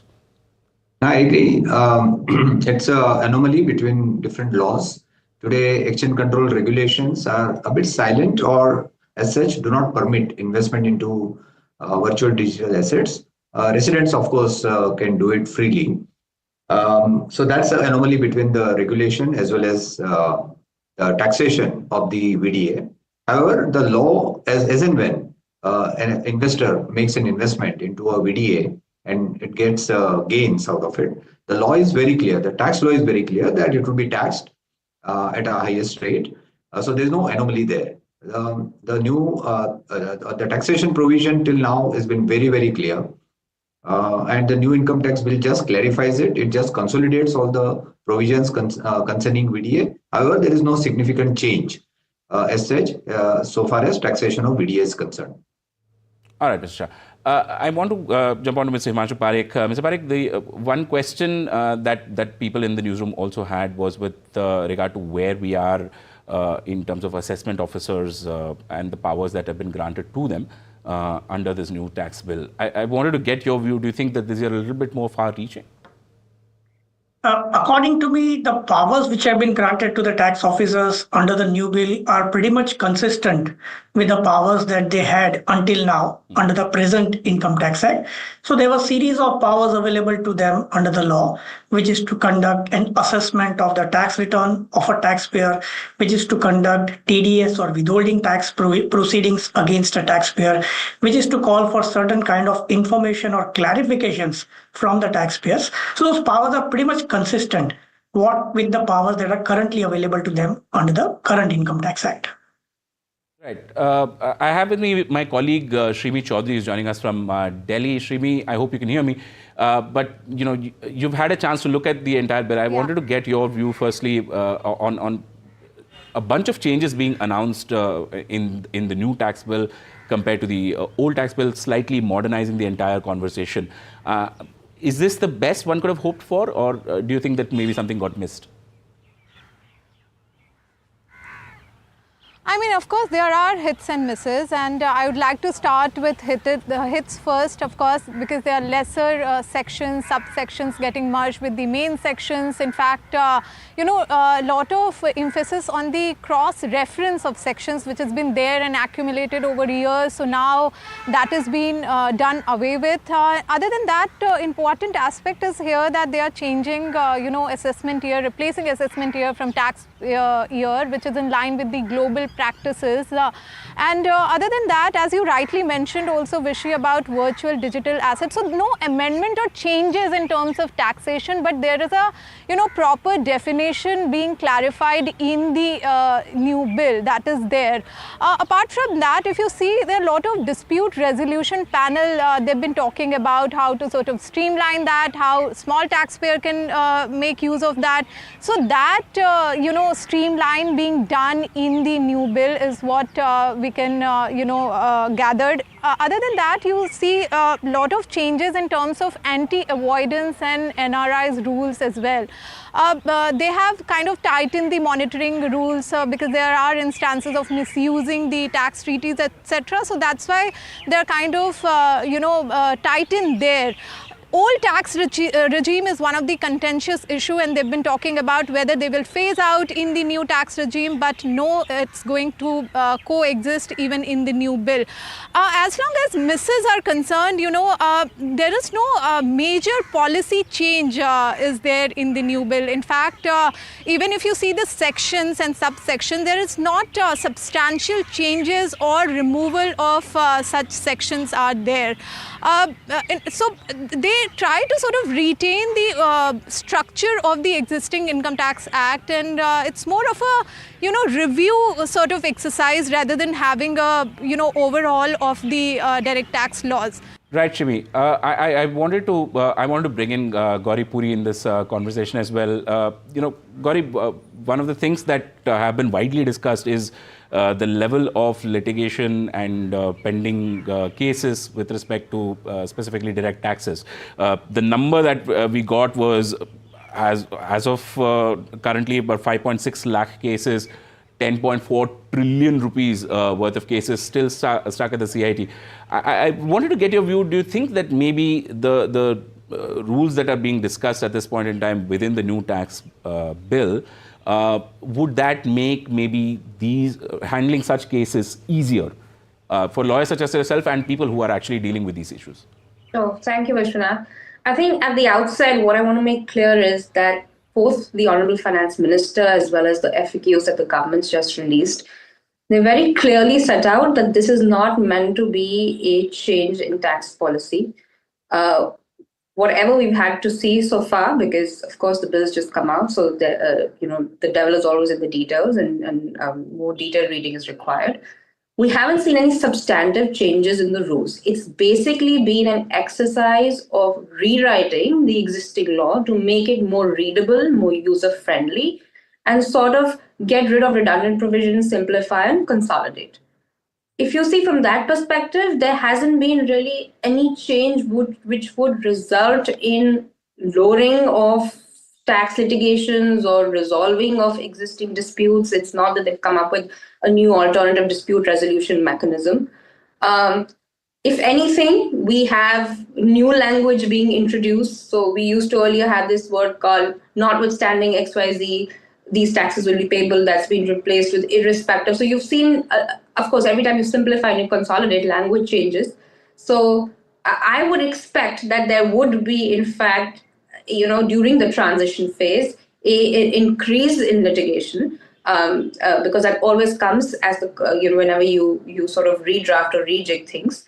But I don't think that at present there has been any change which would result in the litigation burden reducing. Of course, for somebody who's dealing with the Income Tax Act for the first time, there is definitely enhanced readability, but that's where I would stop. All right. I'll request my colleague Shrimi to join in. If you have any questions, Shrimi, please go ahead. Yeah, on the litigation management, there are a couple of changes being proposed, it seems, in the new tax bill. For instance, the repetitive clauses which has been pending in the Supreme Court and other judicial forums, they are sort of removing that. You think that, Gauri, that this is going to reduce the litigation we are seeing, which is close to around 5 lakhs at CIT appeals itself? So, Shirmi, the way I would think about it is as follows. When you make a law less complex, because it's easily readable and two people understand it in the same way, yes, from that perspective, the scope for contentious interpretations decrease. But I think that there is a little bit of a mismatch in expectation. This is not a policy rewrite. It's not that you've suddenly sort of overhauled the Income Tax Act. So if we are talking about the existing disputes that are pending in courts because of legislative gaps or because of ambiguous interpretations, because they have some sort of a policy nexus, those will remain as they are. And for that, we need to go through the judicial process to see what the final outcome is, unless the government makes a policy intervention. Right. Thanks for that, Gauri. Let me move on to Mr. Shah. Mr. Punisha, the question that I wanted to ask you was, certain changes that have been announced with respect to nomenclature, right? Something I mentioned earlier in this conversation was this concept called a tax year, which is being brought into the new tax bill. Things like this, when you try to simplify language and when you try to simplify ideas within the tax bill, do you think that has a bearing on how exactly tax laws are actually implemented and how people interact with these sections? Yeah, I think that's a moot question. And that seems to be the main intention of the new Income Tax Act 2025. And I can give you a few examples, and then I'll just deal with whether it actually meets the objective, whether it actually helps reducing litigation or creating any simplicity. So a few examples are, as you rightly said, the term assessment year or a previous year is now replaced with the word tax year. So I think it's a step in the right direction. Clearly, it's very confusing to use the word previous year for the current year. I mean, it's not a normal nomenclature for any common man, right? So it just creates a lot of confusion. So that's a step in the right direction to simplify a previous year with the term tax year. It clearly helps. Then I think, as Gauri mentioned, instead of the use of the word notwithstanding anything contained in any of the provisions of the Act, it says irrespective of the provisions of whatever, so and so. So again, it's a common nomenclature which is being used, and I think substantially helps in terms of understanding of the law. So the simplicity has been the key objective of this rewriting of the new Income Tax Bill 2025. Another example is there are like provisos and explanations to every section. There are some 1,200 provisos and 900 odd explanations under various sections of the Income Tax Act. They are now removed and made part of the section itself. Now, only time will tell whether this kind of simplification is going to help in easy reading and understanding of the law. But there is an attempt to reduce the explanations and provisos and making it part of the sections. Then some of the redundant provisions like export-related benefits, etc., have been removed. Like Section 80 HSC, Section 10 AA, they are all redundant now. So these kind of simplifications have happened. Some tables have been used for TDS rates, etc. Right? So these are the cosmetic, I wouldn't say cosmetic, but these are the thrust is on these kind of changes rather than the overhaul. There is no new provision, there is no substantive change in the existing provisions, but the rewriting of the law in a more easily readable and understandable proposition. That has been the crux of this entire new bill 2025. And I feel, yes, it should help going forward basis in terms of easy reading and understanding of the law, whether it will reduce litigation, whether it will reduce any interaction with the Income Tax Act in a more simpler manner? I'm not sure about it, because the changes are more cosmetic and format related rather than in substance. That's my reading of the entire bill.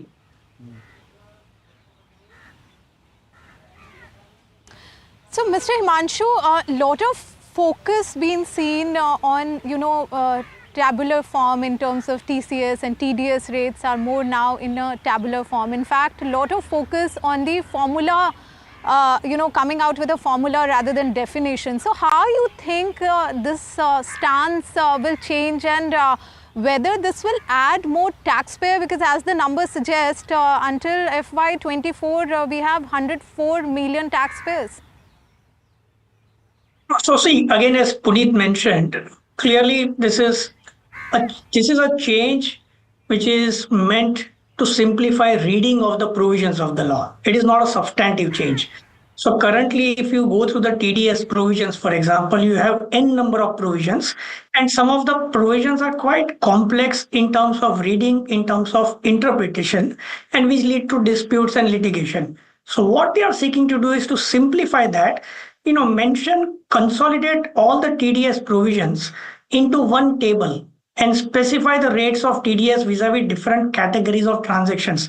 Now, this will make it easier for a taxpayer to ascertain what is the nature of transaction and what is the rate of tax applicable thereon. And this will result in a better interpretation of the law. This will result in lower disputes and will avoid protracted litigation with the tax authorities. So that's the objective of consolidating all the TDS provisions in a tabular form. And to my mind, this is a welcome move. This is a welcome move.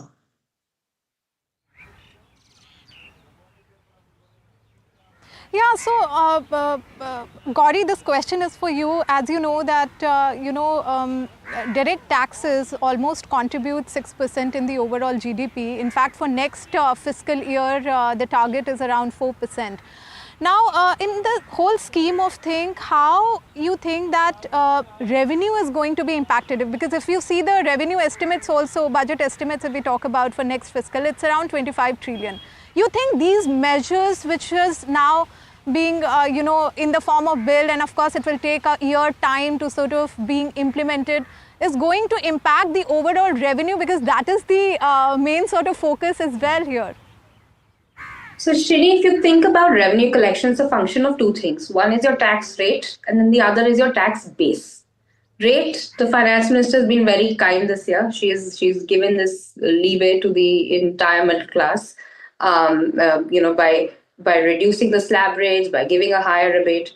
On the tax base side, it's taken a lot of work, and we must congratulate the government over the last 10 years to expand that base through number of measures like formalization of the economy, having numerous provisions like TDS, disincentivizing cash payments, etc. Because once everybody has a digital trail or an audit trail, your ability to avoid taxes or evade taxes reduces. Also, the more formalized the economy gets, the more taxpayers you get in the tax net.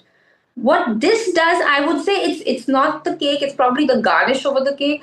What this essentially does is that once you make a tax rule easy to comply with, the hope is that somewhere or the other that also sort of boosts compliance rates. Because, for example, if you see the TDS provisions, now that they're in a tabular format and they can be understood by smaller taxpayers or maybe by MSMEs, which do not have tons of advisors at their disposal, you would hope that tax compliance rates would go up. So while I don't think that this by itself would just boost tax revenues, it is one of the many things in the whole tax engine that should help in making our system more equitable and bringing taxpayers into the tax net.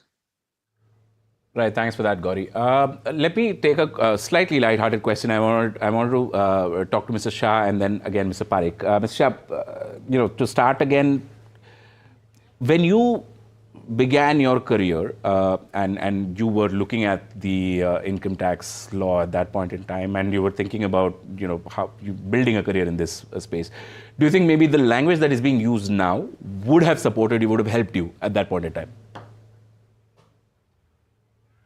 It's a difficult one. I'm not sure. I think I've been tax practitioner for the last 35 plus years now, and we have only seen one act, which is the 1961 Act. We're used to that language, and therefore, for Indians and Indian tax practitioners, anything which is not complex is not something which we can't understand. So it has to be complex for us to, get into the law. But if I look at the new provision, of course, we did not have enough time to go through this. It's just come today officially. So, but I would say the law, there is an honest attempt to simplify the language, to reduce complexity, to enhance readability, to enhance the understanding in a easy way, by way of tables, by way of schedules, by reducing provisos, explanations. So yes, I think it should help going forward, at least to the new professionals who are going to read this law going forward basis. To my mind, I think it should be more reader friendly, more taxpayer friendly, more consultant friendly as well, going forward basis. So it should help in implementation of the law, administration of the law, and hopefully reduce tax litigation. It may slightly be wishful thinking because no substantive provisions have changed, whether relating to business profits, whether relating to capital gains, whether relating to penalty, prosecution, assessments, appeals.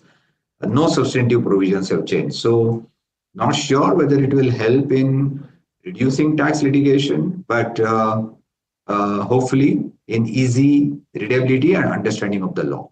Right. I want to bring that question again to Mr. Parekh. Mr. Parekh, well, as a new tax professional, let's say, enters in this coming year, and this is the bill that they are presented with to understand the law, how do you think that this makes things easier for somebody in your profession, or for that matter, somebody who doesn't belong to a profession but just wants to understand how taxation in India works? Do you think this makes it a little more understandable?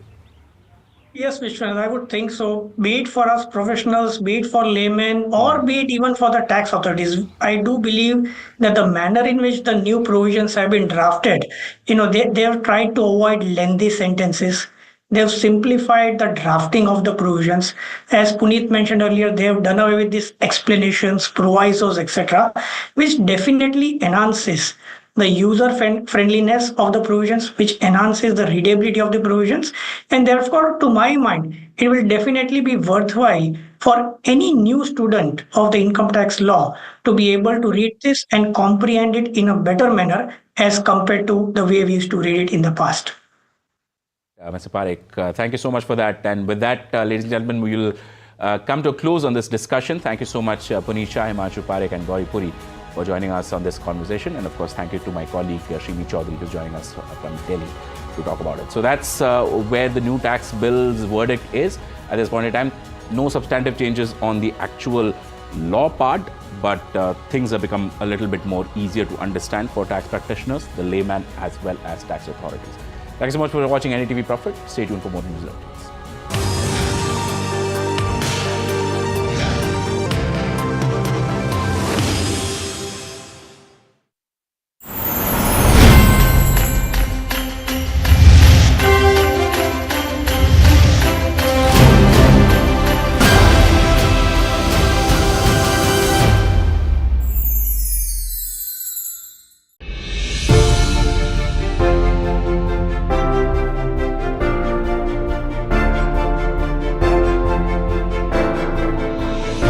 भाषण सुना उसके बाद मेरा पहला acronym निकाला मैंने, वो था RRR, रिस्पॉन्सिबल, रिफॉर्मिस्ट, और मैंने कहा revolutionary. How did you arrive at this number of 12 lakh rupees? हमें लगता है टैक्स पेयर उस लेवल नंबर से टैक्स भर रहा है, क्या उनको हम कुछ कर सकते हैं? प्राइवेट सेक्टर कैपेक्स अभी तक वो इन्वेस्ट क्यों नहीं कर रहे हैं, जबकि आपका इकोनॉमिक सर्वे ही बताता है कि वो कैश पाइल पे बैठे हुए हैं। अगर कंजम्पशन बढ़ता और उसके तहत लगता है कि ग्रेटर इन्वेस्टमेंट का पॉसिबिलिटी है, वो भी अच्छा ट्रिगर हो सकता है। एआई बहुत तेज़ी से आ रहा है, तो जॉब के चैलेंजेस होंगे, स्किल के चैलेंज पहले से हैं, तो जो ट्रांजिशन पीरियड का स्ट्रगल है, नौकरी मुझे अभी चाहिए।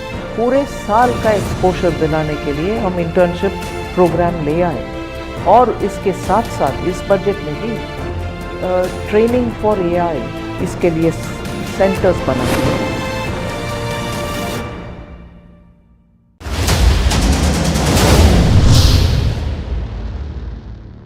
This entire special package and measures are kind of focused on AI skilling and how to sort of facilitate the AI centers which is existing at this point of time. Now a center of excellence in artificial intelligence for education will be set up with a total outlay of 500 crores.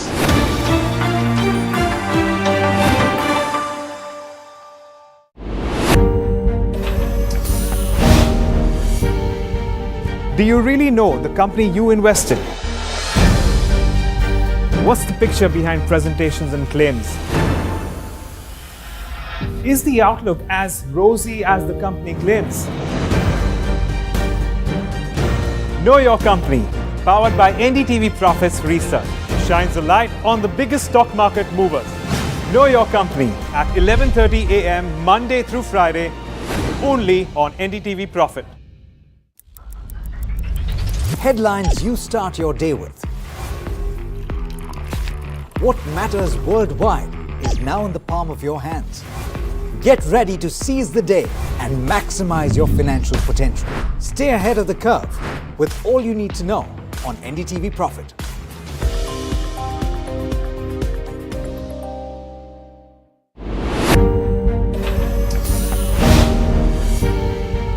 Do you really know the company you invested?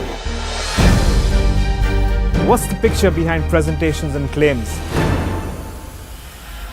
Is the outlook as rosy as the company claims? Know Your Company, powered by NDTV Profits Research, shines a light on the biggest stock market movers. Know Your Company at 11:30 a.m. Monday through Friday, only on NDTV Profit.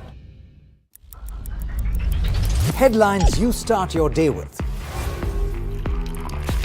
What matters worldwide is now in the palm of your hands. Get ready to seize the day and maximize your financial potential. Stay ahead of the curve with all you need to know on NDTV Profit.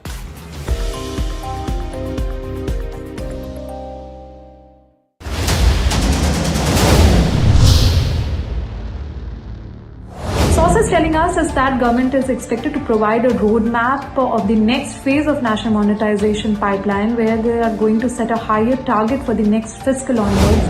Building on the success of the first asset monetization plan announced in 2021, the second plan for 2025 to 30 will be launched to plow back capital of 10 lakh crore in new projects.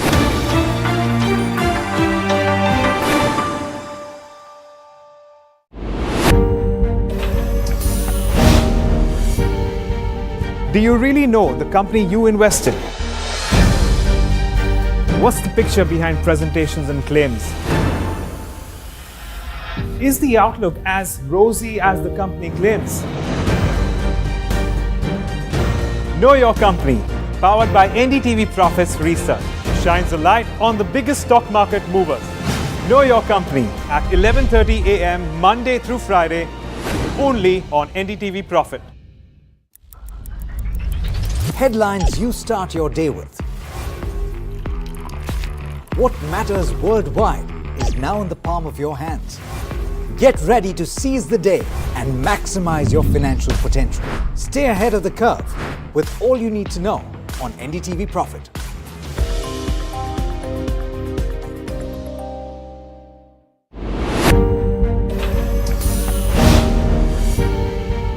Do you really know the company you invested? What's the picture behind presentations and claims?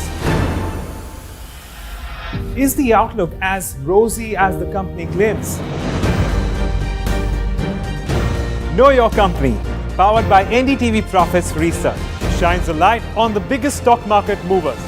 Know Your Company at 11:30 a.m. Monday through Friday, only on NDTV Profit.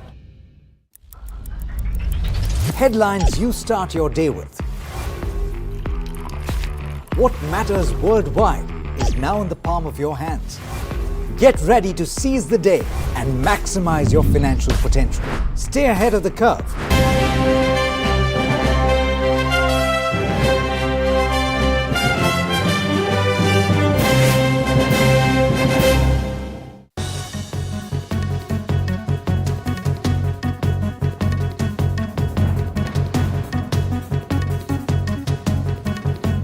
Hello and welcome to this Wednesday edition of the World Report. I'm Arjun Savar Mahindran. Let's take a look at what's making headlines around the world. PM Narendra Modi on Tuesday said that this is the right time, in fact, for businesses to come to India as the country works towards the goal of becoming Viksit Bharat by 2047. Now, this while providing a robust business-friendly environment and policy continuity. Addressing the 14th India-France CEO Forum in Paris, PM Modi said that the meeting is a confluence of the best minds from India and France. Meanwhile, Google CEO Sundar Pichai highlighted the incredible opportunities that AI will bring to India following his meeting with PM Modi on the sidelines, in fact, of the AI Action Summit in Paris. Meanwhile, the UK and US have not signed an international agreement on AI at the Global Summit. Now, the statement signed by dozens of countries, including France, China, and India, pledges an open, inclusive, and ethical approach to the technology's development. In a brief statement, the UK government said it had not, in fact, been able to add its name to it because of concerns about national security and global governance. Earlier, US Vice President J.D. Vance told delegates in Paris that too much regulation of AI could kill a transformative industry just as it's taking off. Listen in. Loss of jobs is AI's most feared disruption. But history has shown that work does not disappear due to technology. Its nature changes and new types of jobs are created. Friends, India has successfully built a digital public infrastructure for over 1.4 billion people at a very low cost. And we have made digital commerce democratic and accessible to all. This vision is the foundation of India's national AI mission. We have one of the world's largest AI talent pools. India is building its own large language model considering our diversity.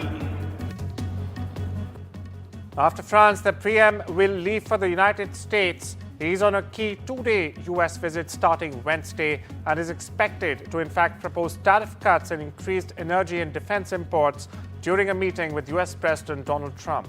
PM Modi keen to avert a potential trade war and boost trade ties after Trump threatened reciprocal tariffs on many countries. We have with us NDTV's Nikuj Garg joining us all the way from Washington. Nikuj, Prime Minister Modi is the fourth world leader to beat the president in his second innings. How significant is that? And what does that really go on to say about the relationship between India and the United States? Well, yes, that proposition certainly is reflective of the not only the strength that the Indo-US relationship carries, but also the fact that how consequential this relationship has become for the entire Capitol Hill. Remember, in the last 2 decades or so, there has not been a single administration on the Capitol Hill in the White House that has thought any lightly of the Indo-US relationship. Almost all the administrations, right from the time Prime Minister Vajpayee took those nano steps of transforming the landscape of Indo-US relationship, have been extremely serious about the nature of this relationship, about the consequence of this relationship. And look, who has President Trump been meeting since the time? It's not been not been a month since he has been inaugurated, and he has been meeting allies, old American allies like Jordan, like Egypt, like Israel, and all of them under a contingency. So that's a contingency plan of the administration where there is a situation contingent upon the United States, contingent upon the president himself. But when it comes to India, there is no contingency here. It's just the sheer strength of the relationship and the personal bonhomie. Let's not overlook the fact of the personal rapport and the personal bonhomie between President Trump and Prime Minister Modi that brings the strength to this relationship, the additional strength. In fact, I was talking to a ranking diplomat yesterday in Washington, D.C., and he told me that he does not remember a single occasion, which means that panning back to somewhere around 90s, he does not remember a single occasion where the apex of the political Indian leadership has been invited. And look, all these meetings do not happen at the behest of someone. These happen at the invitation of the host country, particularly when that country happens to be the United States of America. So, in the 30 years or so that he could recall, that top-ranking diplomat on the DC, he says that he does not recall a single occasion when the apex of the Indian political leadership has been invited to Washington, D.C., to the White House so very quickly. So quite clearly, it reflects the strength of the relationship. It reflects the personal chemistry between the two leadership. It reflects the consequential nature of this relationship, Indo-US relationship between the two most consequential democracies in the world, in the global arena. So the entire gamut of that relationship and its strength can certainly not be overlooked. Israel's Prime Minister Benjamin Netanyahu has said that the Gaza ceasefire will end if Hamas does not return Israeli hostages by midday on Saturday. Now, this comes after Hamas said it would postpone Saturday's planned release, accusing Israel of, in fact, violating the terms of the ceasefire. Benjamin Netanyahu warned of a return to intense fighting and said that his cabinet were in unanimous agreement following a 4-hour meeting. He said, and I quote here, "All expressed outrage at the shocking situation of our 3 hostages who were released last Saturday." Listen in. ההחלטה שהעברתי בקבינט פה אחד היא זאת: אם חמאס לא יחזיר את חטופינו עד שבת בצהריים, הפסקת האש תיפסק וצה"ל יחזור ללחימה עצימה עד להכרעה סופית של החמאס. Israeli Prime Minister Benjamin Netanyahu is threatening to call off the ceasefire with Hamas. Netanyahu says he will resume the war in the Gaza Strip if Hamas does not follow through on a promised release of hostages this Saturday. His tough words come after Hamas announced it will not free the hostages. It accuses Israel of violating the ceasefire. It says Israel is obligated to allow more badly needed aid into the territory. Netanyahu's tough position comes after President Donald Trump called on Hamas to release all remaining hostages by Saturday. That's over 70 people.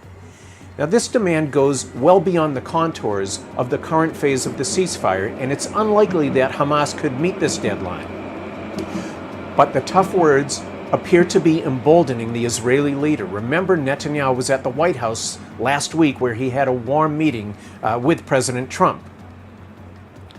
Now, Saturday's a few days off. That gives time for international mediators to work behind-the-scenes diplomacy in hopes of restoring this ceasefire. But in the meantime, Netanyahu has ordered the Israeli military to beef up troops in and around Gaza. A resumption of the war would be disastrous for the people of Gaza, who are only beginning to recover from 15 months of heavy fighting. It also would spell trouble for the families of remaining Israeli hostages. They are calling on Netanyahu to stick with the ceasefire until all hostages come home. So Netanyahu in the coming days will face heavy pressure from multiple directions and have some very difficult decisions to make. Jordan's King Abdullah II, in fact, told Donald Trump on Tuesday that his country would take in some 2,000 sick children from war-torn Gaza enclave. However, he pushed back against the US president's plan, in fact, to take over the Palestinian territory and send its population into exile. However, he told Trump that Egypt was working on a plan for how countries in the region could, quote-unquote, work with Trump on the proposal.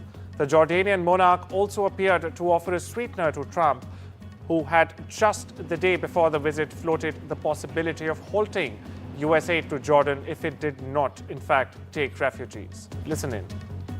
We were just in the Oval Office with President Trump and the King of Jordan, and they were talking about the future of the Gaza Strip and the ceasefire deal with Israel and Hamas. President Trump says he does not think Hamas will comply with terms of the ceasefire deal and that all bets are off starting Saturday at noon. The pressure is on Hamas to release the remaining hostages in order to keep the ceasefire operational, and Israel has signaled is ready to restart hostilities if they don't get the hostages out. Ukraine will offer to swap territory with Russia in any potential peace negotiations, President Volodymyr Zelensky has said in an interview on Tuesday. Now, he added that Europe alone would not be able to shoulder Kiev's war effort.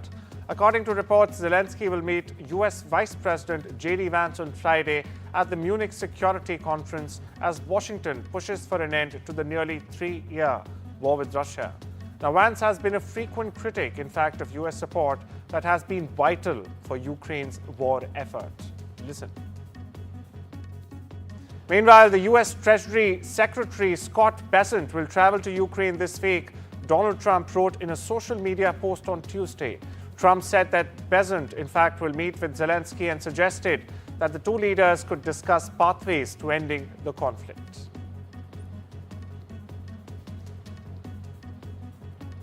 US President Donald Trump and ally and advisor Elon Musk spoke to reporters in the Oval Office Tuesday afternoon, defending slashing of federal government's programs and employees under Musk's Doge program and insisting that they are, quote-unquote, maximally transparent in their efforts. In a rare question and answer session between Musk and reporters, Musk insisted he is not orchestrating a hostile takeover of the government, but in fact, instead, rather, is giving the voters what they asked for to begin with.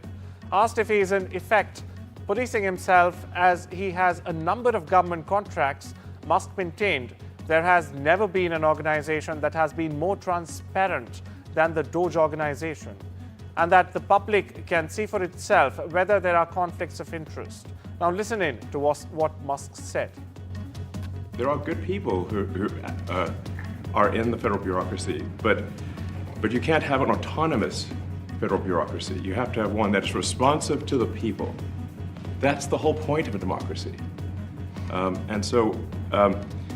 And if you looked at this, if you looked at the founders today and said, what do you think of the way things have turned out? Well, we have this unelected, fourth unconstitutional branch of government, which is the bureaucracy, which has, in a lot of ways, currently more power than any elected representative. And this is not something that people want, and it does not match the will of the people. So it's just something we've got to fix. Mark Fogel, an American teacher who was deemed wrongfully detained by Russia, has been released in what the White House described as a diplomatic thaw, in fact, that could advance negotiations to even end the war in Ukraine. Now, Steve Witkoff, a special envoy for President Donald Trump, left Russia with Fogel, a history teacher from Pennsylvania, and brought him to the White House straight up, where Trump greeted him. Fogel arrived at the White House as he stood next to Trump with an American flag draped around his shoulders. Fogel, who was expected to be reunited with his family by the end of the day, said he would forever be indebted to Trump. Trump said another American would be released on Wednesday, though he declined to name that person or say what country, only saying it was someone very special. Listen in. I feel like the luckiest man on earth right now. and I want you to know that I am not a hero in this at all. And President Trump is a hero. These men that came from the diplomatic service are heroes. The senators and representatives that passed legislation in my honor to get me home are the heroes. Bangladesh's Election Commission has said preparations are underway, in fact, to stage general elections by December this year. This as nationwide vandalisms over the past week prompted the interim Muhammad Yunus government to agree to the proposal. Now, everyone loves a breath of fresh air. Unfortunately, too often, our air is anything but fresh. While air quality varies dramatically around the world, about 99% of the global population, in fact, is exposed to air at some point that doesn't meet the strict standards set by the World Health Organization or the WHO, the agency has reported.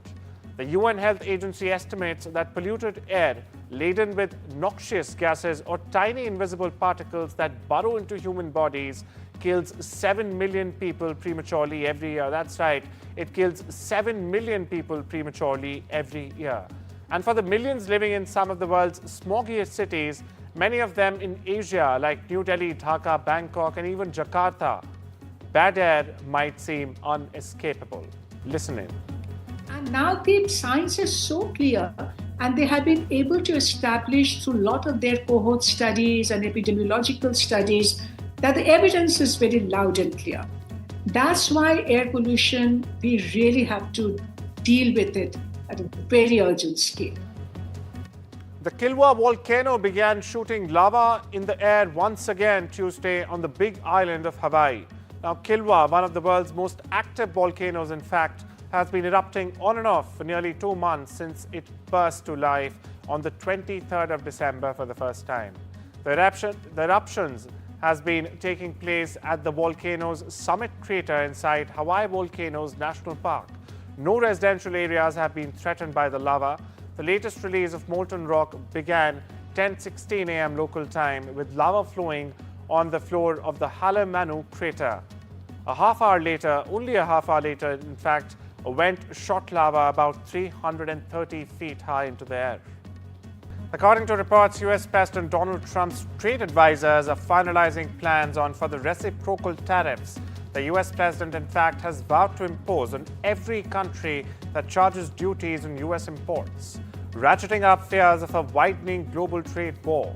Trump stuns markets with his decision on Monday to impose tariffs on all steel and aluminum imports beginning the 12th of March. Now, the plan drew condemnation from Mexico, Canada, and the European Union, while Japan and Australia said they were seeking exemptions from the duties. Meanwhile, reports suggest that Germany's Commerzbank is preparing staff cuts and revamped financial targets in its efforts to, in fact, fend off tie-up advances by Italy's UniCredit. The measures would be more revolutionary or evolutionary than radical, while some conceded that a takeover of the German bank, which saw its stock price jump by 50% since UniCredit's first signaled interest, may be hard to stop. The battle for Commerzbank has become a test case of the country's ability to fend off foreign suitors and preventing its financial center from losing one of its few remaining big commercial banks. Japanese technology investor SoftBank Group has booked a net loss of 369.2 billion yen in the October-December quarter. Now, this as valuations at his Vision Fund investments arm fell. The loss will further raise questions about SoftBank's plans for one of its most ambitious undertakings, a hefty investment in OpenAI. Now, according to reports, the company was in talks to invest up to $25 billion in the ChatGPT creator. Recent media reports have said that the figure has grown to $40 billion, though some of the amount would later be syndicated out to other investors. The chairman of Taiwan's Foxconn said on Wednesday that the company's aim is cooperation with Nissan, not acquisition, as the Japanese automaker's future hangs in the balance after stepping back from merger talks with Honda. Struggling Nissan is again at a crossroads after reports suggested that negotiations with bigger rival Honda to create the world's number 4 automaker had been complicated by growing differences.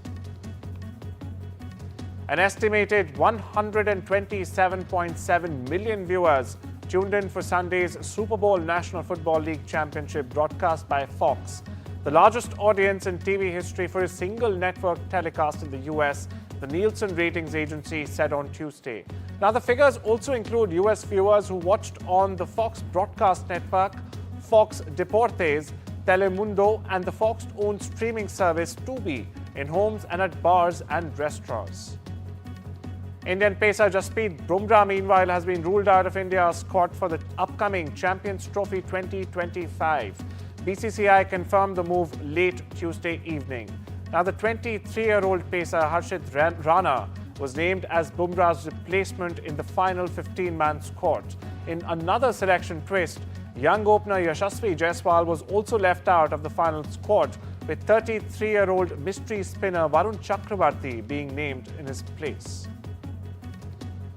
The Los Angeles Dodgers reported for spring training on Tuesday at their Camelback Ranch training camp in Arizona, with fans crowding to see Shohei Ohtani in action. After spending off-season in rehab due to an arm injury Ohtani suffered, which ruled him out for the pitching for the whole of 2024. In fact, the Japanese star returned to the mound showing no signs of discomfort. Ohtani is expected to make a return as a two-way later this year. Chinese animated feature film Ninja 2 has continued its extraordinary Bollywood box office run after becoming the country's highest-grossing movie, captivating audiences both at home and abroad. Now this as the cinematic sensation makes its mark on international screens. Starring the iconic character Ninja from Chinese mythology, the film has quickly become a cultural phenomenon since its release on the 29th of January, the first day, in fact, of the Chinese New Year holiday. Just over the past weekend, the Chinese blockbuster made its highly anticipated North American debut, with a full release scheduled for the 14th of February, or Valentine's Day, in fact, across the continent. Anthony Mackie and Harrison Ford premiered Captain America: Brave New World in Los Angeles on Tuesday. Mackie said his experience in theater helped prepare him for the film's titular role. Mackie ran into his friend and MCU co-star Don Cheadle on the red carpet. Captain America: Brave New World hits US theaters this Friday. You know, the best thing about theater is it teaches you to listen. Like, you know, when you're acting, it's like a game of tennis. You volley to each other. You know, you can't drop the ball. So when you're on the stage, you really have to be in tune with the person that you're on stage with. And that was such a big help shooting this movie, because there's so many different hands in the pot. There's so many different moving parts. You know, being on stage with Harrison Ford, you never want to drop the ball. So, you know, I feel like everybody kind of showed up and played their part and did their best to make the best movie we could. Well, that's a wrap from me. Take care and have a wonderful day.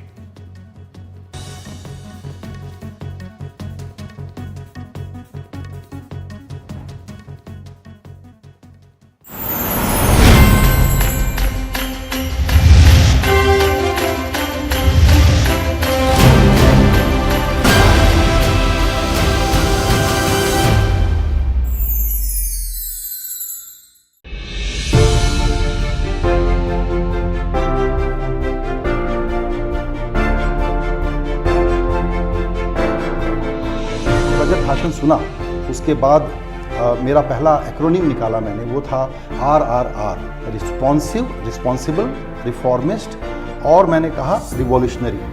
How did you arrive at this number of 12 lakh rupees? हमें लगता है tax payer उस level number से tax भर रहा है, क्या उनको हम कुछ कर सकते हैं? प्राइवेट सेक्टर कैपेक्स अभी तक वो इन्वेस्ट क्यों नहीं कर रहे हैं, जबकि आपका इकोनॉमिक सर्वे ही बताता है कि वो कैश पाइल पे बैठे हुए हैं। अगर कंजम्पशन बढ़ता और उसके तहत लगता है कि ग्रेटर इन्वेस्टमेंट का पॉसिबिलिटी है, वो भी अच्छा ट्रिगर हो सकता है। एआई बहुत तेज़ी से आ रहा है, तो जॉब के चैलेंजेस होंगे, स्किल के चैलेंज पहले से हैं, तो जो ट्रांजिशन पीरियड का स्ट्रगल है नौकरी मुझे अभी चाहिए। पूरे साल का एक्सपोजर दिलाने के लिए हम इंटर्नशिप प्रोग्राम ले आए और इसके साथ साथ इस बजट में भी ट्रेनिंग फॉर एआई इसके लिए सेंटर्स बनाए हैं।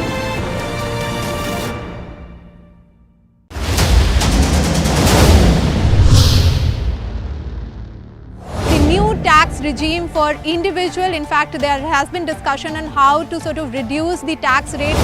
I am now happy to announce that there will be no income tax payable up to income of 12 lakh rupees.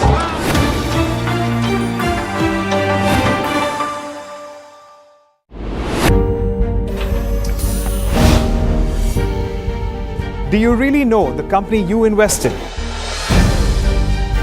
What's the picture behind presentations and claims? Is the outlook as rosy as the company claims?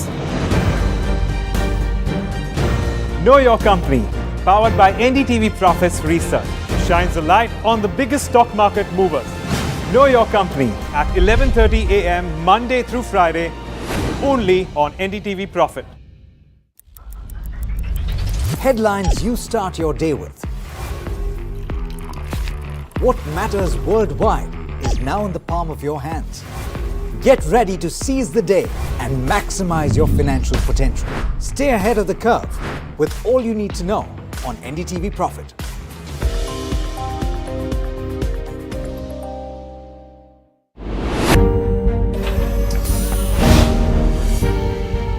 Do you really know the company you invest in? What's the picture behind presentations and claims?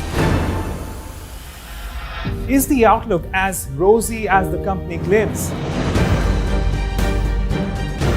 Know Your Company, powered by NDTV Profits Research, shines a light on the biggest stock market movers. Know Your Company at 11:30 a.m. Monday through Friday, only on NDTV Profit. Headlines you start your day with. What matters worldwide is now in the palm of your hands. Get ready to seize the day and maximize your financial potential. Stay ahead of the curve with all you need to know on NDTV Profit.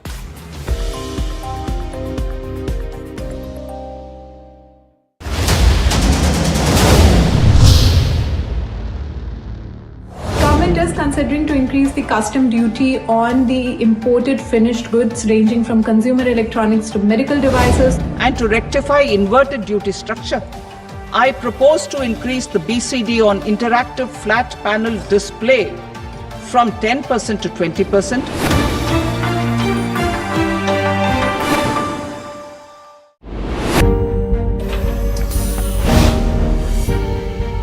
Do you really know the company you invest in?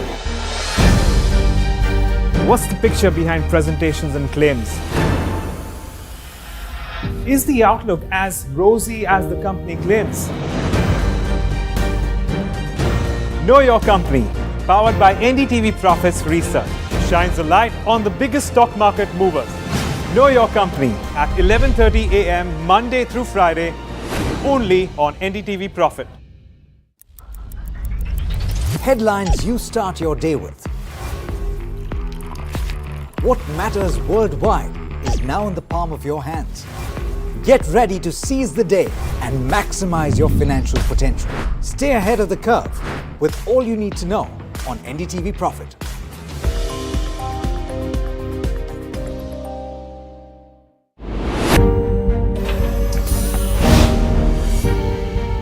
Do you really know the company you invest in? What's the picture behind presentations and claims? Is the outlook as rosy as the company claims? Know Your Company, powered by NDTV Profits Research, shines a light on the biggest stock market movers. Know Your Company at 11:30 a.m. Monday through Friday, only on NDTV Profit. Headlines you start your day with. What matters worldwide is now in the palm of your hands. Get ready to seize the day and maximize your financial potential.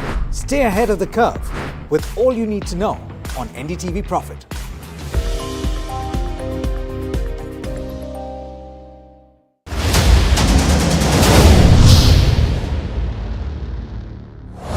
Sources tells NDTV Profit that budget is expected to propose the draft of the new income tax bill. In fact, the draft bill is expected to find a mention in the FM speech on February 1st. I also propose to introduce the new income tax bill next week.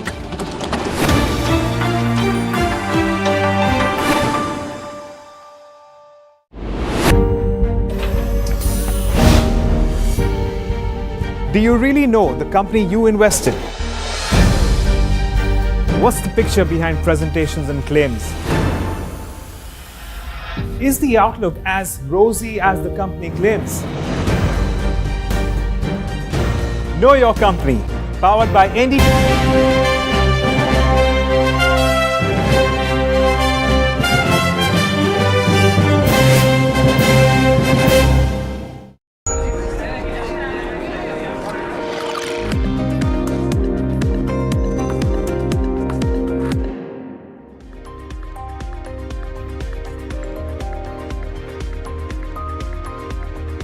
Hello and welcome. Good evening. You're watching Ask Profit only on NDTV Profit, and I'm your host Mallika Mishra. And I'm your host Himakshi Bahuguna, and together we'll be taking up all your stock-related queries. So you can WhatsApp us or you can call us directly. Both the numbers are flashing on your screens right now. And on the show, we are joined by Ravi Singh, SVP Retail Research, Religare Broking, on the technicals. And our fundamental guest will be joining us shortly. So welcome to the show, Ravi. Yeah, good evening, ma'am. Good evening. Now let's get straight to the first query. Raj has written to us from Tamil Nadu saying that he's bought EIH stocks, 1,550 stocks at 166 a piece. And he's asking, although he's asking for a long-term view, and the reason of him buying this particular stock is because hospitality and tourism industry was flourishing after COVID. But his concern is that, the stock has fallen around 350 levels now. So he's asking whether he should stay in this particular company for long term or should he switch to ITC hotels? And if he has to switch, so at what price point should he be buying? Ravi, if you can take that one. Yeah, sure. Ma'am, is made a high of 502 and now is trading at 335. So long-term prospects, it's in a downtrend and it can touch the level of 300 to 280 levels. So this time there is a better strategy. You have to switch your stock at current market price, book your profit here and buy ITC at current market price, because ITC is looking very strong at this point of time. Correction is done and now stock is looking strong and technical are supporting. So the target would be the ITC is 455 to 460 levels in next 8 to 6 months. So that's this point of time, put the stop loss of 380 rupees, switch stocks is a better strategy. Understood. And Ravi, we have another WhatsApp query. Ehsan has written to us and he is saying that he's comparatively new to investing.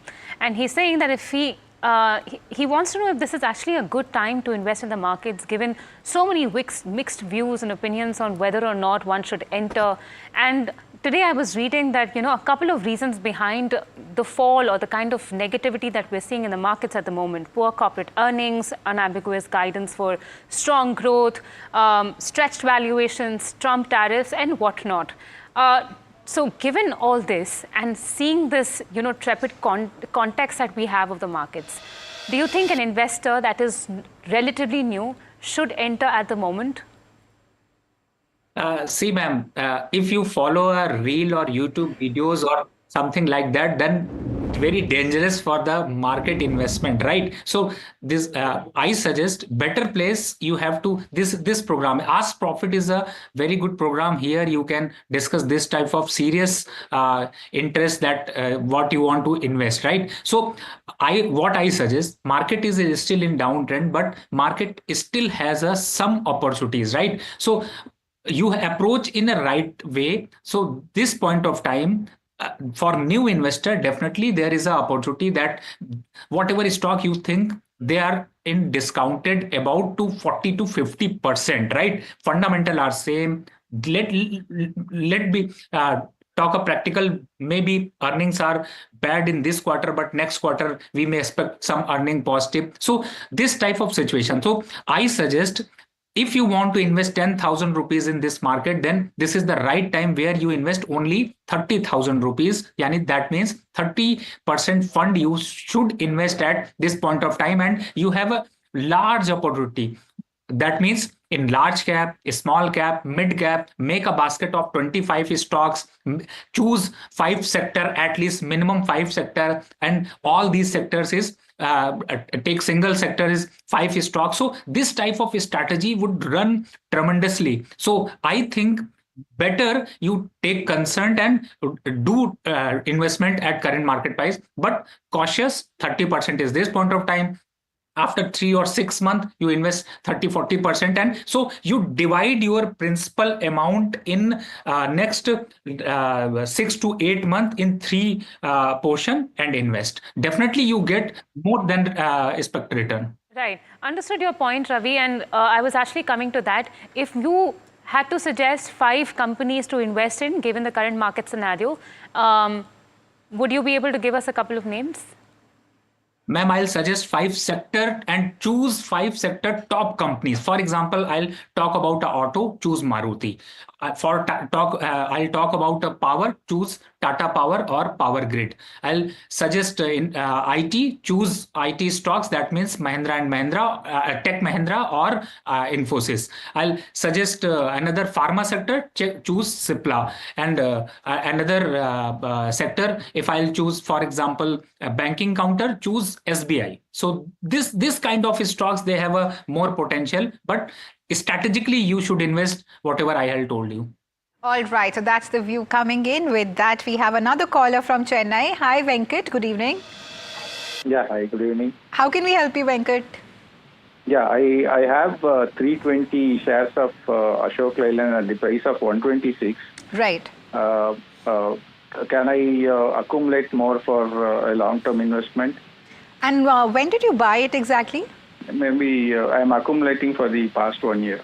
Past 1 year. All right. Yeah. Because, Ashok Leyland just came out with its Q3 earnings also. Net profit was up 36%. Revenue was also up 8.4%. EBITDA was up 20.8%. So those were some decent numbers there. Ravi, what do you have to say for Ashok Leyland?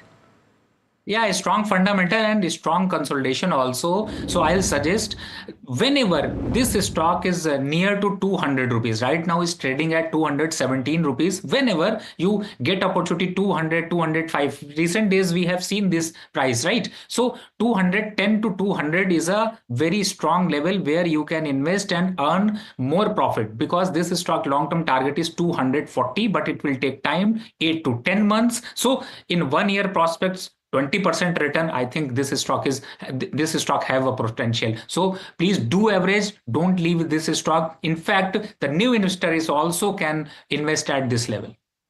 Got it. And now we have Kamal joining us on the phone line from Indore. Hi Kamal, good evening. Yeah, hello, good evening. So my question is regarding Nippon Asset Management. So I bought around 150 shares at the rate of 750. Okay. So my time horizon is close to 1 year. So can I add more quantity on this, or should I keep it whatever I bought? Okay, and when did you purchase these shares at 750? Around 3-4 months before, when the September was out. Okay. So it was, overall result was good last I think 3-4 quarters. So that's why I bought this share. Got it, understood. Ravi, what's your view on Nippon? Kamal holds 150 shares at 750 a piece. The stock is currently trading around 550, has fallen close to 14% in the last 6 months. What's your 1 year view looking like? Ma'am, in fact, I had Nippon Life and SDFC MC I also cover, because these stocks have a clear cut in downward channel, right? So this is the time where you should take some action, and action is only exit, because this stock Nippon, you may see 500, below 500 level, about to 460 to 480 levels. So please take exit, but I'll suggest 1 or 2 stocks at this point of time you can buy also. Number 1, you can add SBI Life if you have a long-term vision, or there is one stock is Tata Power. So this point of time, these two stocks have a more potential, but definitely in this point of time, you should exit at least this below stocks 500 because now trend is down. All right, so that's the view coming in. Now, with that, we have a caller from Kerala. Hi, Kanan. Good evening. Yeah, hi. Good evening. Yes, how can we help you? So my query is regarding Deepak Nitrate.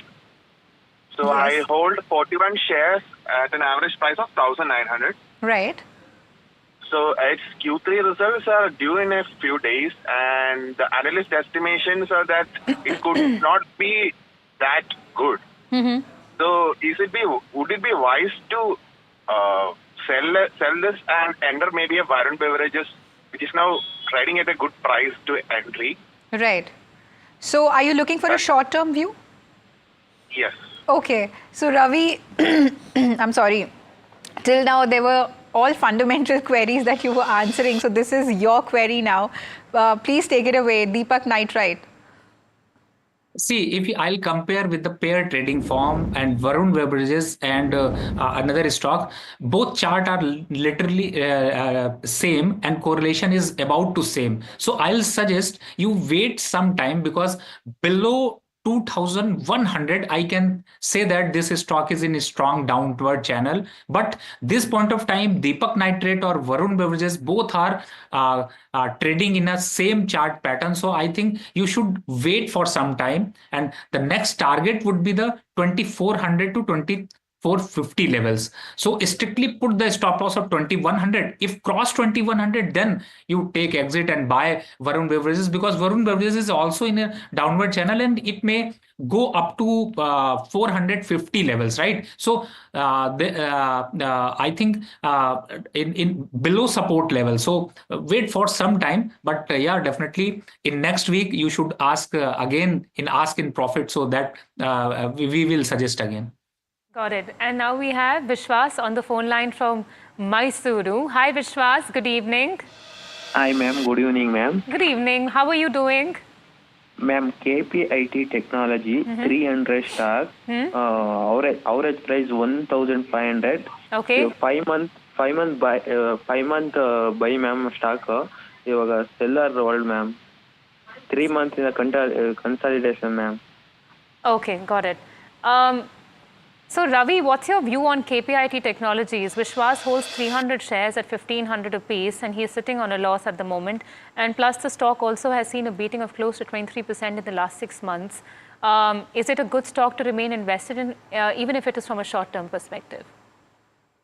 Malika ma'am, actually every stock is in good at this level, but the sentiment is not good, right? So in the starting program, you have speak about the 5 points that overall market, market is not performing. So consider that point.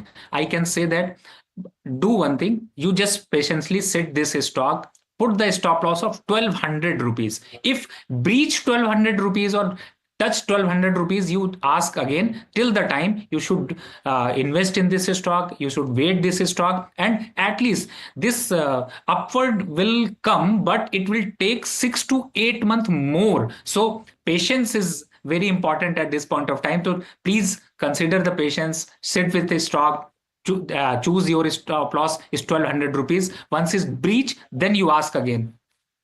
Right, so that's the view coming in.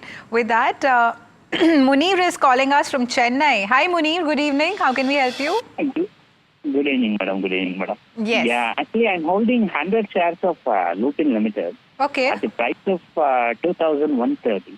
Right. Recently, the result was also very, very good. Yes. But the morning the stock went up, and but the closing it went down gradually. So I just want to know the short-term outlook of this share.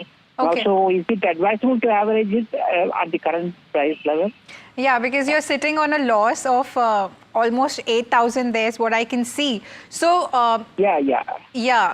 Ravi, today the stock was although up by over 1%, but it's currently trading at 2055 levels. He bought it at 2130. So is it advisable for Munir to stay invested in it for another, let's say, 3 to 4 months? In fact, 1 month is sufficient for the same target. So I can suggest, please hold. Stock is good. Don't panic. Don't listen anyone. Don't go to see any reel or Insta or something like that. Stock is good. Fundamental is good. Chart is good. So please wait. The next target would be the 2400 in next 6 months. Got it. And Ravi, do you hold the same opinion about other pharma counters as well? Because as I mentioned, because of Trump tariffs, pharma space seems to be in a little scared. I don't know what could the impact exactly be, but still there is caution around that area. Yeah, ma'am. Basically, the overall market is in panic situation. That's why we have seen some correction. So maybe pharma sector may be corrected by 2 or 3%, but don't panic at this point of time because all the pharma sector like Sun Pharma, Jyoti Lab, Aarti Drugs, Divi's Lab, and Cipla, Wockhardt Pharma, they are in strong fundamental at this point of time, right? So better to wait in these stocks and don't cut that in this panic situation. Got it. So the moral of the story is to not be scared and to not panic and to stay patient. Venkat is joining us on the phone line from Tirupati. Hi Venkat, good evening. Good evening, ma'am. Please ask away your question, Venkat. Ma'am, I have 50 shares of DAM Capital. Okay. Bought at the price of 395. Okay. Now it's almost 265. Right. I want to buy some more. Is it the right time to buy or wait for some more time? Understood. Ravi, although this stock listed on the stock exchanges quite recently in December, and I'm sure you might not have a lot of technical data to analyze it with its full potential, but what is your view on DAM Capital? What bothers me about the stock is that it has seen sharp cuts and has been on a downward trend. In fact, has fallen close to 20% in the last 1 month itself. And if you look at the ROE and the ROCE, they're quite high. So given that the stock has had such a short time on the stock exchanges and has been able to deliver as much as 55.9% ROE, does that bother you?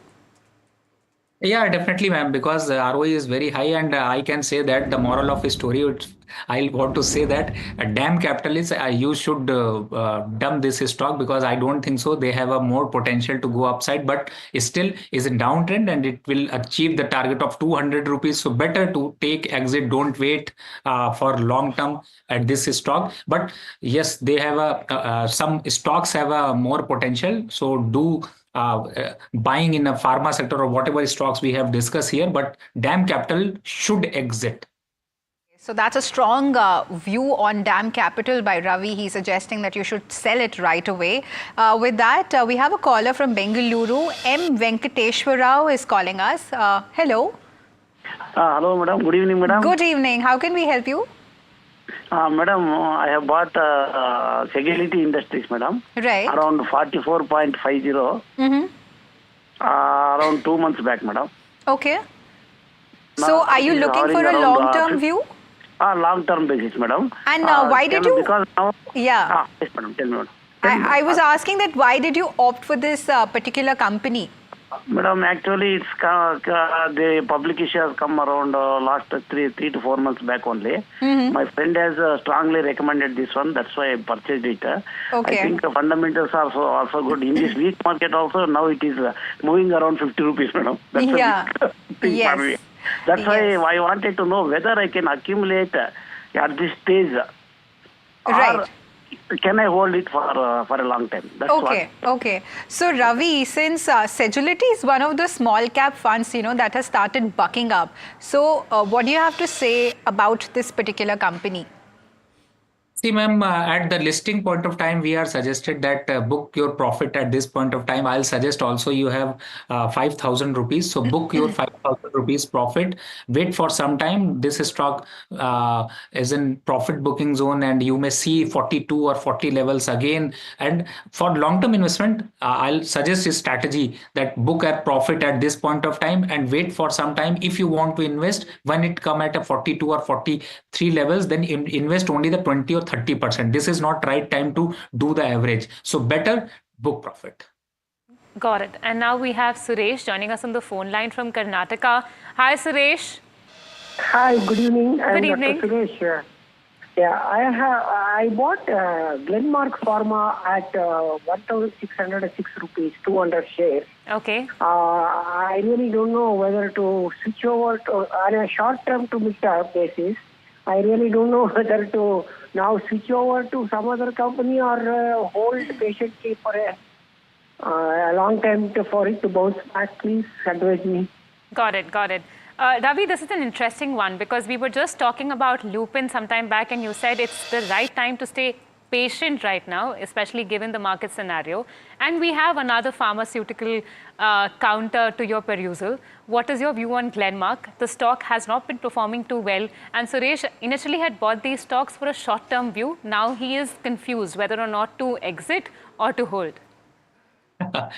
Ma'am, actually, Glenmark Pharma and Cipla and Dr. Reddy's charts are correlated with the about 0.8% of the correlation, and that means 80% correlation. So all stocks are in some profit booking, but overall stocks structure is good. So don't panic, sir. Give some time more and achieve some more returns also. So please stay in this stock, and if you want to add, then add also Cipla and Sun Pharma also. All right, so stay invested in Glen Pharma is what Ravi is suggesting. Now we have a caller from Hyderabad. Hi Ramesh, good evening. Hi, good evening. Yes, please go ahead with your query. I'm trying to buy Coal India and NTPC at current levels. Is it a good time to buy? Okay, and why only these particular companies? Because Coal India is the only source for coal, and NTPC is a thermal power station, right? So the coming summers, right, next 5-6 months it will be huge power consumption, and that would help us, right? So that is the reason I'm trying to. Right. I'm glad that you have done your bit of research there. So it's very nice to know when the investors know that what they are doing and where they are investing. So Ravi, if you can just help our viewer understand whether he should invest in Coal India or NTPC. Yeah, 100%. These stocks have more potential to do positive average. So this point of time, 100% you should invest. Earlier, I told you the strategy is simple strategy. 100. If you have a 10,000 rupees, invest in a 30%. But I can say that in these stock, you can invest 70% of fund of this both two stocks. That means if you have a 10,000 rupees, do 3,500 to 3,500 both the stocks and invest in 70%. When it come below about 350 levels Coal India, then do some more average, whatever you have fund and in NTPC 290 is the best level. So you can't predict the bottom, but this point of time you should invest in these stocks. All right, and with that, we are joined by Lancelot Dacuna, CIO ValueX Wealth Connect, with us on the fundamentals. Welcome to the show, Lancelot. Good evening. So, we were discussing about NTPC and Coal India. So, I'd like to come to you. How are the fundamentals of these two companies looking like? So I think NTPC fundamentals are better than Coal India because Coal India is, the prices are determined based on the import prices to an extent, as well as, because of the supply, there is an issue as far as the, long-term pricing contracts is concerned. So NTPC would be in a better position from a fundamental point of view. Looks like it would be better to buy NTPC rather than, Coal India. Got it. And now we have Zach calling in from Bangalore. Hi, Zach. Hi, ma'am. Please ask away your question. How can we help you? Yes, I was looking at accumulating ITC hotels from now on. Is it a good time to do that, or should I wait for some time? Okay, Zach, do you hold any shares of ITC at the moment? No, nothing at all. Okay, and why does ITC interest you, if I may ask? I'm talking about ITC Hotel. ITC Hotels, okay. Yeah, okay. Because it's just newly listed. It's, I think, 35,000 crore market capital, number 2 after Indian Hotels. Yeah. So there is a lot of upward potential, I believe. So, Got it. That's why I thought I should look into that share. Understood. Okay, Lancelot, what is your take on ITC Hotels? Are you positive about the hospitality space, and does it look like a good stock to invest in, given that it has just debuted on the stock market? So I think, ITC Hotels market cap is about 39,000 crores, as 190 hotels, and is the second largest chain as far as the hotel is concerned. But if you look at the valuations, it's probably trading at a little bit of a premium over, let's say, the valuations for a company like Indian Hotels. So you look at, typically hotels are valued on the basis of EV by EBITDA, and it's trading at almost 30 to 40% premium over Indian Hotels, traditional EV by EBITDA. So I would suggest that, while the business is looking good, growth is very strong because the demand for hotels and tourism sector is very strong, and you should see room revenues also increasing. The valuations, it would be better to wait for maybe a 10-15% drop in price and then look at accumulating. Then your, let's say, margin of safety is a lot higher than buying it at this current point of time. All right. So that's a view coming in. With that, we have a caller from Bihar. Hi, Aniket. Hello, ma'am. Hello, good evening. How can we help you? Hi. So I bought 52 shares of Tata Motors at price of 1,100 rupees. All right. Should I hold it or sell it? And why did you choose Tata Motors in the first place, if I may ask? Yeah. So, we heard so much news about EVs coming in, and Tata Motors is the leader in EV. Yes. So I thought this might be a good call. Yeah, because recently, Tata Motors came up saying that, they are about to set up 4 lakh charging points across India, including 30,000 public charging stations by 2027. So, Lancelot, considering all these updates, what do you have to say on this particular company for long term? Tata Motors is not really only an India play. It is almost 70 to 80% of its revenues as well as its profits come from global market operations, which is basically the Jaguar Land Rover business. So effectively, the valuation of this company, a lot of it depends on how JLR is doing. And if you see globally, China has been a market where it's struggling. Even in the US markets, it's not really getting traction in terms of large number of sales, as well as, growth in sales, as well as growth in profits. So given that background, one should be a little cautious, because when you consider that the future outlook is likely to be challenging, then it doesn't justify the higher P multiple. Even on the India business, while at the moment Tata Motors is the leader in EVs, there are a lot of companies which have also launched their EV products, whether it is Mahindra has recently launched. So that EV space is going to become more competitive, and that competitive intensity increasing is only going to put pressure on margins as well as volumes for Tata Motors. So given that background, I think if one has to, buy the stock, one has to wait for maybe a further correction, another 10, 12, 15% correction, then valuations would become reasonable. At that point of time, one could consider the downsides are all being priced in. All right. So that's a view coming in on Tata Motors. Now, with that, we'll have to slip into a short break, viewers. Keep sending in your queries on WhatsApp and call in right away. We'll be right back for Ask Profit. Stay tuned to NDTV Profit.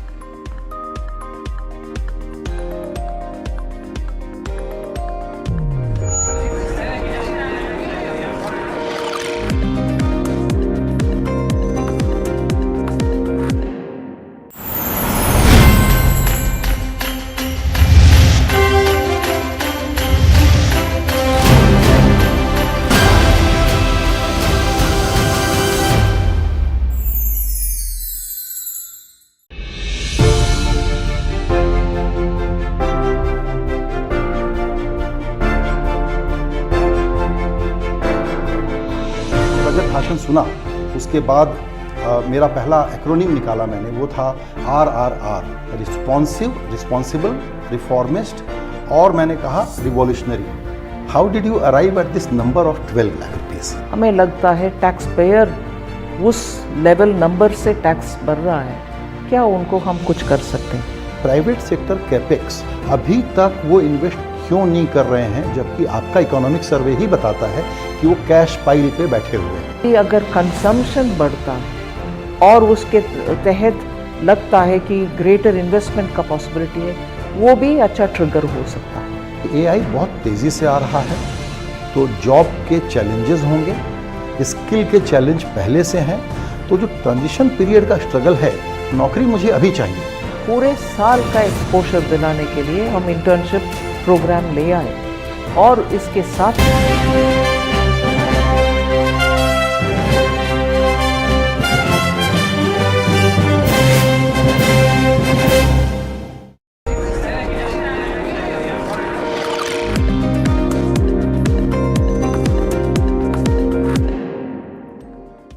Hello and welcome back, viewers. You're watching Ask Profit only on NDTV Profit. We're being joined by Lancelot Tikuna on the fundamentals today, and Ravi Singh is here to answer all your technical queries. So don't forget to call us on the numbers flashing on your screen.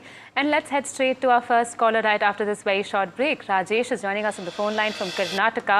Hi, Rajesh. Good evening. Good evening, ma'am. Good evening. Please ask away your question.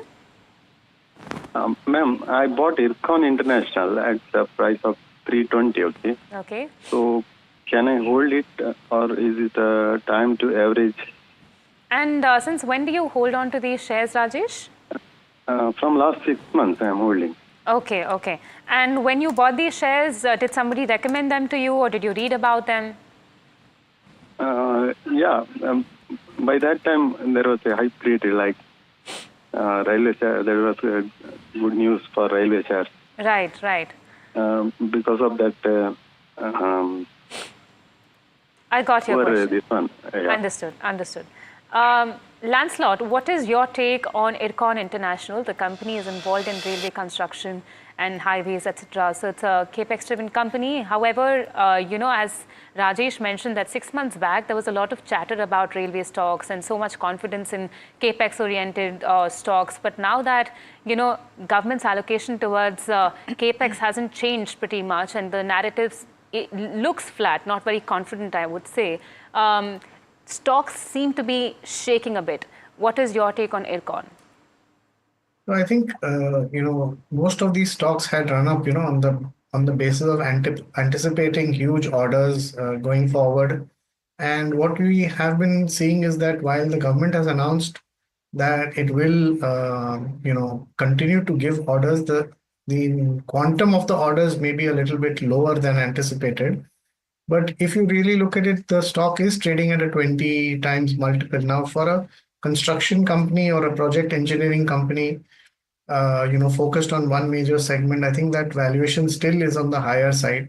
And maybe one could wait for another 20-25% dip, and then it would become fairly attractive at that level. So if one is to look at adding into this company, one should look at lower price points and then look at adding.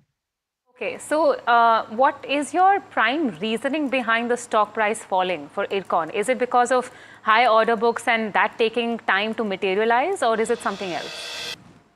So I think it's the order books, you know, the rate at which the order addition is expected to happen will be slower than what it was in the past year. And the market has been actually factoring in a very high rate of order addition as well as, you know, completion of orders. All these orders also take longer than expected in terms of implementation. And that has to get factored into the financial results and the performance of the company. So while, you know, the growth in orders going forward may also taper off, the rate of growth in orders, the actual execution also has to improve at least by 30-40% for the revenues to grow. And I think that will become a little bit of a bottleneck. So we need to see how the management is able to resolve the situation and then turn it around. So given that expectations were very high, valuations were also very high. Now that expectations are getting tapered down to reality, I think valuations will become more reasonable, and then one can definitely look at adding on the stock to a portfolio. So that's the view coming in on Ircon by Lancelot. So we have a caller from New Delhi. Hi, Chandan. Good evening. Hi, good evening, ma'am. Yes, how can we help you? My query is regarding Capacite Infra Projects Limited. Right. Currently, I am holding 500 shares at buying price of 360. And considering a recent market correction, is it right time to build? Yeah, more because it's currently also hovering. You've bought at 360. Currently, it's hovering around 362. So it's around the same, number there. And although the stock was up 3% today, are you looking for a short-term view on it? Yes, my horizon is 2 to 3 months. 2 to 3 months. All right. Ravi, are you positive on Capacite Infra project for 2 to 3 months? Not now, ma'am, because chart structure is not good. So better 1,000 rupees, you should book profit, because I think you may see the target of 320 to 300 levels. Once it achieve the target of 320 to 330, then you can enter again, but not this point of time. So book profit. Okay, so you should book your profits on this company. CP Malhotra is joining us on the phone line from Delhi. Hi, CP Malhotra. Please please ask away your question. My question is, I have bought 10,000 shares of Canara Bank at a rate of 117. What is future for 1 year? And when did you purchase these shares of After Canara Bank? splitting, 3 or 4 months back, splitting is done by Canara Bank, then I bought. Okay, okay. And do you want a long-term perspective on this one or a short-term view? More than 1 year. More than 1 year. Okay. Lancelot, why don't we take this one to you? CP Malhotra from Delhi holds 10,000 shares of Canara Bank at 117 apiece, and he's sitting on a massive loss at the moment. And he invested into these shares just around the split when it happened. The price also does not look very attractive. Do you think it's just a discounted price at the moment, or there is actual pain behind the price fluctuation that we're seeing in the stock? So, when the company announced its results, you saw that, there has been an increase in the income, but the net interest margins were impacted for this quarter, and the outlook also going forward might take a quarter or two before it begins to show some improved, earnings. And if you look at the valuations also, the stock had moved up considerably, so valuations are also a little bit elevated at this point in time. So there can be, one should look at it that rather than paying a higher valuation for a bank that's performance is on an average, it may be better to move to banks where you are getting better valuations in the private sector space. And so it would be a good opportunity to maybe move out of Canara Bank rather than holding on to it and hoping that it does well, and move to maybe banks like ICICI, HDFC, and Axis, where you could see further, upside even in the next 1 year with a much more greater certainty. Right, right. So that's a sell on Canara Bank for the long term. So with that, we have a caller from Bengaluru. Hi, Sanjay. Good evening. Hi, ma'am. How can we help you, Sanjay? Ma'am, Motilal was 1,500 stock. Average price 675. 1 month consolidation, ma'am. 3 months short term, ma'am. Sell or extra share buy, ma'am. Right, because I can see that you are sitting on a loss of 43,000 there. In the last month, you're looking for a short-term view, right? Yes, ma'am. Yeah. Okay. So, Ravi, in the last 6 months, although the stock is up 10%, over 10%, in fact, but, when it reported its Q3 results, so net profit was down 14.4%. So, do you see this reflecting, in the charts as well? Is it advisable for him to stay invested for another 6 months?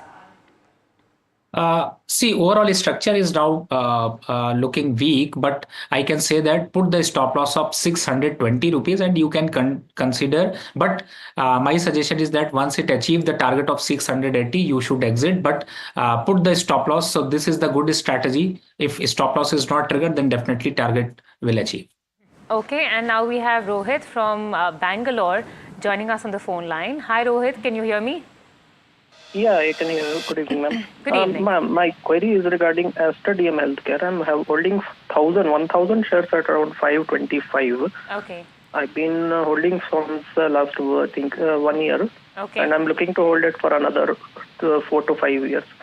So I think it was relatively insulated in the ongoing correction until very recently. Just now it has started slipping. So will I be advised to hold it for a long time or should I exit? Understood. Got it. Lancelot, I will take this one to you. Rohit holds 1,000 shares of Aster DM Healthcare at 525 apiece. The stock is currently trading around 430 levels. And as he mentioned that 1 year back, around April, the price was hovering around 519 or so. It saw a steep fall after that and since then has been gradually recovering on the stock market in different cycles. Now, it did see some kind of downtick and has been gradually seeing that kind of downtrend continue from 6th of Jan onwards. What do you think is happening with the stock at the moment? While the business remains relatively stable, I think the expectations of growth have been tapered down, post their results. And now what we are seeing is that even at this particular price, it's trading at a 81 times multiple, which is a very expensive valuation for a company in that space. So I think given that expensive valuations, one needs to, either exit and book loss and wait for it to come to reasonable valuations, or the time horizon you'll have to hold it for to generate any kind of reasonable returns will have to get extended, beyond 4-5 years. And then you will get returns which are average at best, given the high entry, valuation that one has entered into. So I think the choice is between exiting and booking, what are profits or losses, and waiting for the share to actually correct, significantly from here. And then when the valuations become reasonable, one can look at buying it into and keeping it in the portfolio. Lancelot, I just want to understand this and for clarity purpose. So I observed that you have been pegging premium valuations of a couple of stocks as a reason for them, as a reason for not entering at this given point of time, because valuations are expensive. We have been talking about it, but are there any pockets in the stock market where valuations are reasonably well placed for market participants to enter? Because of course valuations overall are expensive, but are there any pockets where it is reasonable at the moment? Yes, I think if one looks at maybe the large capital goods companies, like Siemens, ABB, market valuations have corrected significantly from their highs. And if you look at the business results, they have shown improvement in their business operations. So here the valuations are becoming reasonable. And, even if you compare it with the, let's say, the 5-year, trailing average multiple, PE multiple, it's still within the range that it was trading within that average multiple. So companies like Siemens, ABB are looking reasonable. Even Larsen and Toubro at this point in time, given that they have a 74 crore, order book, and they're getting a lot more orders from the Middle East, as well as, their businesses picking up even on the domestic side. So considering the valuations, I think a lot of these companies are attractively valued.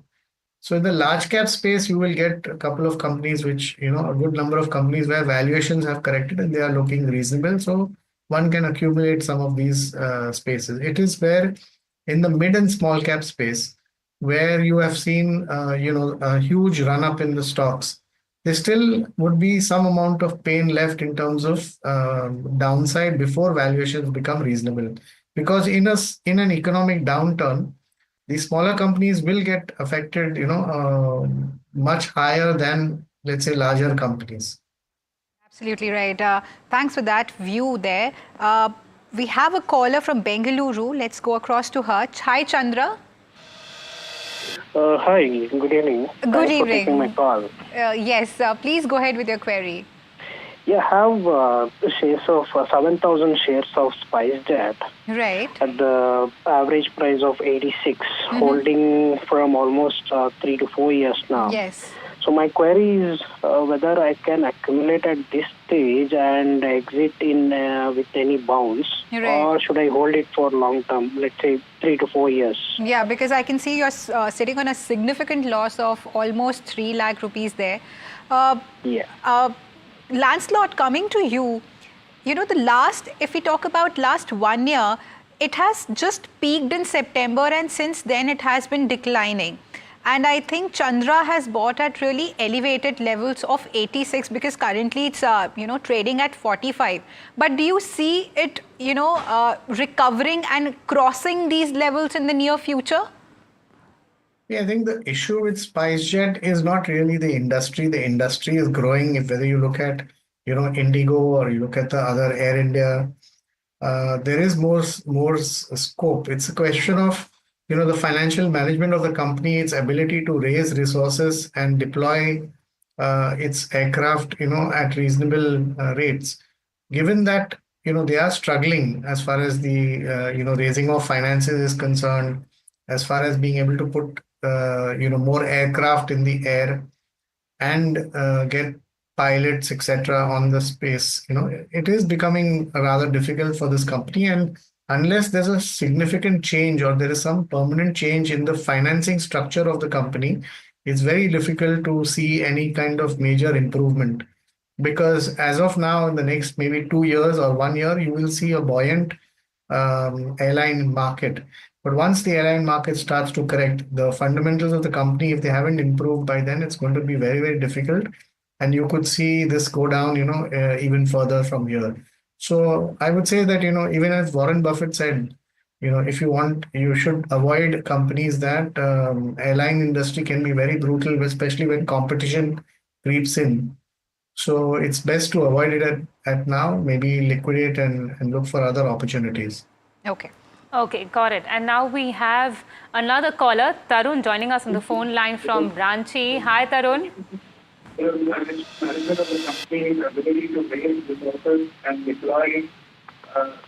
Tarun, can you please decrease the volume of your television so that we can hear you properly? Okay, there seems to be some audio issue. Can I take his query? Okay, got it. So Tarun had actually called us to know about Hindalco Industries. Hindalco, he holds 200 shares at 590 a piece. He's sitting on a profit of close to 2.5K. And the stock has not done badly. Plus, its Q3 results, it did show quite a lot of revenue growth from the India business. Lancelot, what is your view on Hindalco Industries? So I think Hindalco, did come out with good numbers. And even the outlook looks a lot better. There could be some pain in terms of short-term, outlook because global prices may correct further. But if you really look at it, its main business is India-centric. And the demand for aluminium and other products from India is growing. So I think one should be able to look at this as you're buying into this company, maybe at the lower end of its commodity cycle. So to that extent, you can accumulate the stock, and when the cycle turns, I think you will get far higher returns going forward. So definitely one can look at buying into the stock even at these levels. All right, so that's a buy on Hindalco at these levels. With that, we have a caller from Bengaluru. Hi, Setu, good evening. Good evening to you, madam. Actually, I would like to invest about 1 lakh rupees in the stocks now. Okay. Is it the right time to enter now? And if so, then what are the stocks that I can buy? Right. It is about more than 1 year, long term. Yeah. And have you narrowed down any sectors? No. Everything is fine with me. Okay. So, Lancelot and Ravi, I'd like to come to both of you. What are your top picks and what do you suggest Setu? Because he has 1 lakh corpus with him. So, where should he be investing? So I think if you look at the reduction in fall in prices of some of the FMCG companies like Nestle, Marico Industries, they have come out with results which are reasonable, and the outlook is definitely improving over the next, 2 quarters. Maybe in the second half of FY 25-26, you should see some improvement or significant improvement coming back into this space. So these are some of the companies where valuations are attractive, the quality of the companies are good, their businesses are solid, the return on equity is good. So one can look at, buying into some of these companies, including, for example, ITC. ITC has corrected significantly, and while its FMCG business may not have grown as much as as expected, I think the cigarette business still remains strong and is the major cash earner for the company. So going forward, now that the overhang of the hotel company is out, one can look at benefiting from the upside in ITC, as well as there may be a couple of other demergers on the paper business and the other business, which can then become, separate listed entities, and that would unlock the value in ITC. So I think company like ITC, Hindustan Lever, Nestle, these are ones that can be accumulated at this point in time because valuations are reasonable and upside could be significant from here. Right. And Ravi, what are your topics for short term? So 3 stock talk about HUL, ITC and Nestle. I think 10,000 rupees he can divide in 10 stocks. 3 stocks is here. 4 is Ashok Leyland. 5th is Power Grid. And 6th is SBI. And 7th is SAIL. And 8th is PTC. And 9 is Bank of Baroda. And 10th SBI. Great. You've given us a good bucket of stocks. I think, Setu, your question has been answered very nicely there. Malika, you would like to take another caller? Yes, a bumper list of stock picks, I must say. Kailash is joining us on the phone line from Kerala. Hi, Kailash. Good evening. Yeah, good evening. Good evening, Kailash. What's your question? I have 1,500 Birla stocks at the rate of 400. Okay. Now, tell me about this company prospects for next 3 years. Okay. Should I first know about the company from you because you invested in the company? Yes, I invested this over a period of 1 year. Okay. And did somebody recommend this to you or did you read anything about it particularly?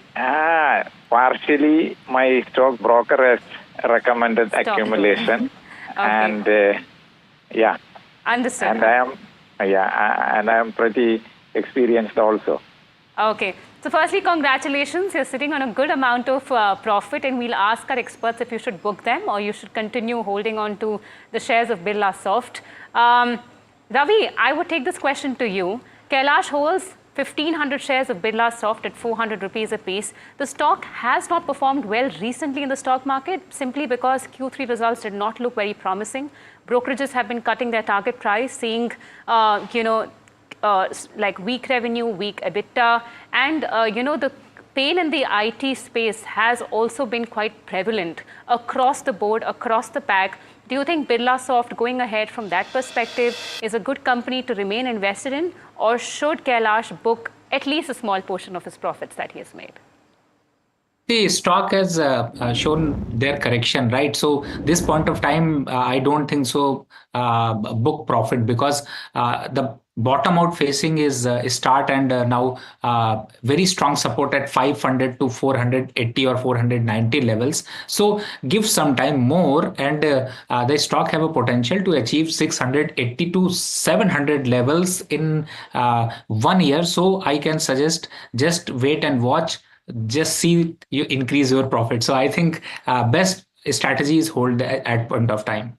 All right. Now let's go across to one more caller from Gurgaon. Hi, Amar. Hi. Good evening. How can we help you?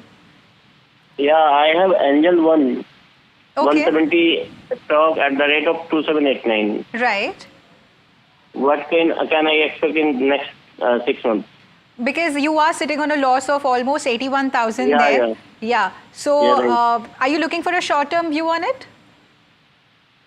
No, I can hold it for 6 months. For 6 months. Okay. So Lancelot, I'll come to you. How are the fundamentals of Angel 1 looking like?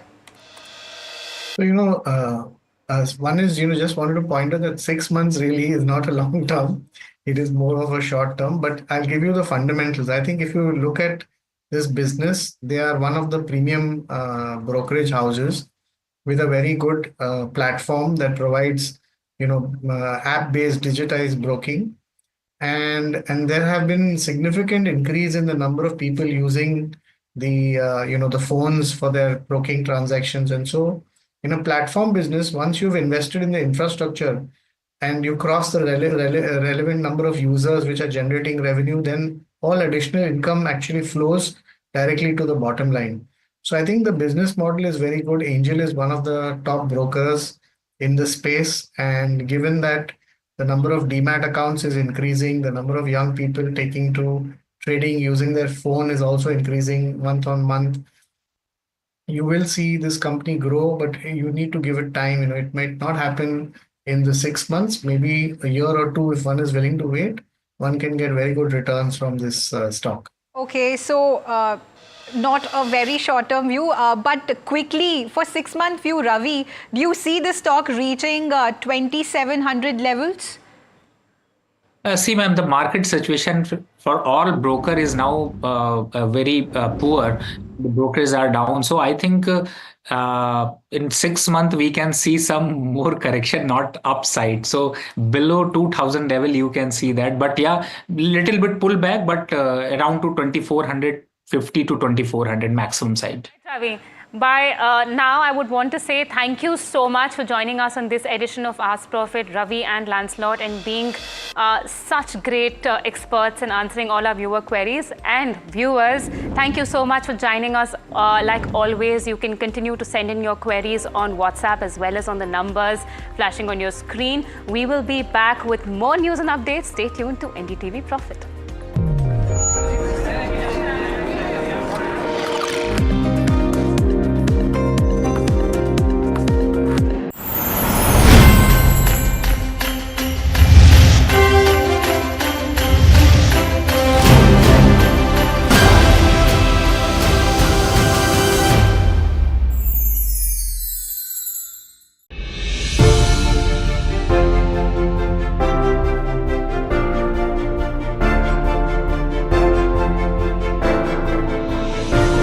सुना उसके बाद मेरा पहला acronym निकाला मैंने, वो था RRR, responsible, reformist, और मैंने कहा revolutionary. How did you arrive at this number of 12 lakh rupees? हमें लगता है टैक्स पेयर उस लेवल नंबर से टैक्स भर रहा है, क्या उनको हम कुछ कर सकते हैं? प्राइवेट सेक्टर कैपेक्स अभी तक वो इन्वेस्ट क्यों नहीं कर रहे हैं, जबकि आपका इकोनॉमिक सर्वे ही बताता है कि वो कैश पाइल पे बैठे हुए हैं। अगर कंजम्पशन बढ़ता है और उसके तहत लगता है कि ग्रेटर इन्वेस्टमेंट का पॉसिबिलिटी है, वो भी अच्छा ट्रिगर हो सकता है। AI बहुत तेज़ी से आ रहा है, तो जॉब के चैलेंजेस होंगे, स्किल के चैलेंज पहले से हैं, तो जो ट्रांजिशन पीरियड का स्ट्रगल है, नौकरी मुझे अभी चाहिए। पूरे साल का एक्सपोजर दिलाने के लिए हम इंटर्नशिप प्रोग्राम ले आए, और इसके साथ साथ इस बजट में भी ट्रेनिंग फॉर AI इसके लिए सेंटर्स बनाए हैं।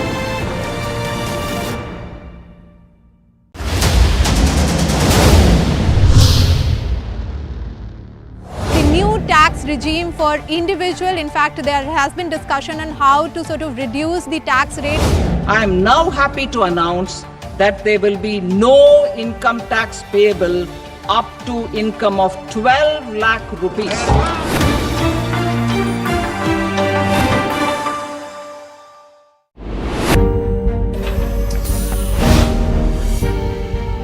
Do you really know the company you invest in?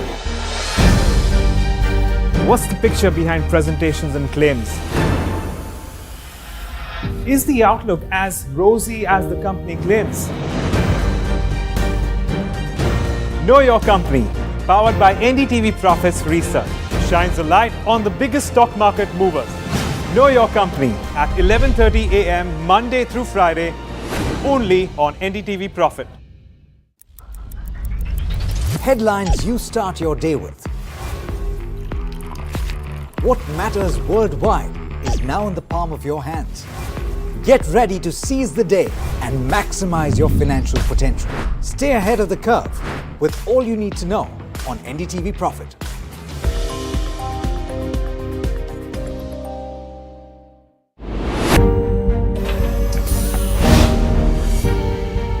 Do you really know the company you invest in? What's the picture behind presentations and claims? Is the outlook as rosy as the company claims? Know Your Company, powered by NDTV Profits Research, shines a light on the biggest stock market movers.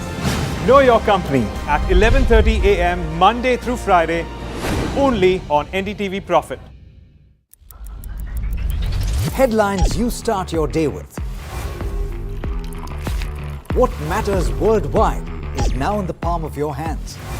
Get ready to seize the day and maximize your financial potential. Stay ahead of the curve with all you need to know on NDTV Profit.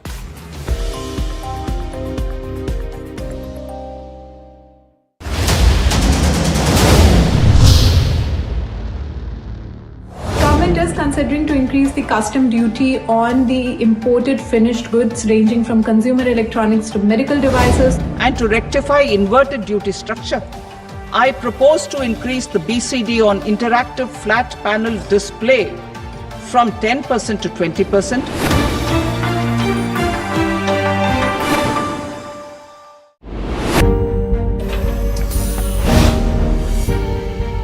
Do you really know the company you invest in? What's the picture behind presentations and claims? Is the outlook as rosy as the company claims? Know Your Company, powered by NDTV Profits Research, shines a light on the biggest stock market movers. Know Your Company at 11:30 a.m. Monday through Friday, only on NDTV Profit. Headlines you start your day with. What matters worldwide is now in the palm of your hands. Get ready to seize the It's an NDTV Profit exclusive. After tabling the income tax bill in the Lok Sabha, the government sets up a committee to review and revise existing income tax rules in line with the bill. And after a big relief for the middle class in the budget, now the tax code to be simplified. Finance Minister Nirmala Sitharaman tables the new income tax bill in Lok Sabha. United States President Donald Trump describes Thursday in the US as the big one, as he is about to introduce reciprocal tariffs.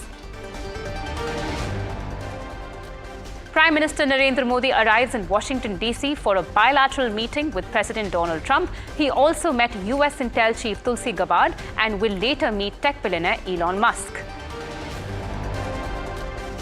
After N. Biren Singh resigned as Manipur's chief minister on Sunday, presidents rule now in Manipur. Benchmark indices end flat with a negative bias. Sectorial indices end mixed, with pharma gaining on potential exemptions to reciprocal tariffs on pharmaceuticals by the White House.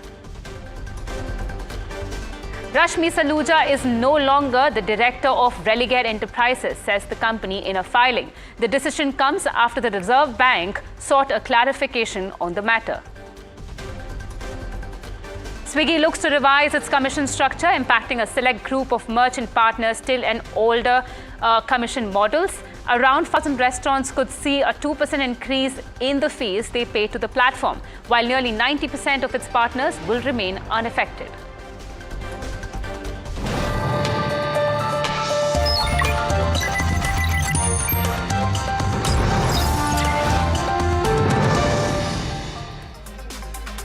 Hello and welcome. Good evening. This is Profit 360 on NDTV Profit and I'm your host Malika Mishra. Along the next half an hour, we will bring you the latest on markets as well as national and international news. Now, to begin with, in a significant move, the government has set up a committee to review and revise existing income tax rules in line with the tabled IT bill, sources tell us exclusively. Now, the panel will recommend changes to ITR forms and related guidelines to ensure alignment with the new framework. Sources say Revenue Secretary and CBDT officials recently held a video conference to discuss the nuances of the new bill. Meanwhile, the tax department is focusing on capacity building to better understand and implement the proposed changes. Union Finance Minister Nirmala Sitharaman tables the new Income Tax Bill 2025 in the Lok Sabha. Spanning 622 pages, the new IT Bill 2025 aims to replace the 60-year-old Income Tax Act of 1961 and once passed will be called the Income Tax Act 2025. Let's listen in to the announcement itself. With your permission, I rise to move for leave to introduce a bill to consolidate and amend the law relating to income tax. With your permission, sir, 3 members have mentioned about the objections to introduction of this bill.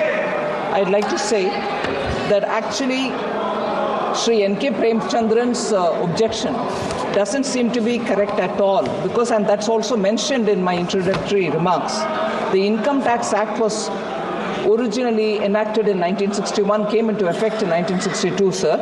At that time, they had only 298 Act sections, and that is correctly referred. But then as the time went by, year after year, many more sections were added. And as it stands today, there are 819 sections. From that 819, we are bringing down to 536. So he should look at what it is today rather than what is in 1961. That I'm moving a motion. With your permission, sir, I rise to move that the House agrees to authorize Honorable Speaker, yourself, sir, to constitute a select committee of this House on the Income Tax Bill 2025. The terms and conditions regarding the committee will also be decided by the Honorable Speaker. The committee shall make a report by the first day of the next session. I move this motion. एक बार bill को introduce कर दें. Okay, bill को introduce कर दें. So I introduce the bill. Let's now listen in to a report sent by my colleague Shrimi on the same matter. Let's talk about hits and misses in the new income tax bill introduced in the parliament today. As long as positive goes, fewer pages, lesser sections and subsections are getting merged into the main sections. Now, this is of course helping taxpayer to reduce the complexity and make it simple for them to understand. Moving on, there are a lot of changes in terms of, languages, especially if you see the assessment year now being replaced with the tax year in line with global practices, especially in UK and Australia. There are changes there in the dispute resolution panel, which were earlier, dealing with the international transaction, but now the bill is proposing to have small taxpayer and domestic transaction as well. Other than that, a lot of emphasis on, virtual digital assets over a period of time. In recent past, we have seen new asset class are getting included. So that inclusion in terms of taxability is there in the new income tax bill. Now, a lot of focus also on the tabular format as far as TDS and TCS provisions are concerned. There are, different rates across the category. So that is there in the tabular form. And in fact, in the approach also, we have seen it's a lot of formula-based approach instead of having definition-based approach. Other than that, the tax charter for the rights of taxpayer is also bill is proposing at this point of time. In fact, in terms of anti-avoidance rules, if you see, and the rules related to NRI's residency clauses, there are some changes and tweaks are there, and there is more tightening bill is proposing in the parliament today. Other than that, there's some powers also been given to the assessing officer as far as search and seizure actions are concerned. But if you see the misses, there's no major policy changes, and it was not anticipated also. So there is no change in the tax rates or cut. There is no substantial reduction in the key section as such. So There are some sort of sunset clauses also there, which was anticipated. There was no mention there. So in a nutshell, it's the kind of income tax bill was introduced in the parliament today, retain the kind of structure which is there in the existing act, and it's more of a review, you know, removing the redundant provisions and sections and making it more tax friendly. Benchmarks end flat with a negative bias. The Nifty ends above 23,000 mark, whereas the Sensex ends above 76,100 levels. Sectorial indices end mixed, with pharma gaining on potential exemptions to reciprocal tariffs on pharmaceuticals by the White House. Mahima is here with a market wrap. Right, so the Nifty and Sensex did turn green in the mid day of the trade, but it closed flat. Now, in terms of what stocks, kind of made it to the list, Bajaj Finserv, Sun Pharma and Tata Steel were the top gainers on the Nifty. Nifty ended lower for the 7th consecutive session. The Midcap 150 ended 0.16% lower, higher for the day, but led by Muthoot Finance, SBI Cards as well as Godrej Properties. In terms of small cap, it ended around 0.35% lower for the day. It was dragged by Natco Pharma, Godfrey Phillips and Aegis Logistics. In terms of the small cap, 250 it ended lower for the 6th consecutive session. The Nifty Pharma was the top sectoral gainer for the day, led by Ipca Labs, JB Chem and Pharma. And Sun Pharma as well. The Nifty Pharma Realty snaps 3 days losing streak now. The Nifty Metal Financial Services ended higher on the 2nd consecutive day. The Nifty Media snaps a 5 days losing streak. In terms of the Nifty Auto, it ended lower for the 4th consecutive day. Nifty Oil and Gas ended lower for the 6th consecutive session, and Nifty FMCG ended lower for the 9th consecutive session. Nifty IT ended lower for the 5th consecutive session so far. So this is the overall view as to how markets have panned out today. Right, Mahima, thank you for wrapping the market for us. Let's get you the fund flow picture of this evening. Foreign institutional investors continue their selling spree. They offloaded shares worth 2,790 crore rupees, while domestic investors continue to mop up Indian equities worth 2,935 crore rupees.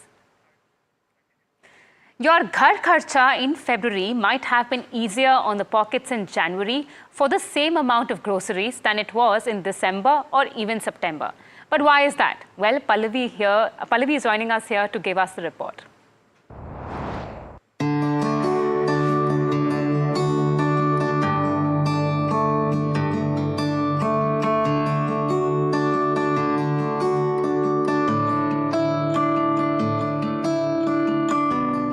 Visit to the local sabzi mandi or even ordering your groceries online might finally be burning a slightly smaller hole in your pocket than it would have been up until a few months back.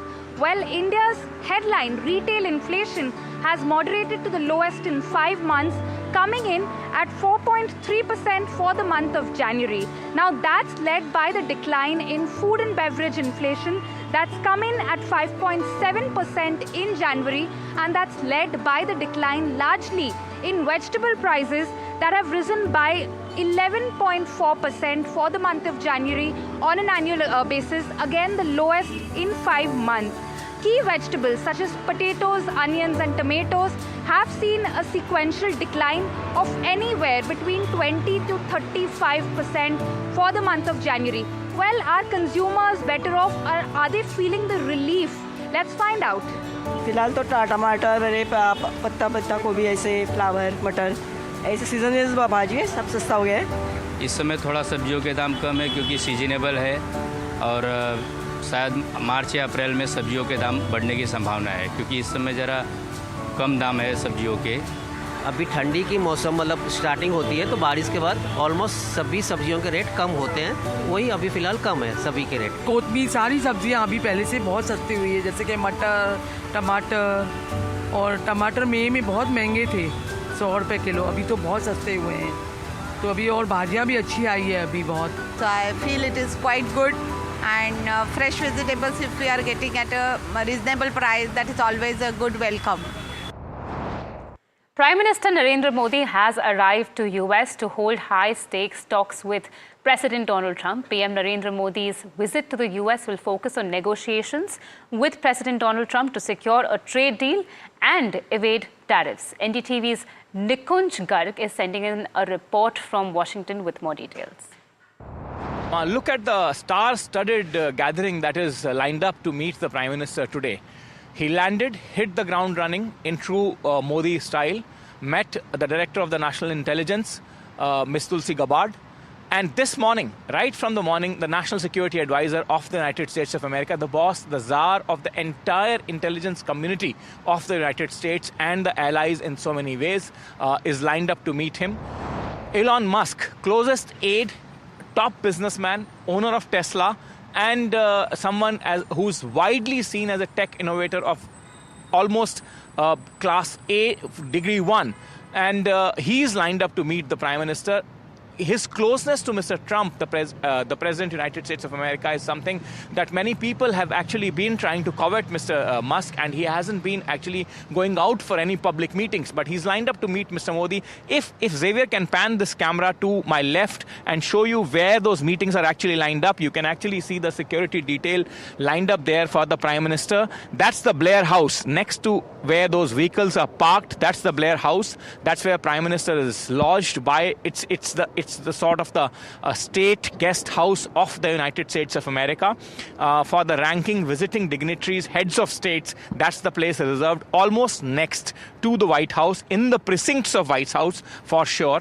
That's the place where Prime Minister currently is, and that's where all of these gentlemen, from the boss of the American national security, the National Security Advisor of the United States of America, then Mr. Elon Musk, and then Vivek Ramaswamy, again somebody very closely associated with the Republican Party, an entrepreneur of quite a high magnitude, a very young entrepreneur on top of that, somebody who was working closely with the entire Trump campaign during the entire duration of that, is also lined up. And remember, this is all three of this high-powered sort of panel, extremely high-powered sort of panel in just the first half of the day, in the first few hours of the day, beginning around 10 a.m. Washington time and ending up around 12:30 Washington time.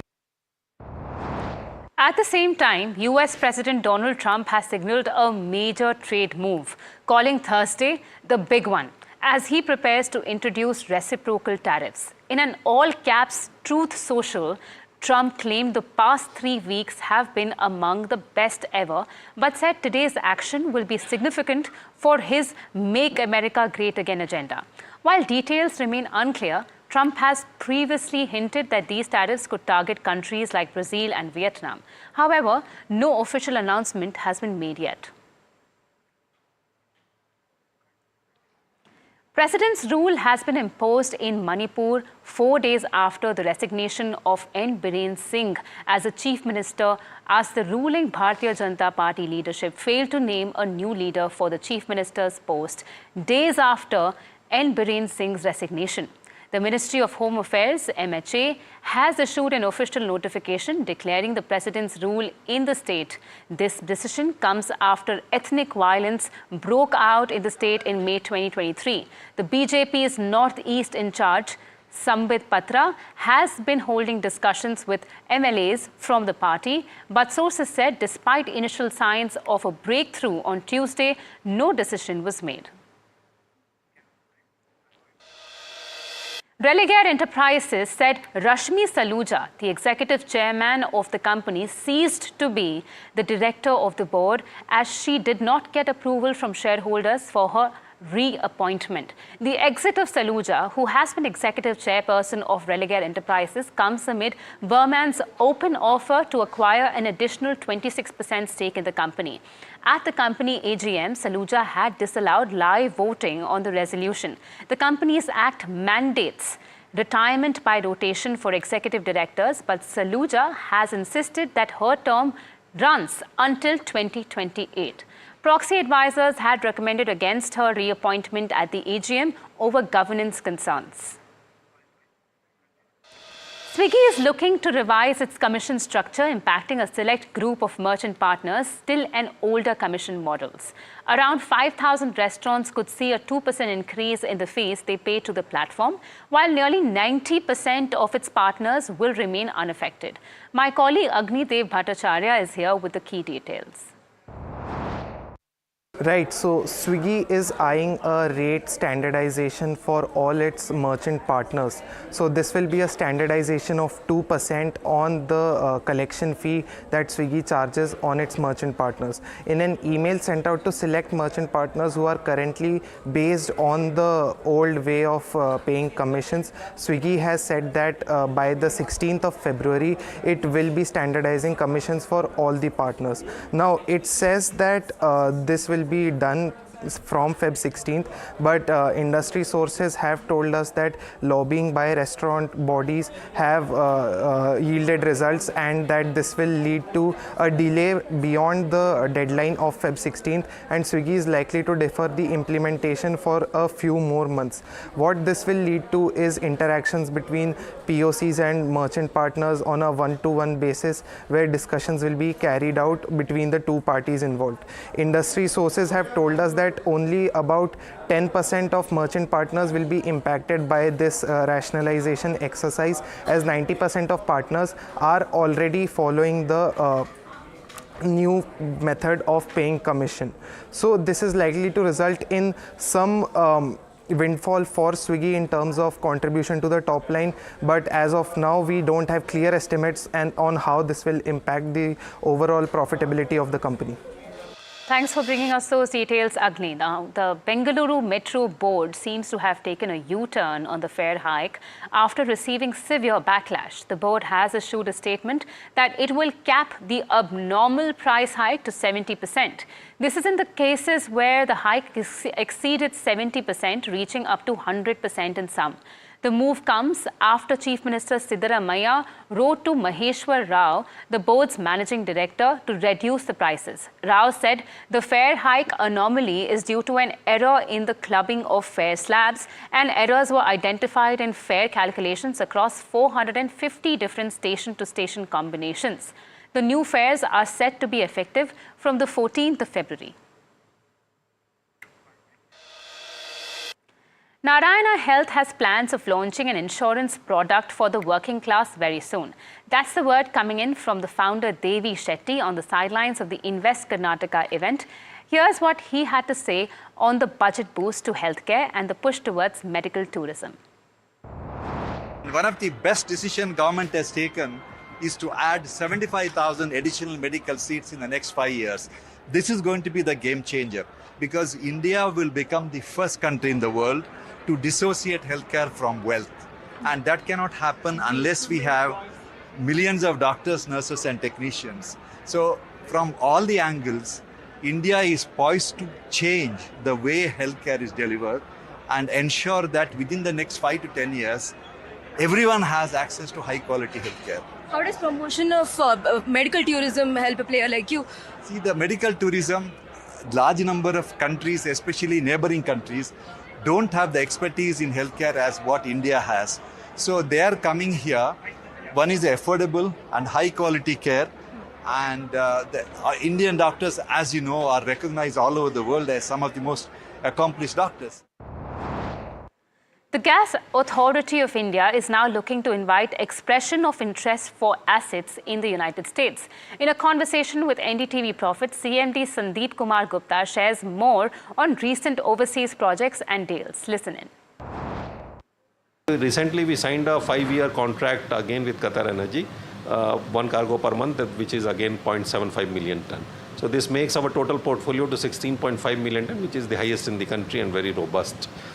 And we will be continuously in the market to line up more volumes as the demand in the country grows. So, which is the new asset that you are planning to look at in US? Considering that lot of potential is there in US for gas, we have plans of taking equity in one of the liquefaction terminals along with some contract for long-term gas also. So we ran a process of EOI, but that had to be shelved because of the pause by the earlier US administration. Now that the pause has been lifted, we will be soon reviving that process at an opportune time. Let's now take a look at how the global markets are faring. Wall Street opens slightly higher. This is as investors are trying to shake off inflation worries, with the wholesale inflation for January rising 0.4%. What's also important to note is a concern around retaliatory tariffs that have been threatened by US President Trump. On the other hand, what seems to be easing the tension is that the jobless claims for the week ending February 8th came in at 213,000, lesser than the estimated 216,000. Meanwhile, European stock market traded higher amid rising hopes of an end to Russia-Ukraine war, bringing a positive sentiment overall. Well, viewers, Valentine's Day is here and love is truly in the air. This year, young Indians are splurging more than ever, turning it into a week-long celebration. Spending remains high, with roses, chocolates and romantic gestures leading the way. Take a look at the latest report from Sesa Sen. While Valentine's Day on February 14th is globally recognized, in India, the days leading up to it are increasingly becoming popular. Each day is dedicated to a specific theme, starting with Rose Day on February 7th, followed by Chocolate Day, Teddy Day, and more. This trend is prompting businesses to make the most out of this lucrative event, with sales expected to touch record high this year. This is the first Valentine and I've been here for a long time at F&P. I see almost in terms of volumes, number of orders which we are doing, I see a 300% growth. And this is something which I had never seen. And primarily this is because of the quick commerce platforms wherein we are able to supply the bouquets, the hampers, and this is giving us a very phenomenal growth. Rose Day is a very substantial day for us, wherein we have multiple offerings on flowers, whether it is starting from a single stem to a arrangement which is maybe around 25,000 rupees. So on Rose Day, we saw a growth of, in terms of volume of orders, we saw around 100% growth. In terms of revenue, we would have seen somewhere around 50% growth. E-commerce and quick delivery platforms are driving demand and launching aggressive marketing campaigns to promote all kinds of romantic gift items. Many young adults are also spending on experiences like a staycation or a spa day. Now, although prices are higher than last year, so is the demand. Many hotels and resorts are fully booked for the Valentine's weekend. February has always been a strong month for all hospitality sector, and we normally see 80-85% occupancy. So this year also we are expecting a similar occupancy, but what is benefiting us is the robust growth in the ADR. So if you look at our ADRs over last year, we are seeing a growth of around 17 to 18%. So which will benefit us in overall revenue, and we are expecting a growth of around 20%. Estimates suggest that Indians spend roughly 25,000 crore rupees on Valentine's Day. Now, while the formal sector thrives, a significant part of this Valentine's business remains unmonitored. Street vendors and local florists are bustling with activity as young adults don't mind spending to express their feelings. Overall, the impact on consumption is noteworthy, and businesses are hopeful of a recovery as consumer sentiments improve. In Delhi, this is Sesha Sen for NDTV Profit. Well, viewers, with that, it's a wrap on this edition of Profit 360, but do stay tuned to NDTV Profit for more news and updates.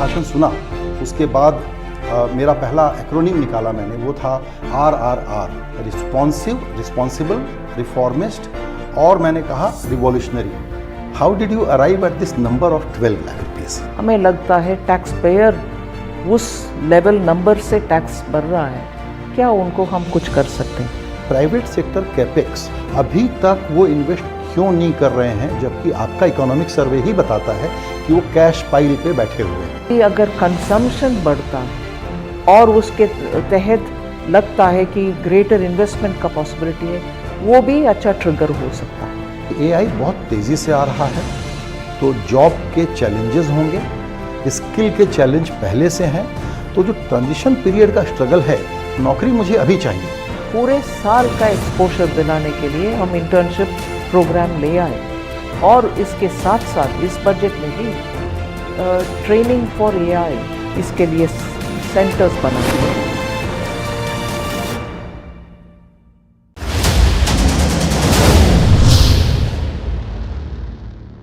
This entire special package and measures are kind of focused on AI skilling and how to sort of facilitate the AI centers which is existing at this point of time. Now a center of excellence in artificial intelligence for education will be set up with a total outlay of 500 crores.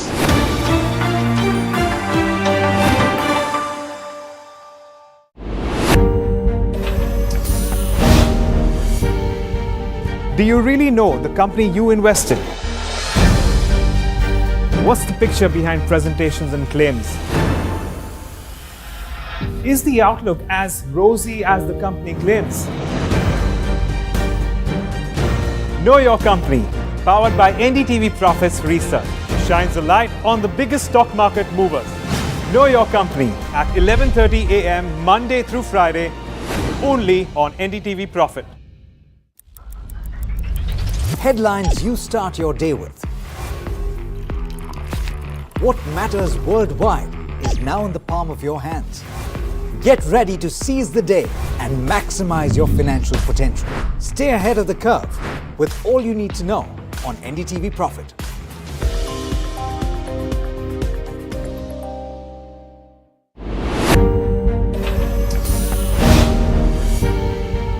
Do you really know the company you invest in? What's the picture behind presentations and claims? Is the outlook as rosy as the company claims? Know your company, powered by NDTV Profits Research, shines a light on the biggest stock market movers. Know your company at 11:30 a.m. Monday through Friday, only on NDTV Profit. Headlines you start your day with. What matters worldwide is now in the palm of your hands. Get ready to seize the day and maximize your financial potential.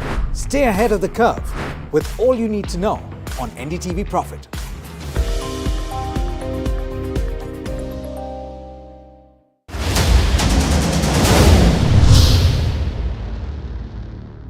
Sources telling